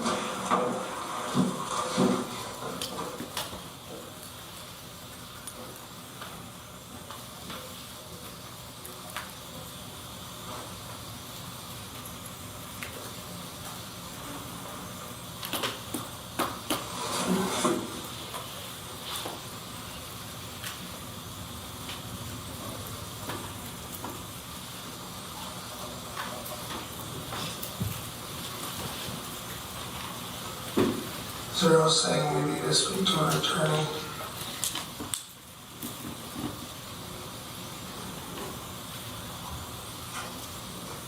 I don't know the implications of that. Yeah. Well, Also, I need to pee. okay. I think you're trying to get your cigarettes. So as soon as they do that, we'll get you up and out of here, and you can have cigarettes. And go to the bathroom. Do you need to go to the bathroom real bad? Yeah, I kind of got through the entire bottle of water and long and I got Okay, hang on just a minute. Let me see. I'm not from here. Let me see where the bathroom's at. Just have a seat.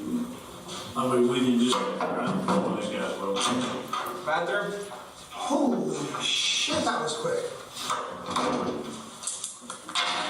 There's a process here, okay? Whoa. Is that one for my dick? That was terrible. This is more of a comfort thing, okay? So what we're gonna do first is we're gonna put this one on you. So turn around, face that way for me. Okay.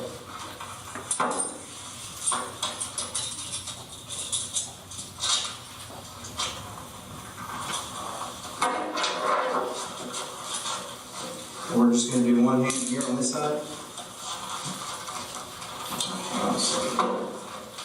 Okay.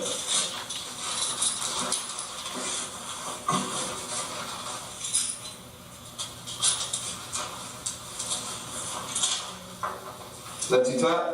No. Is that too tight? No. Okay. We're going to go up here like this. Okay, but you got to pee, so what we're going to do for now is just lift it through there and just hold it like that. So just do that. I'll just keep one hand, because you got to pee, all right? Right? Didn't you say you had to pee? You can't exactly pee. Okay. Oh, there's an ankle shot. Yeah, that's a pretty good. Yeah. You just walking around and stuff.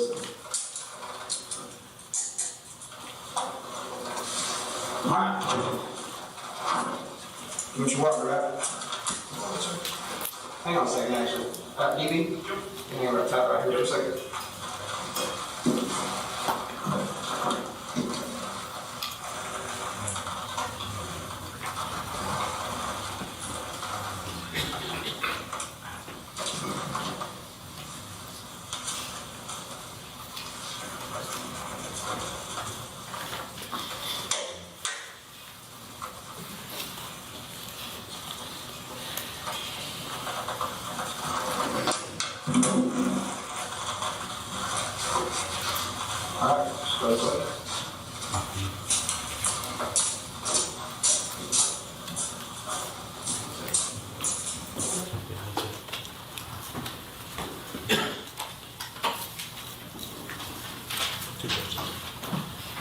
Ranger Espinosa,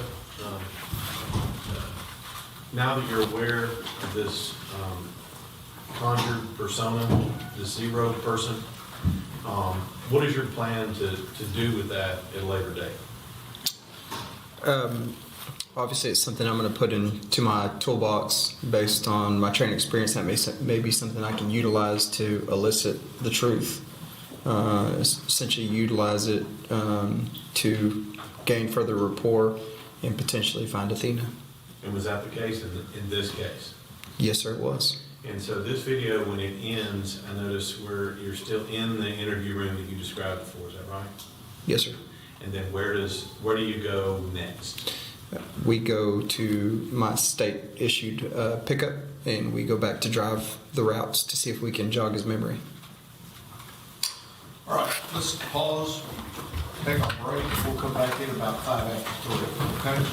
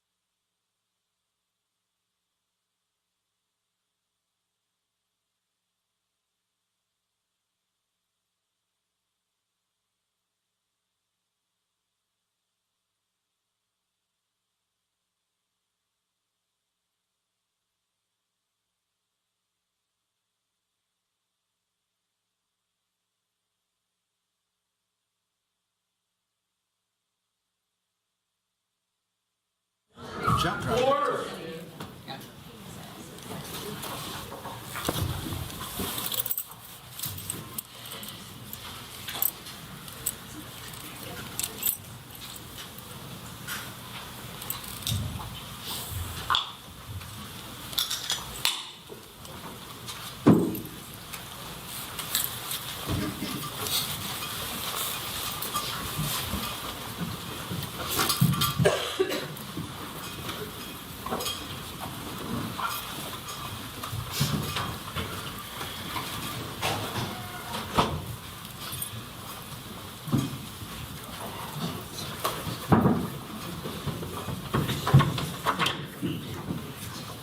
Everyone may be seated.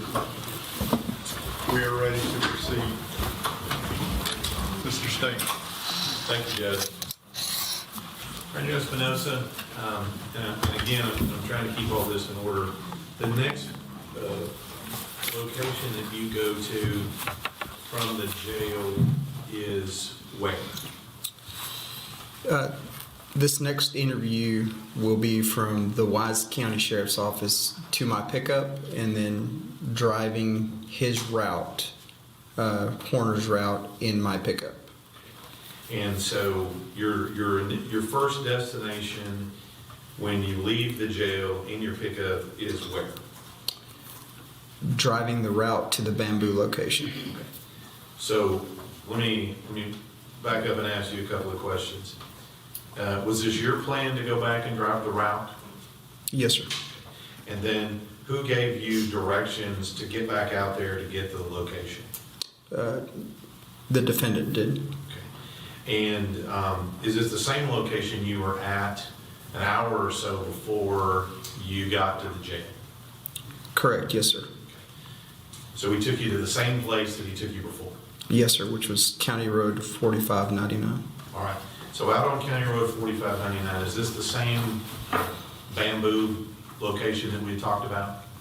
Yes, sir. That's the first location he took us initially, telling us that that's where Athena's body was. We were again directed to that location. So he's telling you the same story as he told you before and took you to the same location? Correct, yes, sir. Okay. Now during this time, you go back out to the bamboo. What do you do when you get back out to this location? And let me ask you, back up actually one question before that. What time was it when you got back out to the bamboo? I can't give you an approximate time. I'd been going all day. The sun was down. It was nighttime. It was sometime after dark. The second question is this the same place that you had been before? Yes, sir. And then when you get there, who all is, when I say y'all, if you will, who is the y'all that gets to this location on 4599? At that time, with me in my vehicle is myself, Tanner Horner, Investigator Oliver, and Ranger Danny Briley. At the location, we have multiple resources still there searching the area. Okay, so let me make sure I've got the scene here. You guys have been at the jail for an hour or so, maybe more, maybe 2 hours doing this interview? Yes, sir. And you have resources that are out on 4599 doing search for Athena, is that correct? Yes, sir. And what kind of resources were being used out there at the bamboo? I still had all the resources. I didn't let anybody off the hook, so to speak. I still had air ops up. I still had our special operations group out. I had multiple rangers out. I had the Wise County Sheriff's Office, all personnel there. Game wardens were still helping us. We had still K9. We had every resource that I had initially asked for still actively looking. So you get back out to the bamboo where Tanner Horner sent you the first time, and what are you asking Tanner Horner when you get back out there the second time? I'm again going back through, direct me, show me where she's at, to what am I missing here? We're searching this area. Are we missing something? Are we missing the drive location? Are we missing something? If we drive it back, is it going to jog your memory? Again, let's bring Athena home. We need to give family closure. We need to bring her home. And what is his response to you asking those questions again? He continues to give me the same answers and responses as before. She's there. That's where I put her. That's where she's at. Same lies over and over. When we do overviews, it's the same things that I know to be lies. Now, in this particular area, what level of detail about where he put her body is he still providing you at this time? He's still providing the same details as before. Has anybody located any trace of her body out there at all? No, sir. And so with regard to that statement, at that time, he's telling you again that she's out there. What do you know about that statement? I know that's a lie. Now, during this process, we had talked about some of your questioning of Tanner Horner. At some point, do you change tactics when you're out there at the bamboo and you're questioning Tanner Horner? Yes, I do. At that point in my investigation and throughout the course of the interviews with Mr. Horner, I knew that I was going to have to play his game.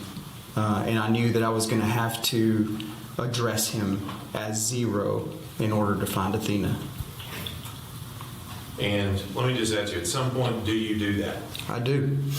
And let me ask you, when you do that, does he respond? Yes, sir, he does. And when you do that, is there any change in his attitude or demeanor when you do that? Yes, sir. And what is that? At the time when I made the decision on the side of the road, keep in mind we've got tons of resources out there. I make the decision to do this and make another attempt at getting some truth out of him. When I tell him that know what I've been missing is that I've been talking to the wrong person, that I needed to be talking to zero. His physical demeanor changes. His head goes into a sideways motion. His eyes roll into the back of the head, and he pretends to turn into zero. All right there in front of your eyes? Yes, sir. Like magic? Yes, sir. All you had to do was ask? Yes, sir. So this goes on. He has this change in body language and everything else. Where do you go from there? At that point, I ask him to take me to Athena, and he says that he will, and we get into my pickup, and he directs me to Bobo's Crossing. So after 2+ hours, at least, or more, of him telling you a story that she was in this location with significant detail, now he's telling you, oh yeah, I know where she is now. Is that correct? Yes, sir. It was more like a combination of 4+ hours. Okay. And so once this goes on, you go directly to where her body's located. Is that right? Yes, sir. He then directs me directly to her body. And the location, what's it commonly called? Bobo's Crossing. And do you know the actual county road that it's on? Are you familiar with that? Yes, sir. And how long does it take you to get from the bamboo scene over to the Bobo Crossing location? If I recall correctly, I was driving pretty fast to get there. I think it didn't take me long, maybe 15 minutes, maybe less. So at this point in time, what are you hoping for at this time? To find Athena and bring her home. So you get there to, and I'm just going to say Bobo Crossing, okay? Does that work for you? Yes, sir. You get there and you get on scene. Is Tanner Horner able to tell you the various details about how he went about dumping her body there? Yes, sir, he is. Okay. Let me, Judge, if I may. Yes.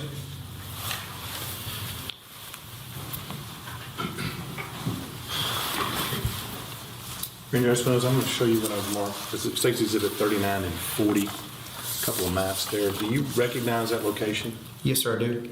And is one of those kind of a 1,000-foot view, and then one of them's a little more zoomed in? Yes, sir. Okay. And is that the location you were talking about as where Tanner Horner directed you to where Athena's body was? Yes, sir, it is. County Road 4668. Okay. And by looking at that, are you going to be able to explain and tell the jury where he parked, where he dumped the body, and things of that nature? Absolutely. Judge Whitoffer states 39 and 4.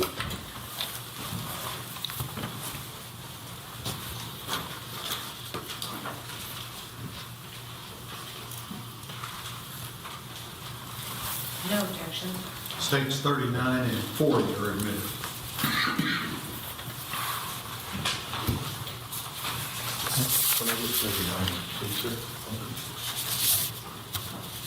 Well, Mr. Berry's working on it. I'm going to ask you a couple more questions.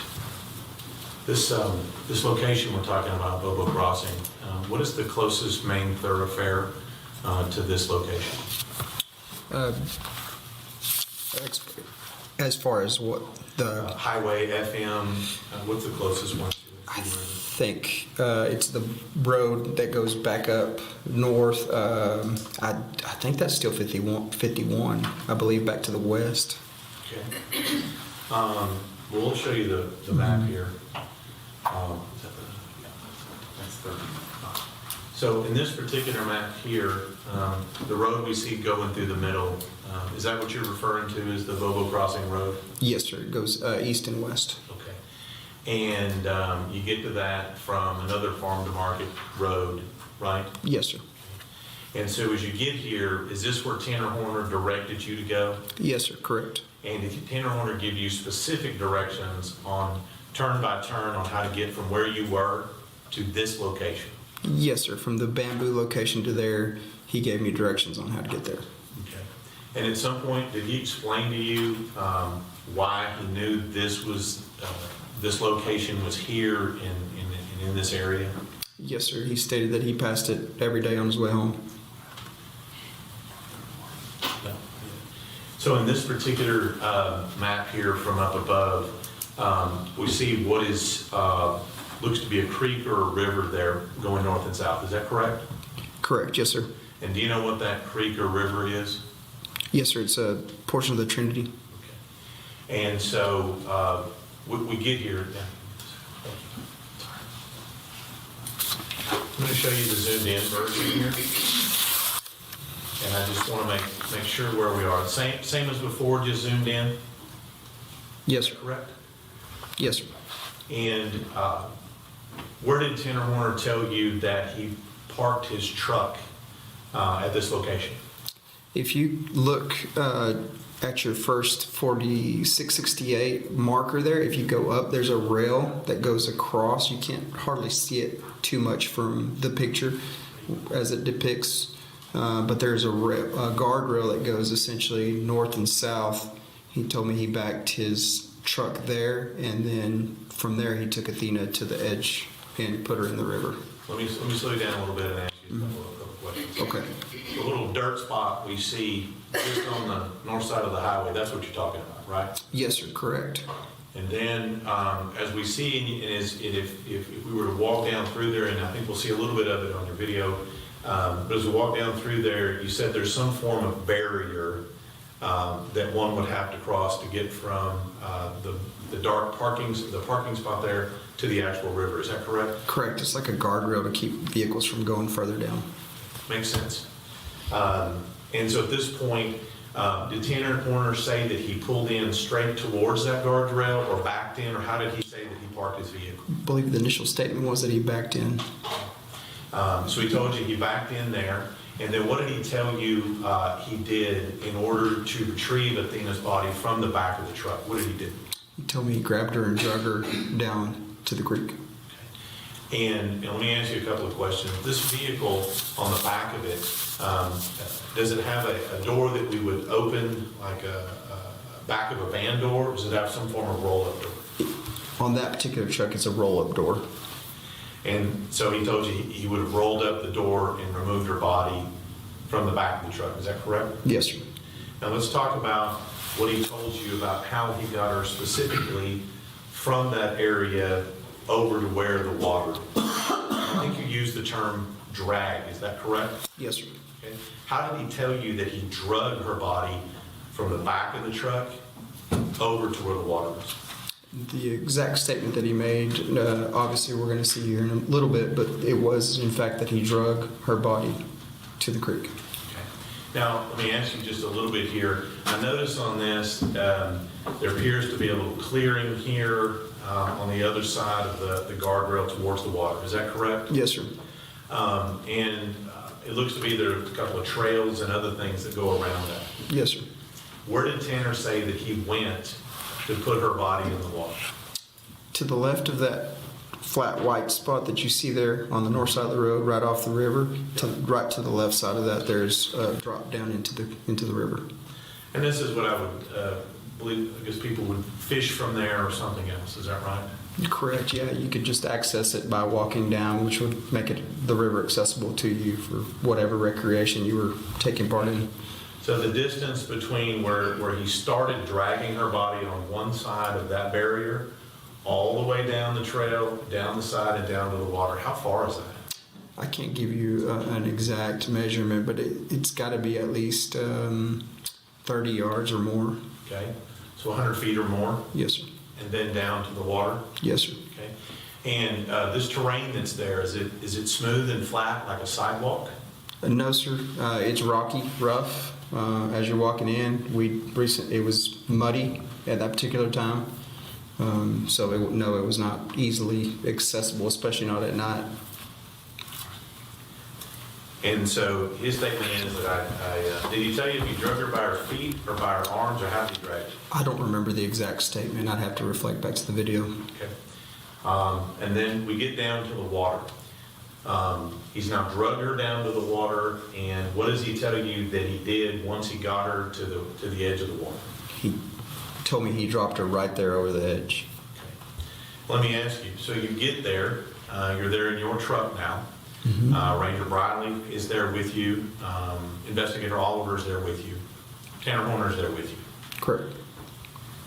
Does he give you directions to go down where it was? Do you go with him? What is the process by which you got down to where he dumped her body? We get to that location at Bubba's Crossing, to the guardrail portion of that location, and I pull him out of the truck, and he physically directs me down to where he put her body. So he takes you all the way down to there? Yes, sir. When you get down there, tell me a little bit about the water conditions and the depth of the water when you get down there. Obviously, that portion of the creek, the water goes approximately 1 foot and gradually increases to the middle of the creek. So it goes from shallow to deep. The water's very murky. At that time it was stagnant, so it was hard to see. And let me ask you, when you got down there, Ranger Espinosa, did you find Athena? Did. Tell me about, was she in the water? Yes, sir. How deep was the water that she was in? I'd say approximately 3 feet where she was at. Were you able to see her clearly walking up on it? I wasn't initially, so when I first walked up to the edge of the creek, he told me she's right there. That's where I put her. And based on the water visibility, it was dark. I had a flashlight. I angled the flashlight at different angles, and I was able to see her nude body buoyant beneath the water. Now, when you could see that, did you see the entirety of her body or just parts of it? Partial. And how were you, what did you have to do to be able to see that? What was the manner of means you were able to have? I had to adjust my flashlight in a certain way where I could see, but it was very clear she was there once I did that. Right where you finally told you she was? Yes, sir. Now, in the water, what is her position in the water, if you remember? Based on my location, I could see that she was obviously buoyant beneath the water, and it looked it appeared that she was face down with her arms at her side. Time out.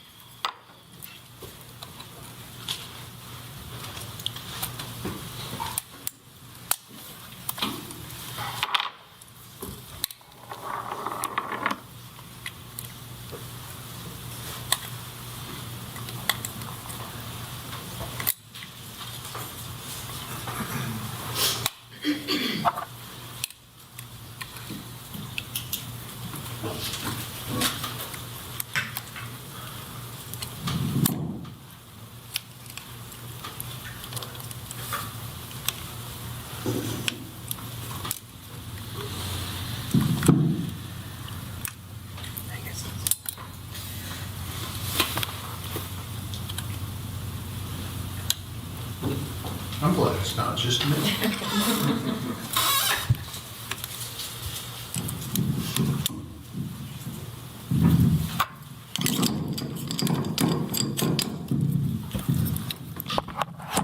Thank you, sir. Go ahead, Mr. Slade. Thank you, Judge.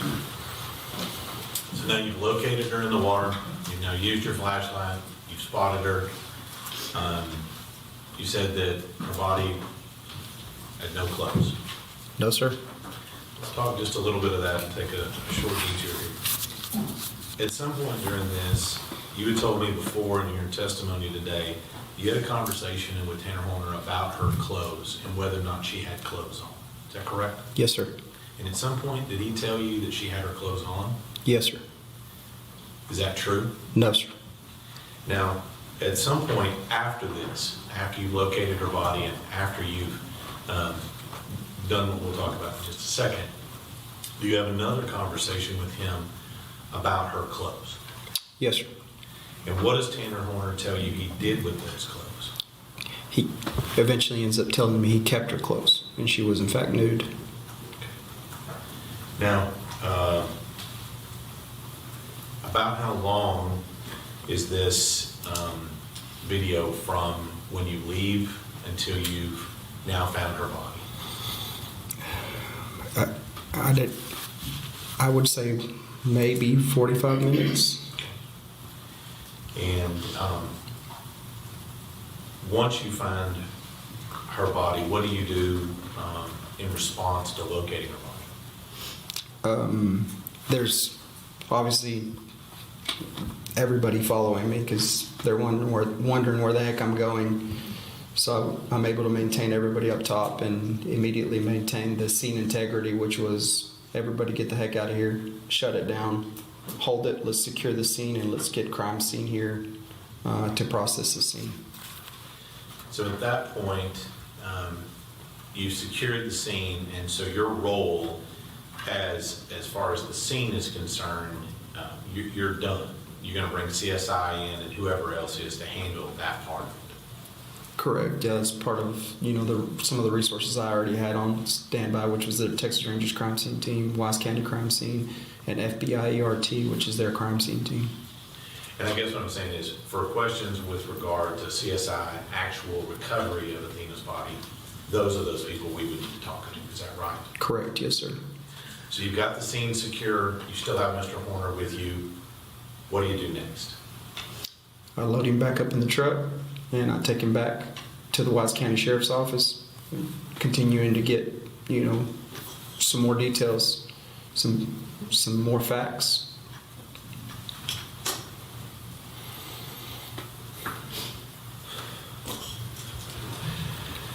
I'll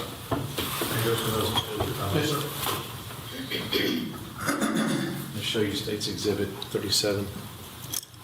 Similar to before, have you reviewed that? I have. And how do we know that you've reviewed that? It's got my initials on it.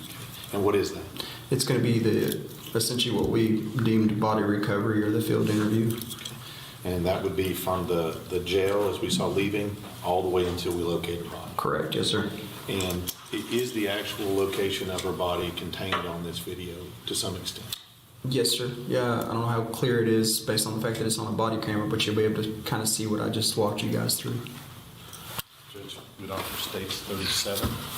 Any objections, any additional objections other than those previously brought to my attention? No further objections, Your Honor. Those objections previously brought remain overruled, and states Exhibit 37 is admitted.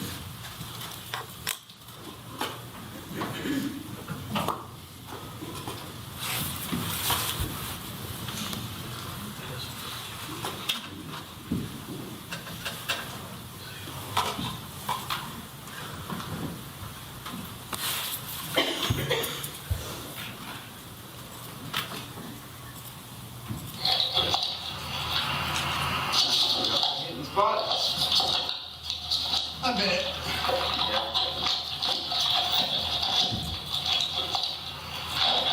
My truck's almost out of gas.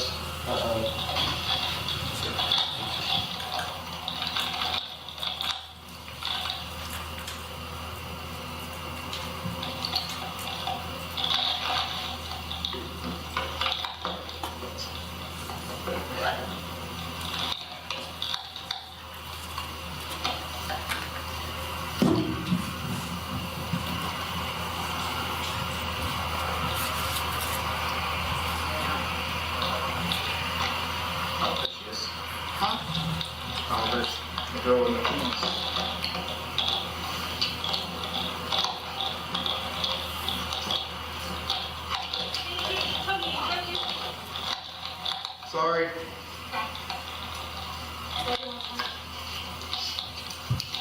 Oh, thank you. You're welcome. Well, smoking things, or you have to get out and do it.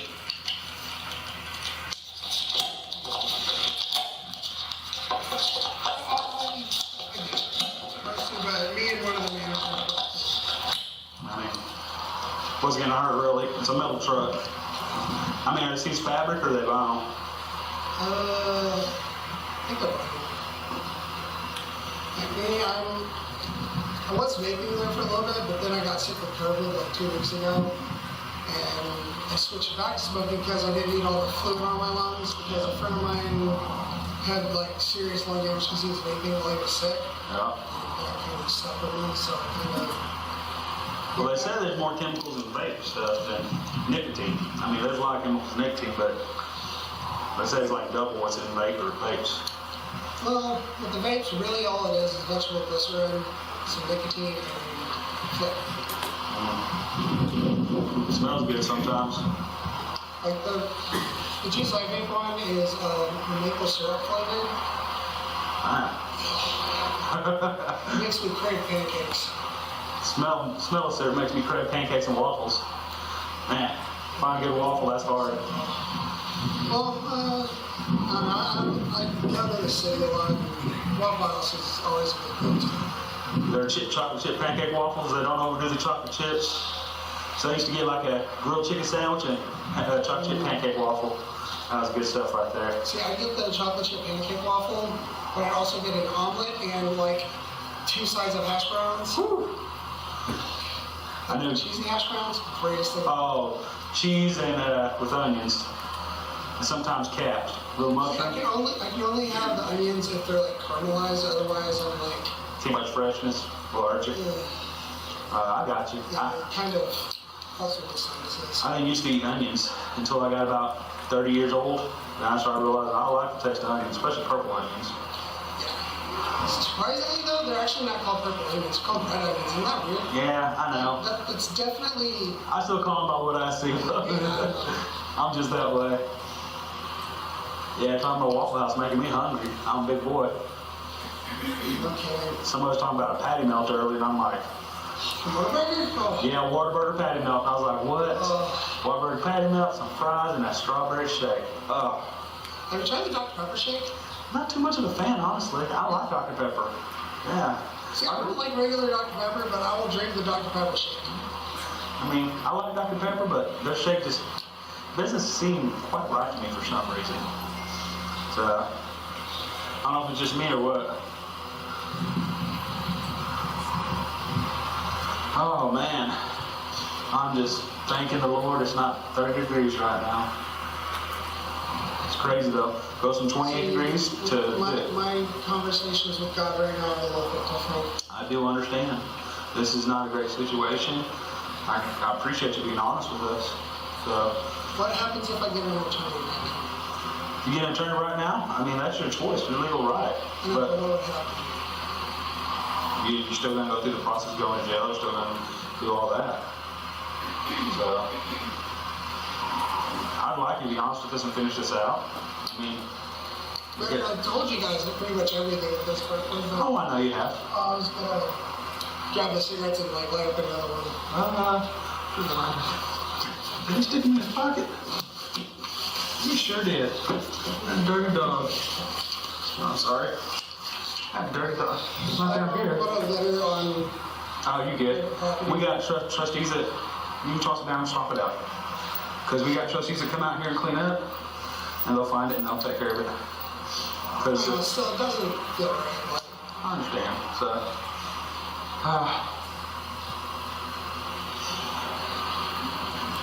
the last time I was in handcuffs was like 4 years ago. First attempted suicide, that was fun. What'd you do to attempt suicide? Tried hanging myself. What happened?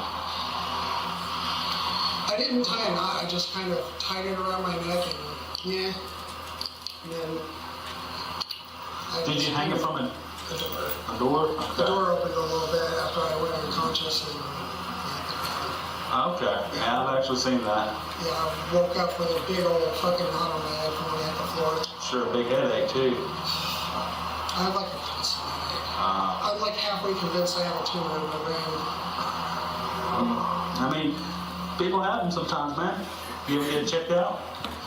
Nah, I'm the kind of person where I don't go to the hospital until the very last second, which, you know, that's probably not the best thing in the world. Like, I have, like, random heart palpitations and stuff because I drink a lot of energy drinks. Like, I even had a mild heart attack, like, a year ago. Like, that's...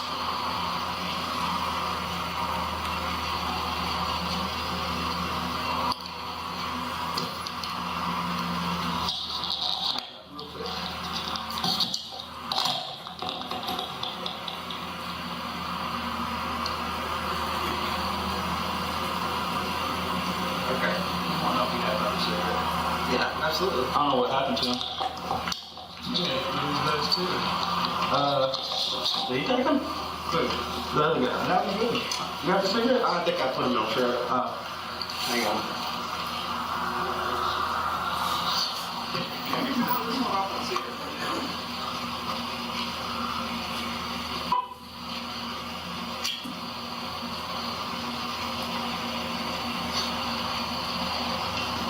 Hey Joe, taking your truck out? You want my windshield camera mount? Sure. Oh, never mind, I'm not my truck, Jesus. I'm sorry. If I had my truck, I'd give it to you.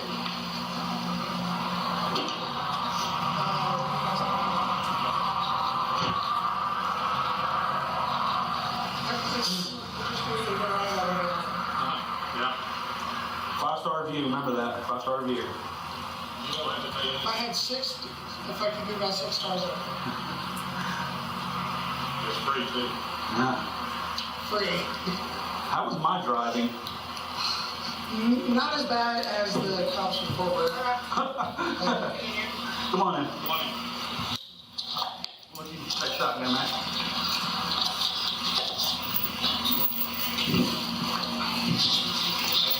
I got you, brother. You stick up my man.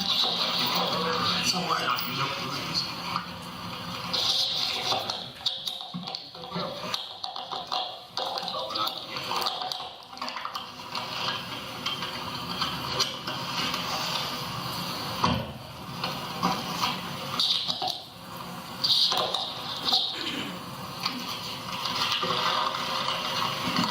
Nice truck.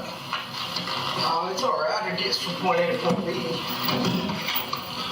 can slide back. I got plenty of room.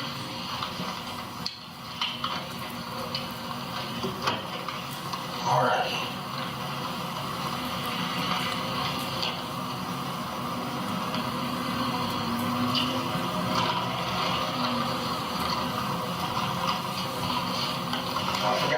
Thank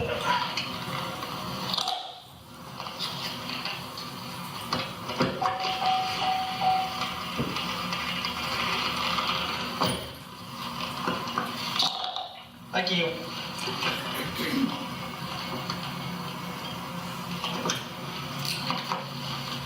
Can you let the guys that are out there looking, let them know we're coming back out? Yep, I'll let them know, or I'll let our guys know.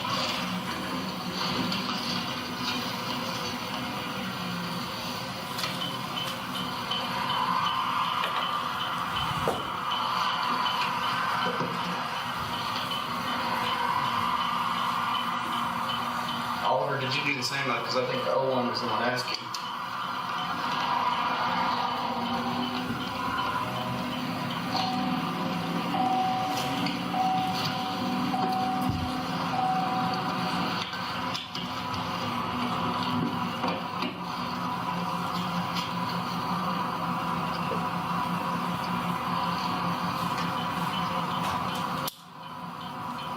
Guess I'm not gonna be able to make it into work on Sunday? They make you work Sundays? Yeah. Right now, we're going through peak season, which, to be honest, it's kind of a pain in the butt. Late hours, back to work. Oh, yeah.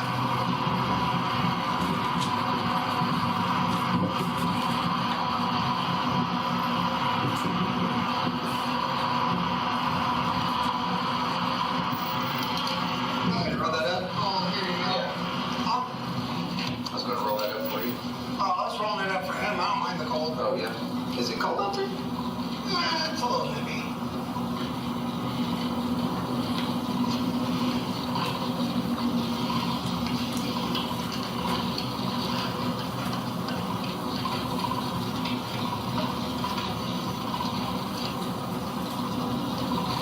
Cassie is waiting on my call to come pick me up from work. Yeah, what's the latest you usually call? About an hour ago. Okay. We'll let you get in contact later. Let's just get this kind of thing behind us and then we'll go from there, okay?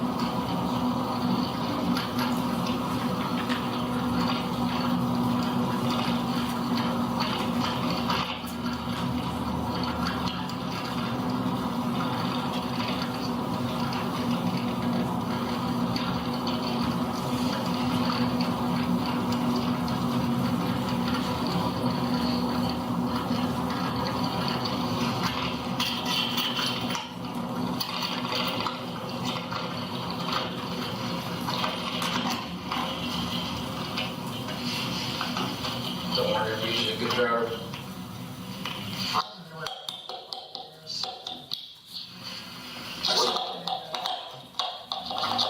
Technically, I'm still employed with him. We're not. So is that good money? Yeah, I just didn't like the whole being a 1099 thing. Oh, I would have know was that. Yeah. I thought it was big enough for the day. You think, right? Even after all these years, they're still doing the whole 1099 thing, which I think is ridiculous.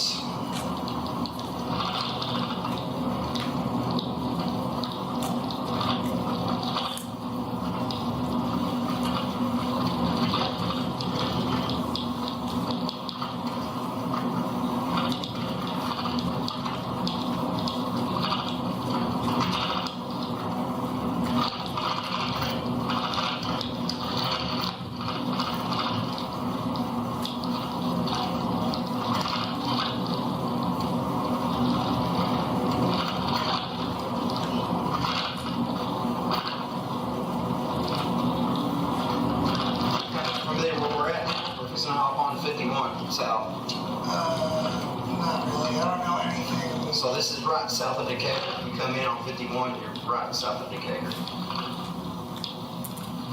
You not take 51 into your routes? Not really. No? I mean, if I'm picking up stops off of another person, sometimes I'll take 51. Normally I just cross over 51.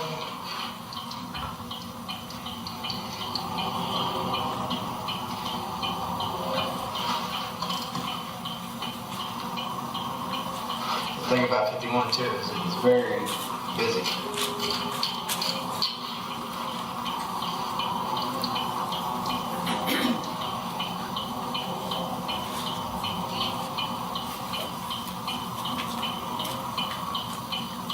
So where would you drive Uber at?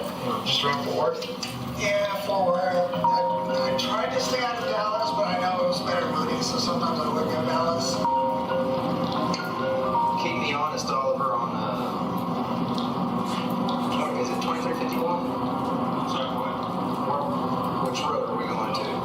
We're gonna turn left on 114. Or we're going back to 4599? Yeah, we're gonna be crossing right where he showed us the bamboo. Yeah. So we'll just turn left on 114, then right on 51 again, and then 4599, you're right across the road.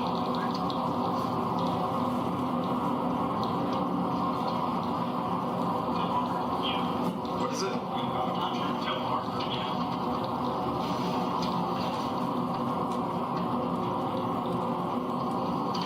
You kind of recognize where we're at now, Tanner?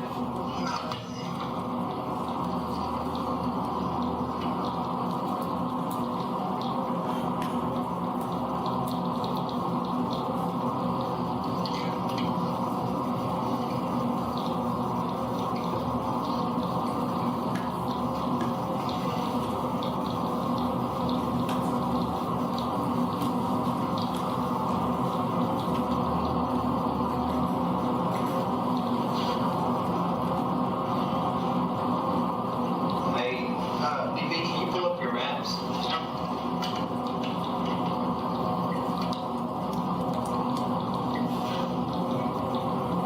Oh, never mind. Don't worry about it. What you trying to do?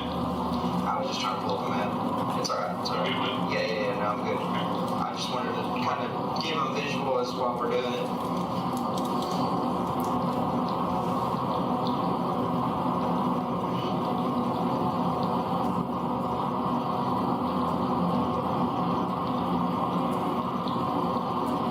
Get you another cigarette too when we get out here. Roll the windows down, let you smoke. Does that sound good? Yes, sir.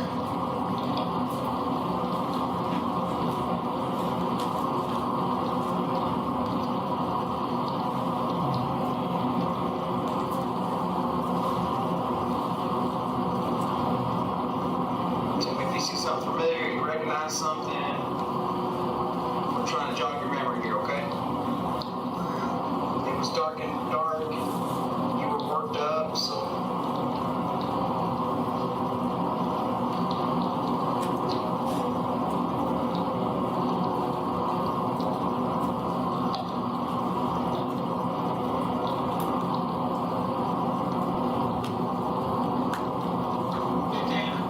Was it dark when you tossed her in there? Yes, sir. I'm sorry? Yes, sir. Do you think the darkness could confuse you a little bit? Nah, I pass by that bamboo thing all the time. Like I said a couple times before, I literally stop and be in there sometimes.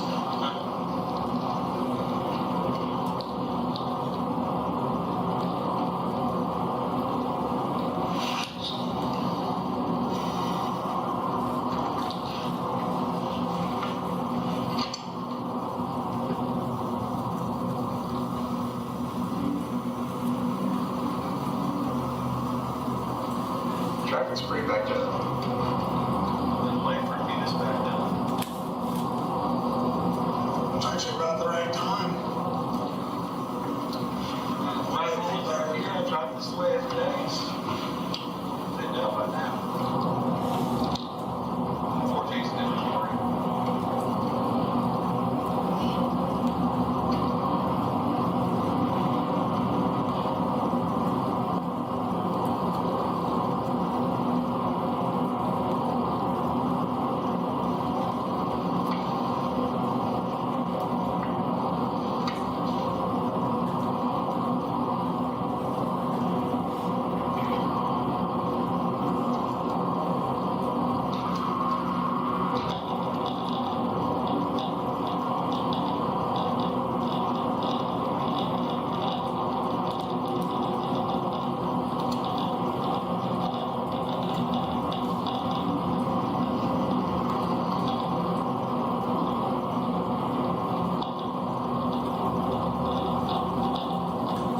So this is about the time, right? You're set? This is about the time you put her out here?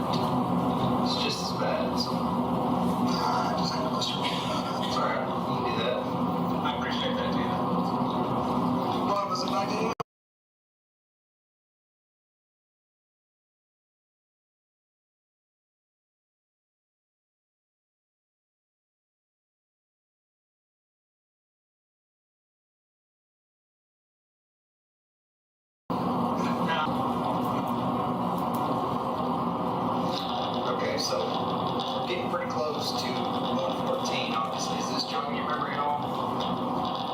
Crossing the bridge, we're approaching 114. We're going to take a left on 114. Right here, like, we're less than a mile and a half from it. It just, we run across this railroad crossing.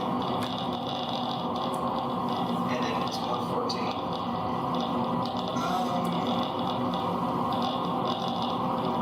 There's a couple of bridges here.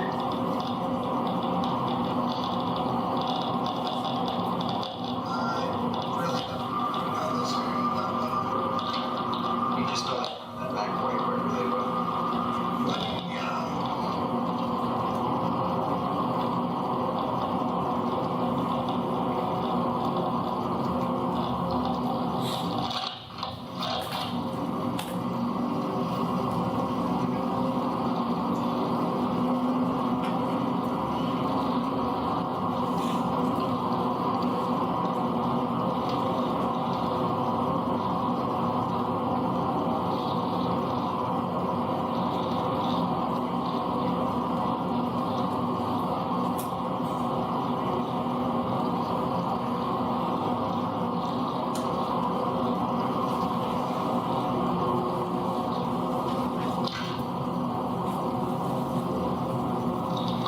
Is this jogging your memory at all? Is this 114 right here? I just want to keep you aware of your surroundings, that way if ever gets jogged.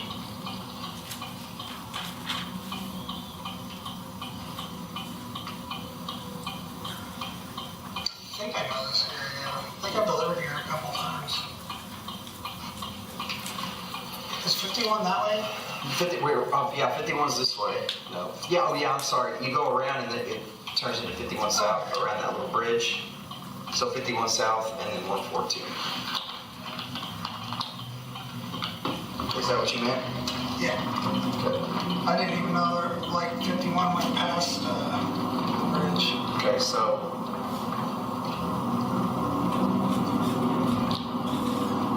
we're 114. That's going back way in. Okay. Do I need to turn on 50? Yeah, I need to go 51 to the Yeah. Okay. So remember, you cross-drive. We cross-drive over. Technically, you don't even have to take 51. There's also a turn in. Yeah, off 114, but we want to retrace your steps, so we're going to cut off on 51 and go that way. Okay.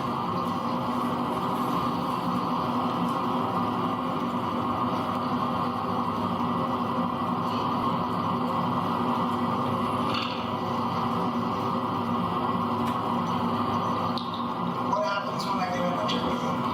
Sir? What happens when I get in a turn? I don't know the legal system right now. Yeah, like I told you earlier, I can't really give you legal advice. Obviously, you know, it's just the same thing as when I explained your rights earlier. Just that's basically the rights you have afforded to you.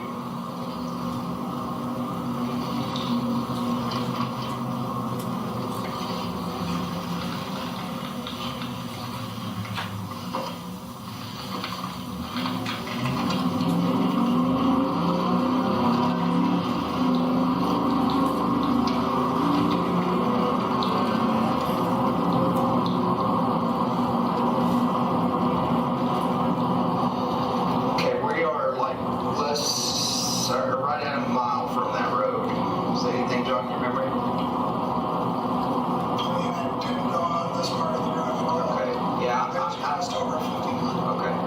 But you usually do that on a regular basis, right? Yeah.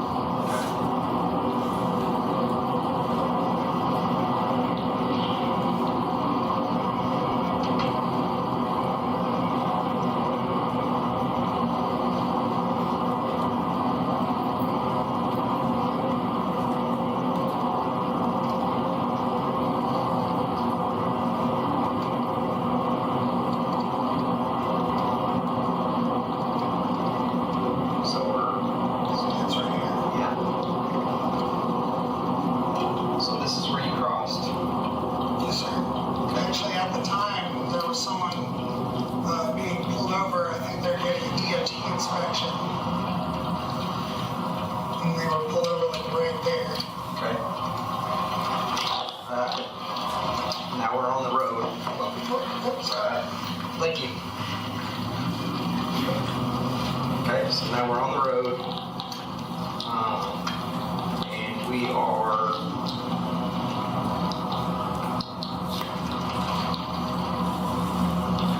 I'm going to slow down a little bit just in case something comes back to you, okay?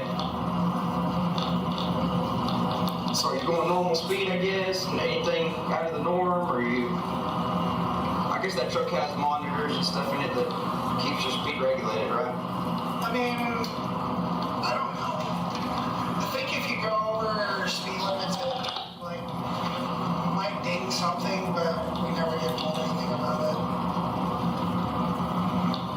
Okay, so now we're approaching here, right?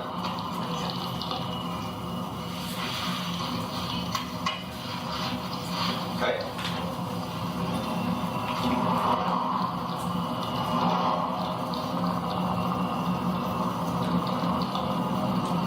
Anything?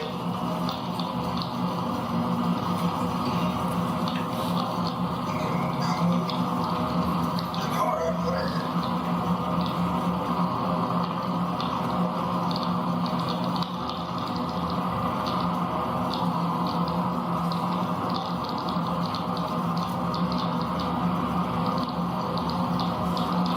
Remember this intersection, obviously, 'cause you gotta make a stop. A couple times I've run this not noticing it when I'm heading the other way because it's kind of a little bit hidden. And it's at a weird spot.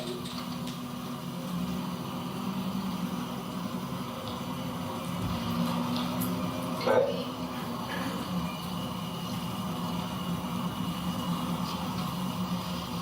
You remember this house right here? Mm-hmm, the one being built. I've actually been watching that one being built for a while. Okay.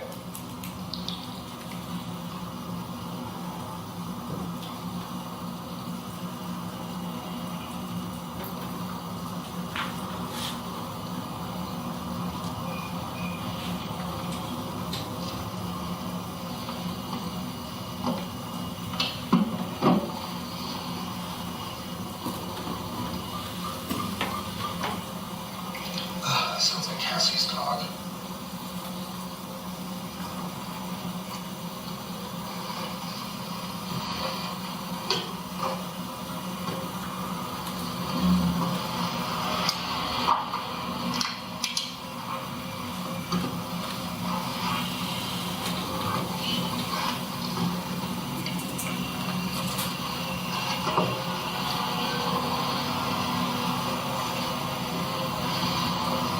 Okay. You still good with it? Mm-hmm. Okay. And you remember this house right here? Yeah. I stopped right past the bamboo so people in the house couldn't see me. Okay. So we're here now, right? Yeah. All right. We're dropping here. And then you get to this spot right here. Do you stop before the bamboo or after the bamboo? A little bit after the bamboo. Okay, so tell me where you stop approximately. Forward more.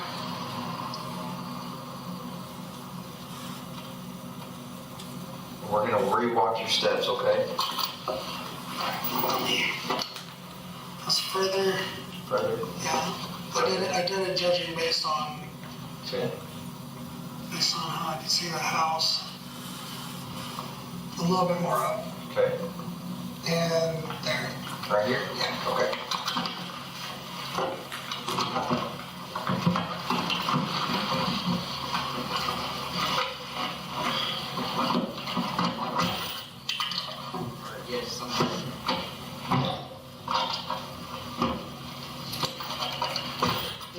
so you don't have to hug me.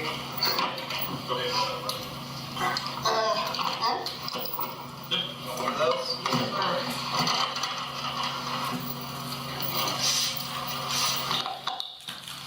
Okay.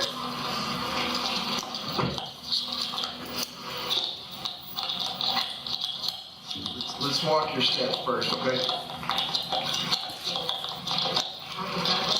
Okay, can you kind of reenact that? Show me. I was looking forward, looking back to the mirror.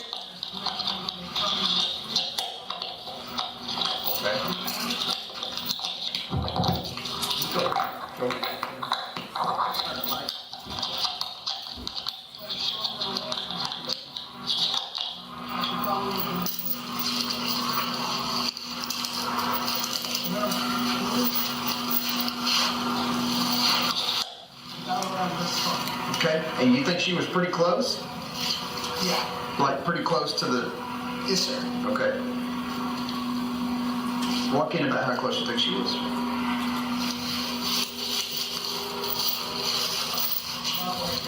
About right there? That close to the road? Yes, sir. Okay.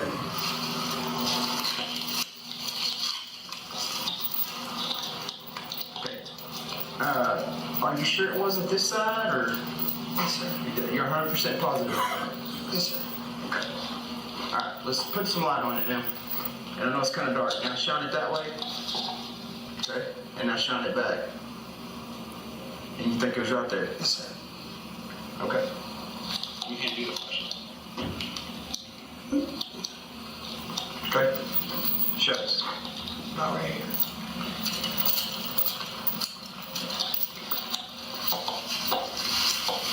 Where were you standing when you crossed her?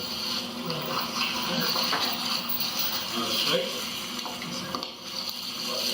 Oh, sorry.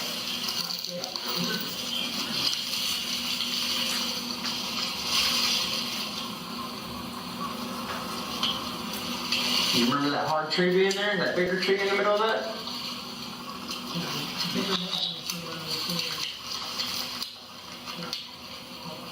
Shine the light back there real quick. You see in this spot. This spot?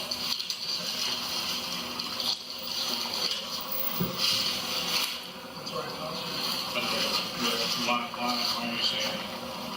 How do you know that's what you're talking about? I'm just saying this spot in general. I can't move my arms over very much. I'm saying around this. So about this is what you're saying? Yes, sir. What do you believe it's this spot? Because this is where I park. I understand. I park just enough to where the house will be good.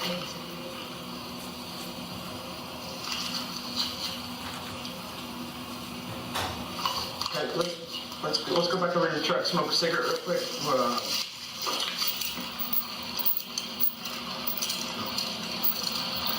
Back up. There you go.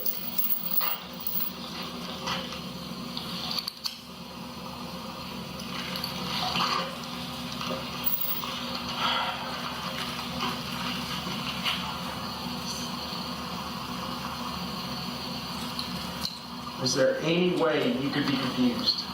No, sir. No. If we go to your house and look or anything like that, is that going to change anything? No, sir. My fiance lives with me. Okay. But there's no way in hell. So you wouldn't take her back?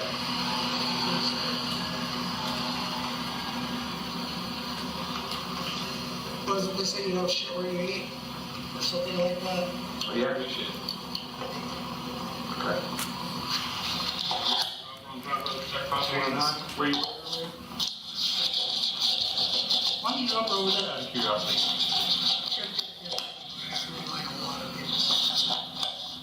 Like 3 or 4 cars like in a row went out. And I think that would have been way too obvious versus on an open road like this. Gotcha. So that's kind of a dead end down there? Like people are gonna remember a FedEx truck parked on a private road. I gotcha. Something like this, people will just think, oh, they're just trying to get their next package out. Yeah. That makes sense. Makes complete sense. I'm smarter than a lot of people give me credit for. A lot of people think I'm dumb. Some people are pretty judgmental, man. So.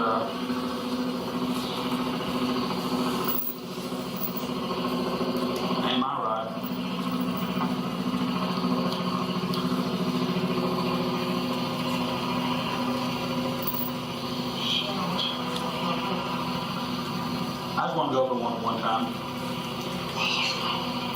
too expensive though.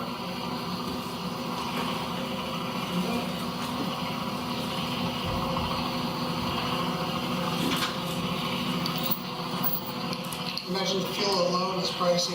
Oh, I've heard about the fuel costs of those things going up for a little while. Going insane. Well, yeah, this economy's kind of going crazy right now. Doesn't have to be, but. I try not to blame whoever's in office, but it's hard not to. Well, they sent $91 billion overseas. It's kind of hard not to blame them. And they can't track 20 billion of it. You didn't know that? They've been trying to track it all. They lost track of 20 billion. They don't know where 20 billion went. $20 billion. American dollars. Money your money. 20 billion of it. Yeah. And when they ask about it, they're like, yeah. Pretty much. Yeah. So, now, who made the money? Who made the money? We don't know. I mean, it's just printed, but I mean, when you send $21 billion over there for aid, we don't know where it went to. So it went to somebody's pocket. We have homeless people in our whole freaking country. Why do we have to help other people? 100% with you. 100% with you. We even help our homeless veterans, our homeless people, take care of them, feed our starving, our hungry children. But I'm just a dumb cop, so I don't know. I wouldn't call you dumb. Actually, pretty intelligent. I'll be honest with you, man. It doesn't look like she's here. That's what's worrying. Do you think she was actually dead? I didn't check. I just kind of assumed because she defecated on herself. Yeah. You pick her up in your arms or by her clothes? What? I mean, which one? In your arms or by her clothes? By her clothes. Okay. Oh man, when I went in there, something stabbed in my eye. My eye's irritated now. Yeah. A little piece of bamboo leaf. I think I'm allergic to bamboo. And there's no chance you could have done a little further or back. Not 3549. Originally, the plan was I was going to go on the private road and talk about that. Yes. I understand. Because our main goal is to get her remains home, close it out. Yeah. I mean, I think it might be possible somebody picked her up at the same time, like, you know what I mean? Yeah. I mean, that's random person picks her up. It's gonna be why they come forward and stuff like that. I'm a hero, I found her, stuff like that. You know what I mean? Unless they were not right. Yeah, that's true. Like, I've noticed there's quite a bit of tweakers out here. Quite a bit. Sorry, I'm just sitting here racking my brain and thinking, it's like, Tanner's being completely honest with me, completely cooperative with me. He's been upfront and honest, and it just clicked to me. Is it Zero that's fucking with me? That's not wanting to tell me where she's at?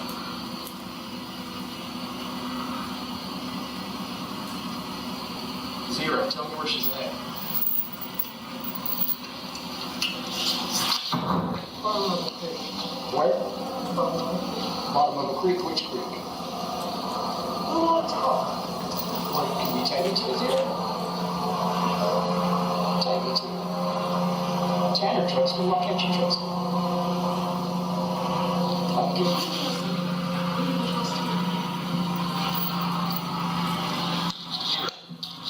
Let me take her home, Zero. Let me take her home.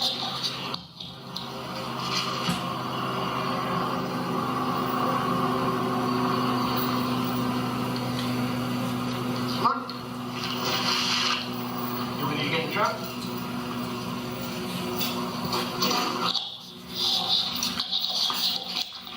Woman.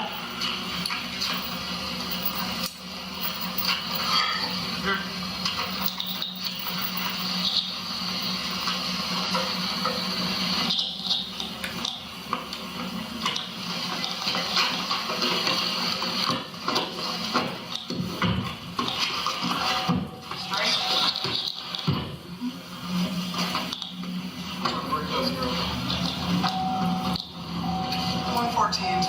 I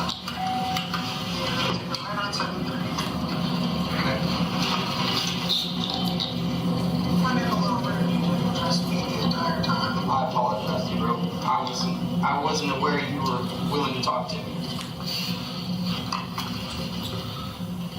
I'm not gonna let you out for that. Could you get out there and tell them to move, please? ASAP. Hey, come on, let's out real quick. We need out. We need out.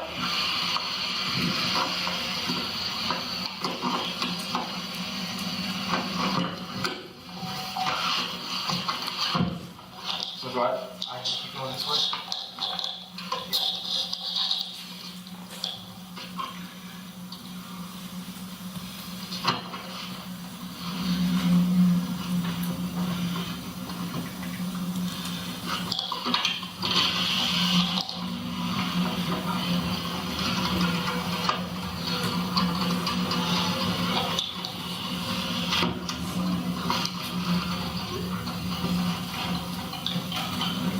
This way?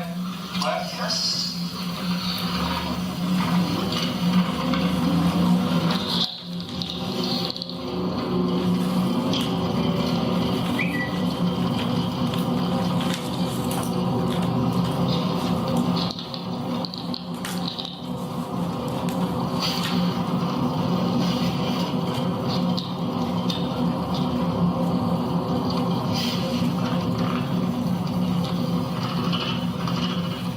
Right or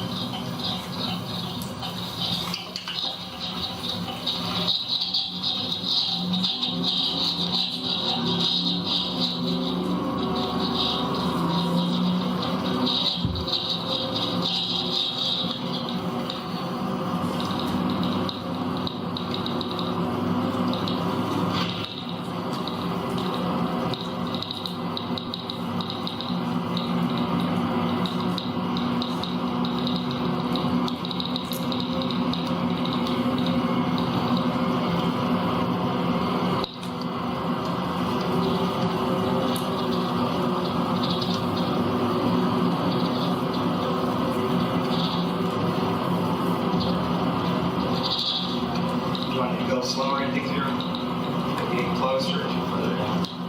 Getting kind of close.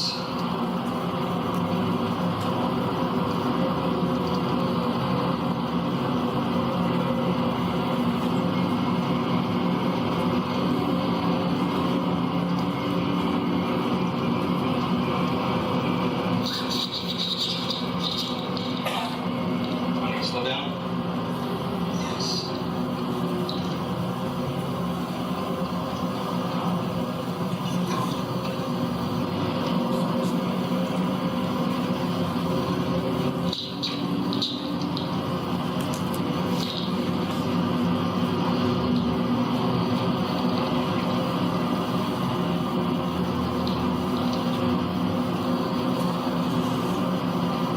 See where all those cars are? Oh, no. Take a left. Left.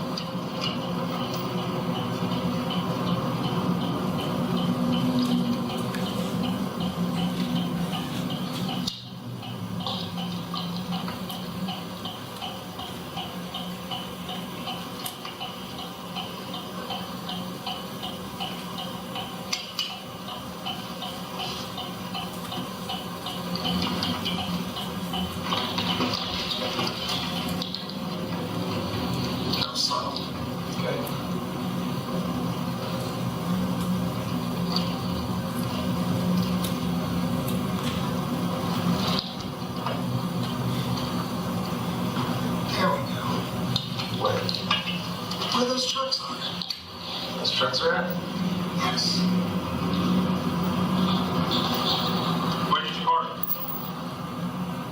Right here. Okay. Where'd you put it? I'll show you.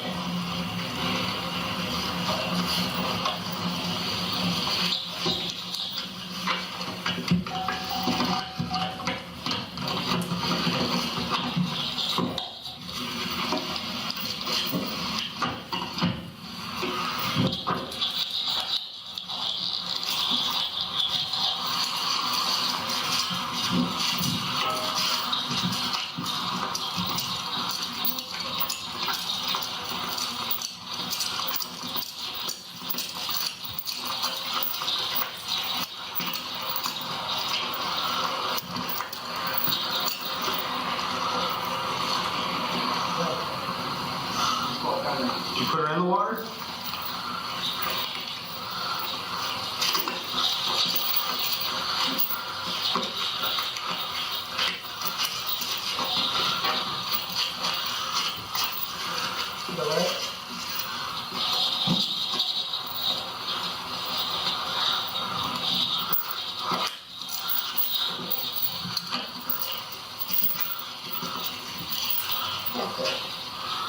You got her in the water?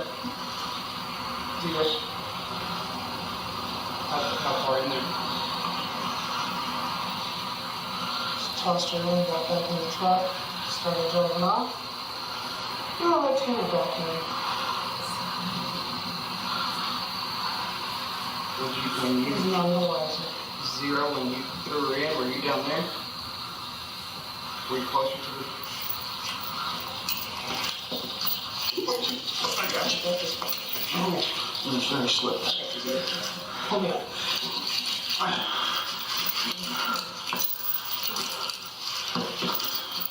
You got it? Were you this far down? Did you step a little? Right there. You tossed her in right there? Did she sink? Did it sink? Did you tie something to her? Go lift. Right there. Right there. Oh, yep. She's there. There she is. Okay. Let's go. Thank you, Zero. Zero.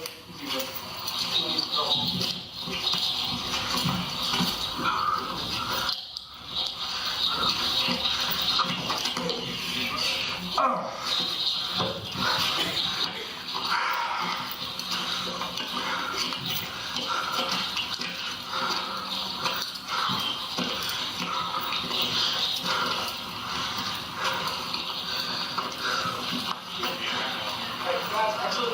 Stand by. Stand by.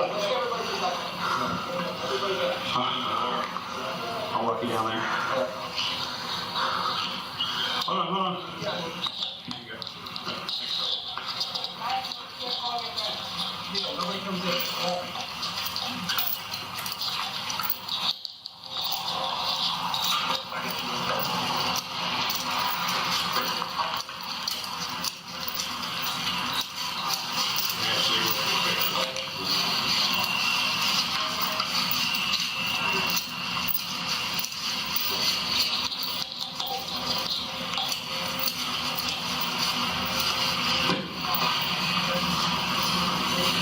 sitting there with it for a second. Okay. Wait, leave me a hot stop, right? Hey, nobody goes past that. Nobody.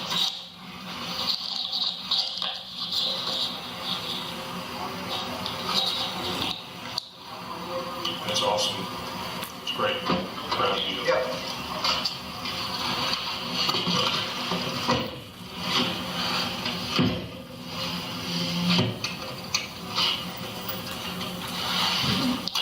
Zero, thank you for getting me here.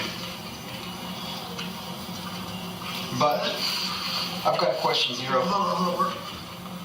What happened? Am I talking to Tanner now? No. What's... I need Zero. I need to ask Zero one more question. Zero, can you come out? Zero, I need you. Talk to me. I know Tanner didn't sexually assault this girl. I know Tanner didn't hurt this girl, but I know you did. Did you sexually assault this little girl? No. Did you kill this little girl, Zero? Tanner wouldn't do it. Thank you for bringing me to her. Thank you for letting me get her home.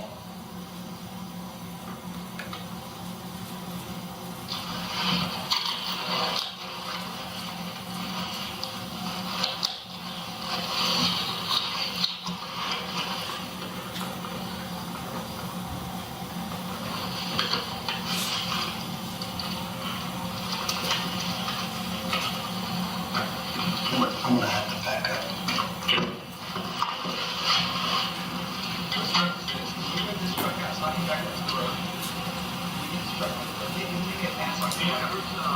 I moved, actually, you moved that follow.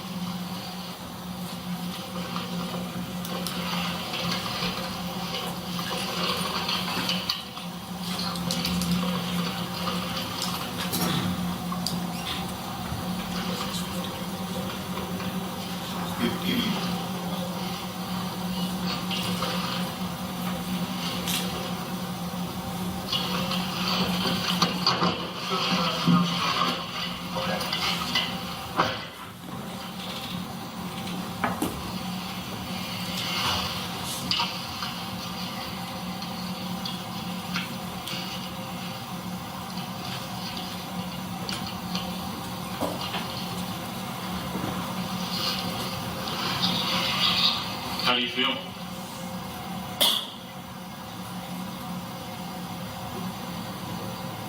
Like I want to hurt Tanner. Why do you want to hurt Tanner? Because he's a coward.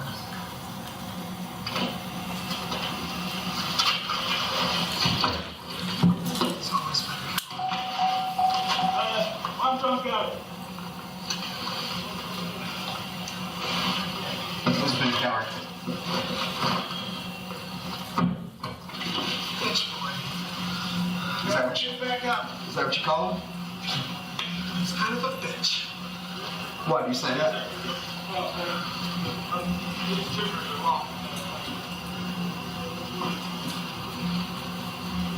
Keep going, Joe. Keep going. We've got that road stopped for you.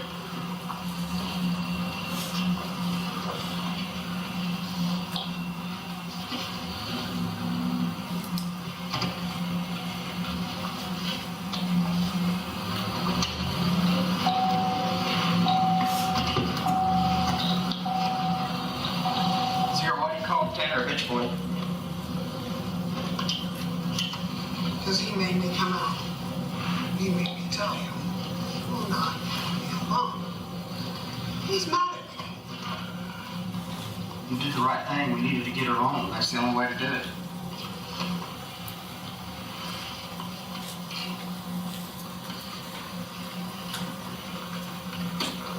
We needed to get her home. if something happened to somebody you cared for, wouldn't you want them to come home?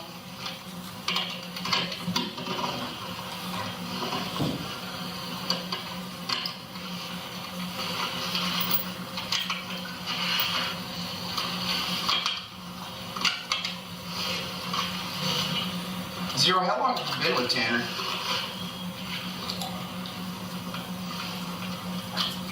About 6 months. Where'd you come from?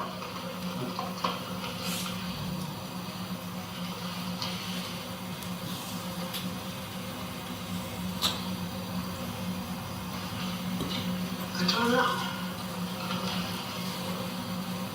What made you come to Tanner?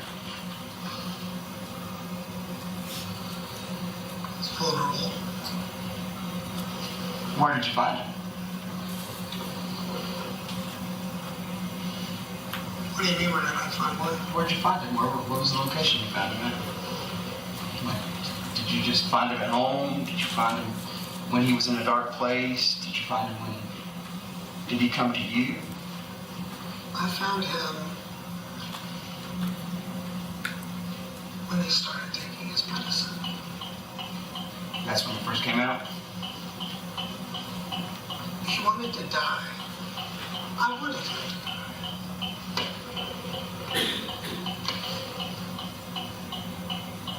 He seems to be more in control most of the time.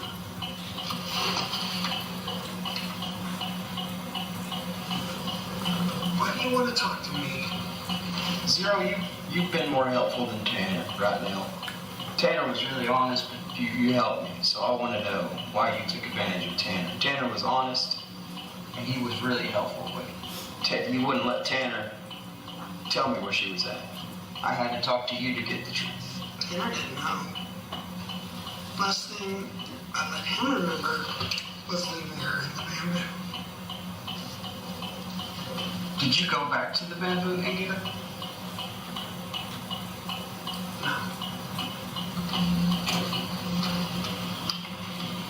You didn't go back to the bamboo and get her and then bring her here? Immediately after she was put in the bamboo. Immediately? Tanner couldn't handle this reality. So I took over.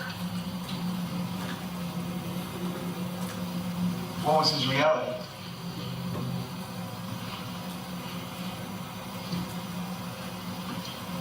The fact that he let a child die. So is Tanner telling us the truth on how everything happened? His truth. What's your truth on it? What's your take on it? How did it happen? I tried getting into her, that little girl. She was going to put us away for a long time. So everything Vehicular assault. So everything... Even if it's on accident. So I took the initiative to make her know.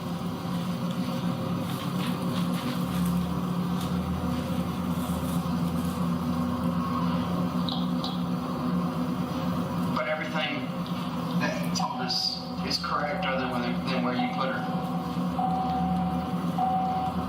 Pretty much. But the thing he didn't want to tell you about me. Why? Because he's clearly a nutcase. So, was that your attempt at getting me to talk to you when you were on the porch? Because obviously that wasn't Tanner. Or was that Tanner warning me about you? That was his warning.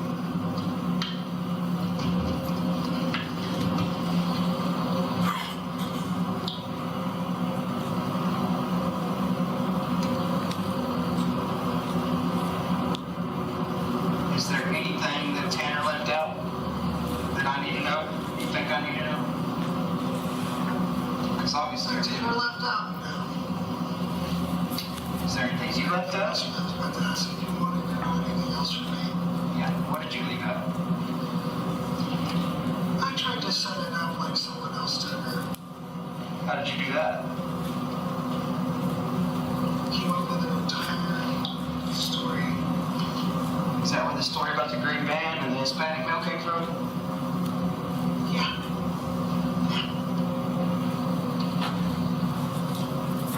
what you told those agents? I talked to them. He was too scared. The guy was too scared to talk to you, to talk to Zero? Taylor was too scared.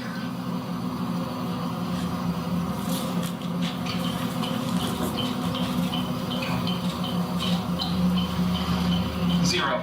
Is there anything else I need to know? Did you do anything else to that little girl?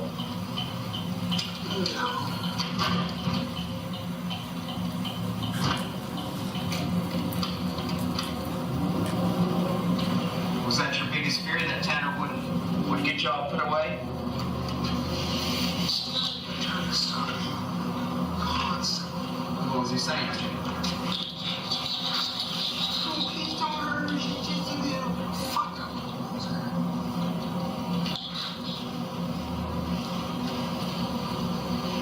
Did you immediately, as soon as y'all hit her, did you come out and take over? Or fear that maybe Tanner would get y'all put away, or did it take some time? Tanner was worried about the little shit.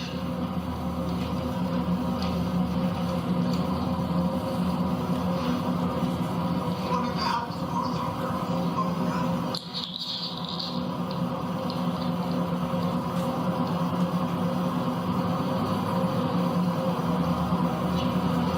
Why did you want to help her? Do you like to help anybody? No. Other than myself.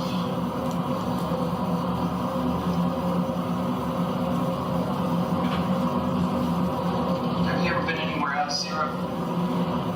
Have you ever done this before? No. Is this your first time? Of course. He won't let me out most of the time. I'm not with trust. Right now, he just doesn't know how to deal with anything. Just trapped in his psyche, talking when he was here.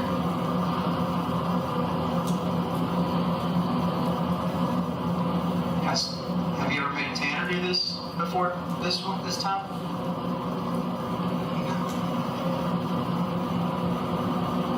There's never been a situation that called for this.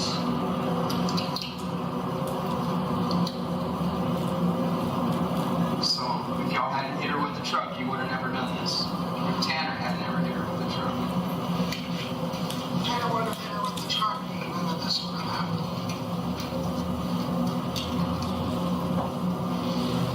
Right now, we'd be getting ready to go out to the bar and celebrate our brand new car we got. Do y'all go to the bar often? On occasion.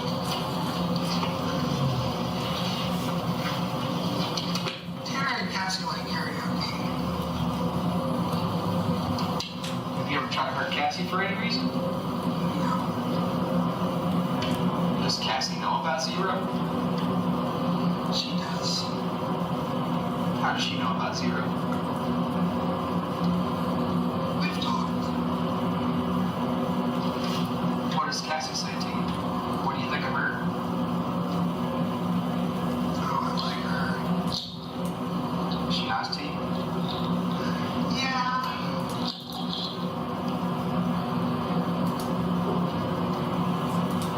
But between us, she likes it better when I fuck her versus what Tanner does. Oh yeah, why is that? She likes it rough. But now Tanner has to take over.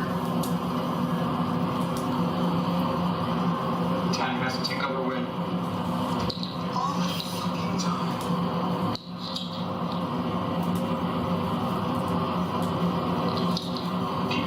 How long does Tanner stay away? How long do you keep him away? And does it come and go, or do you take over for long periods of time? The longer I've been here, the longer I'm able to keep in control. I've even found ways to block Tanner out. How do you do that? I make him go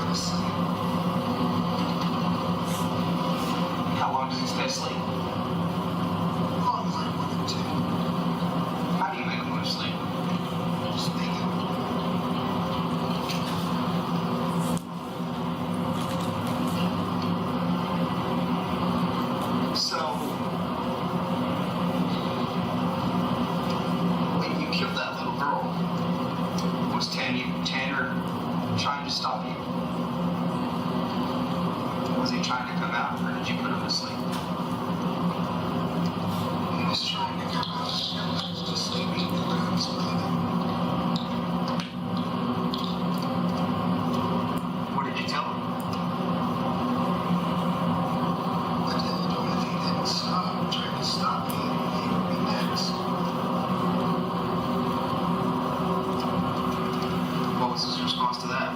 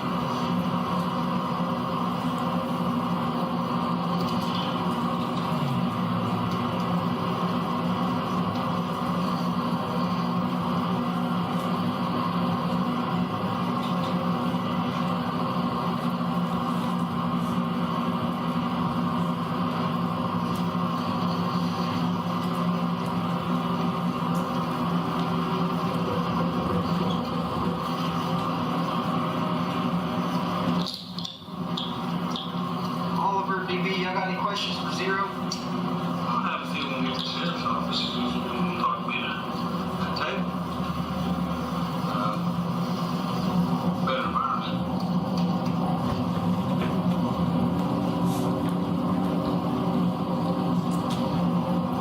Zero said you only been here 6 months. 8 months. In those 8 months, how have you made Tanner's life better? If you think that's my goal, you're sounding mistaken. Is your goal to improve Tanner's life? Why does it seem like I'm going to do a good job of that? Is that your sole reason for coming in to Tanner?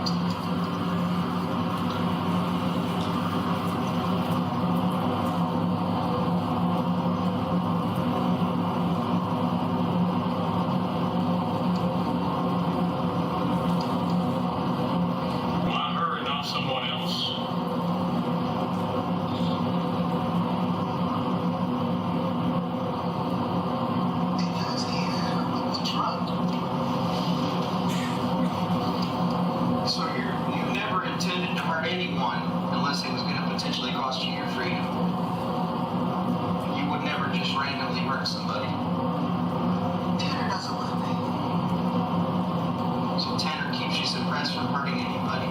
But if when you weren't hurt, that kept you from partying, that kept you from your cocaine, that kept you from doing what Zero likes to do. So you knew if you didn't take control, that Tanner would get you put in jail. Is that right? Right.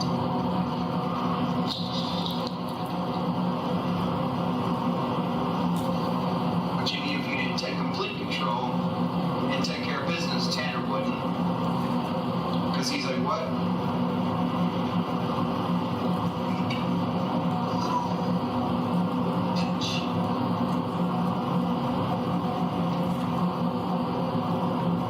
And Zero is who?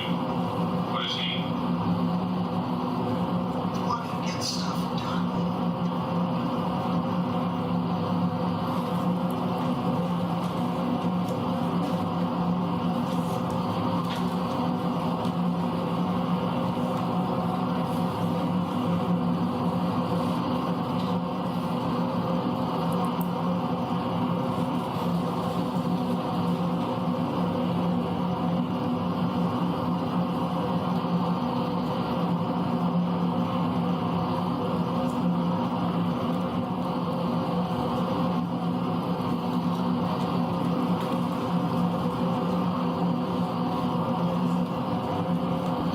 What's your main goal, Zero? Is it just to party and live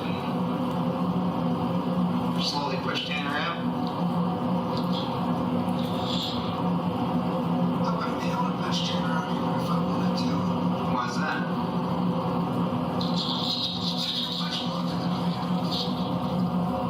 Is it hard to push somebody out when they've been around that long? Just past the right there. It is. I find it to be completely impossible to get rid of it completely. Yeah. But this is the first time you've been in anybody?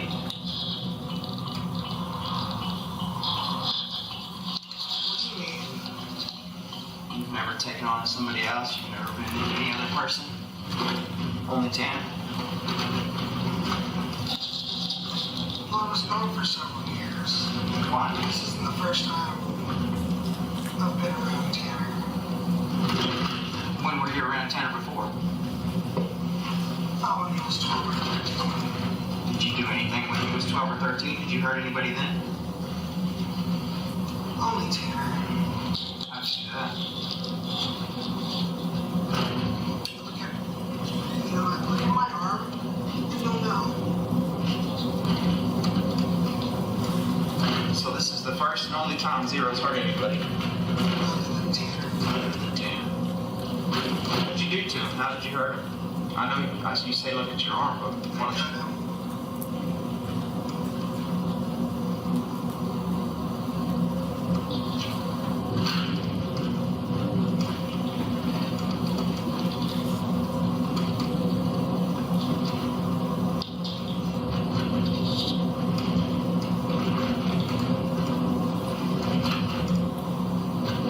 One time I got him really good. What'd you do? Tell me about it. Took a box cutter. Slashed as hard as I could. On where?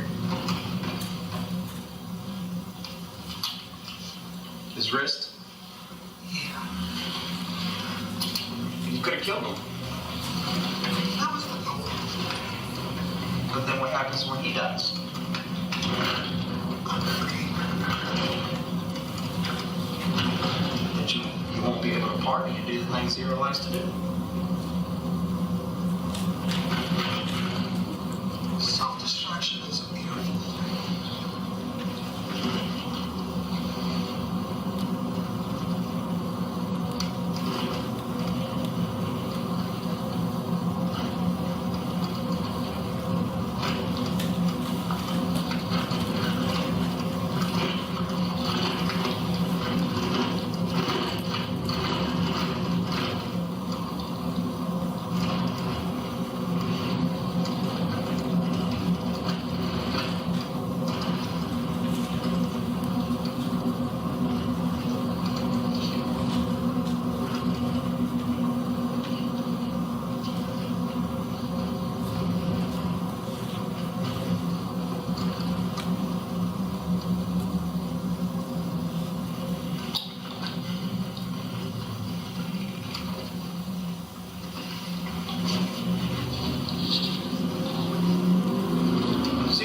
choose that spot?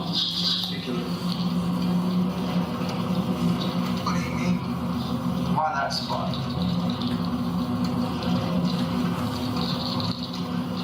What spot? The spot where you took her body. Because I knew Taylor would tell. Eventually. So that was a spot where she might not be found. Did you wrap anything around her? Did you do anything to weigh her down? Like what? Like anything? Rocks, anything tied to her, anything like that? No. Did you turn your phone off, Zero? Yes. When did you turn your phone off? When I took over, What did you do that for? so nobody would know. Were you afraid somebody was going to track you on your phone? Did you say somebody would know? Exactly. Where'd you get that idea from? TV. All the crime shows and stuff, I'm sure? You saying yes?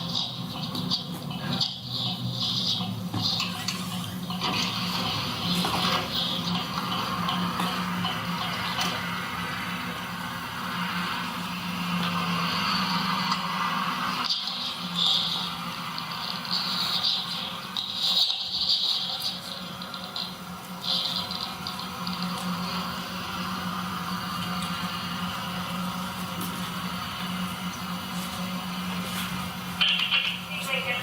Rangers coming back in.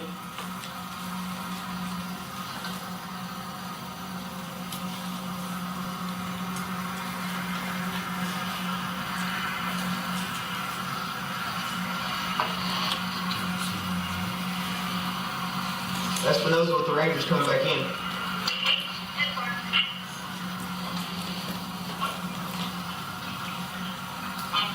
Yes.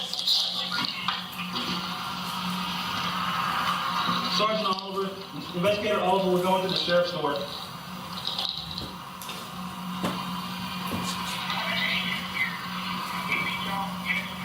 No. Just open the gate.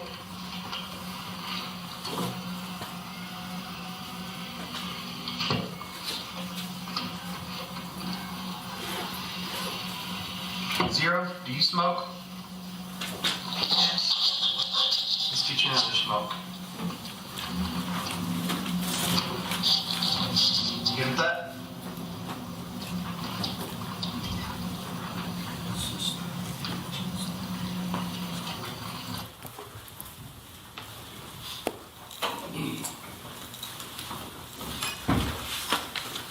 You will stop the tape at this point? Yeah, we can. There's some left, and then there's one after this. Looking at the time, Your Honor. Do y'all want to stop for today and start up in the morning? I'm fine with that, Your Honor, if you are. Is that agreeable with the defense? Yes, Your Honor. I defer to the court. Okay, we're gonna stop for the day, okay? Go back to your jury room and I'll have Deputy King tell you, give you an update on tomorrow. I need to talk to the lawyer, all right?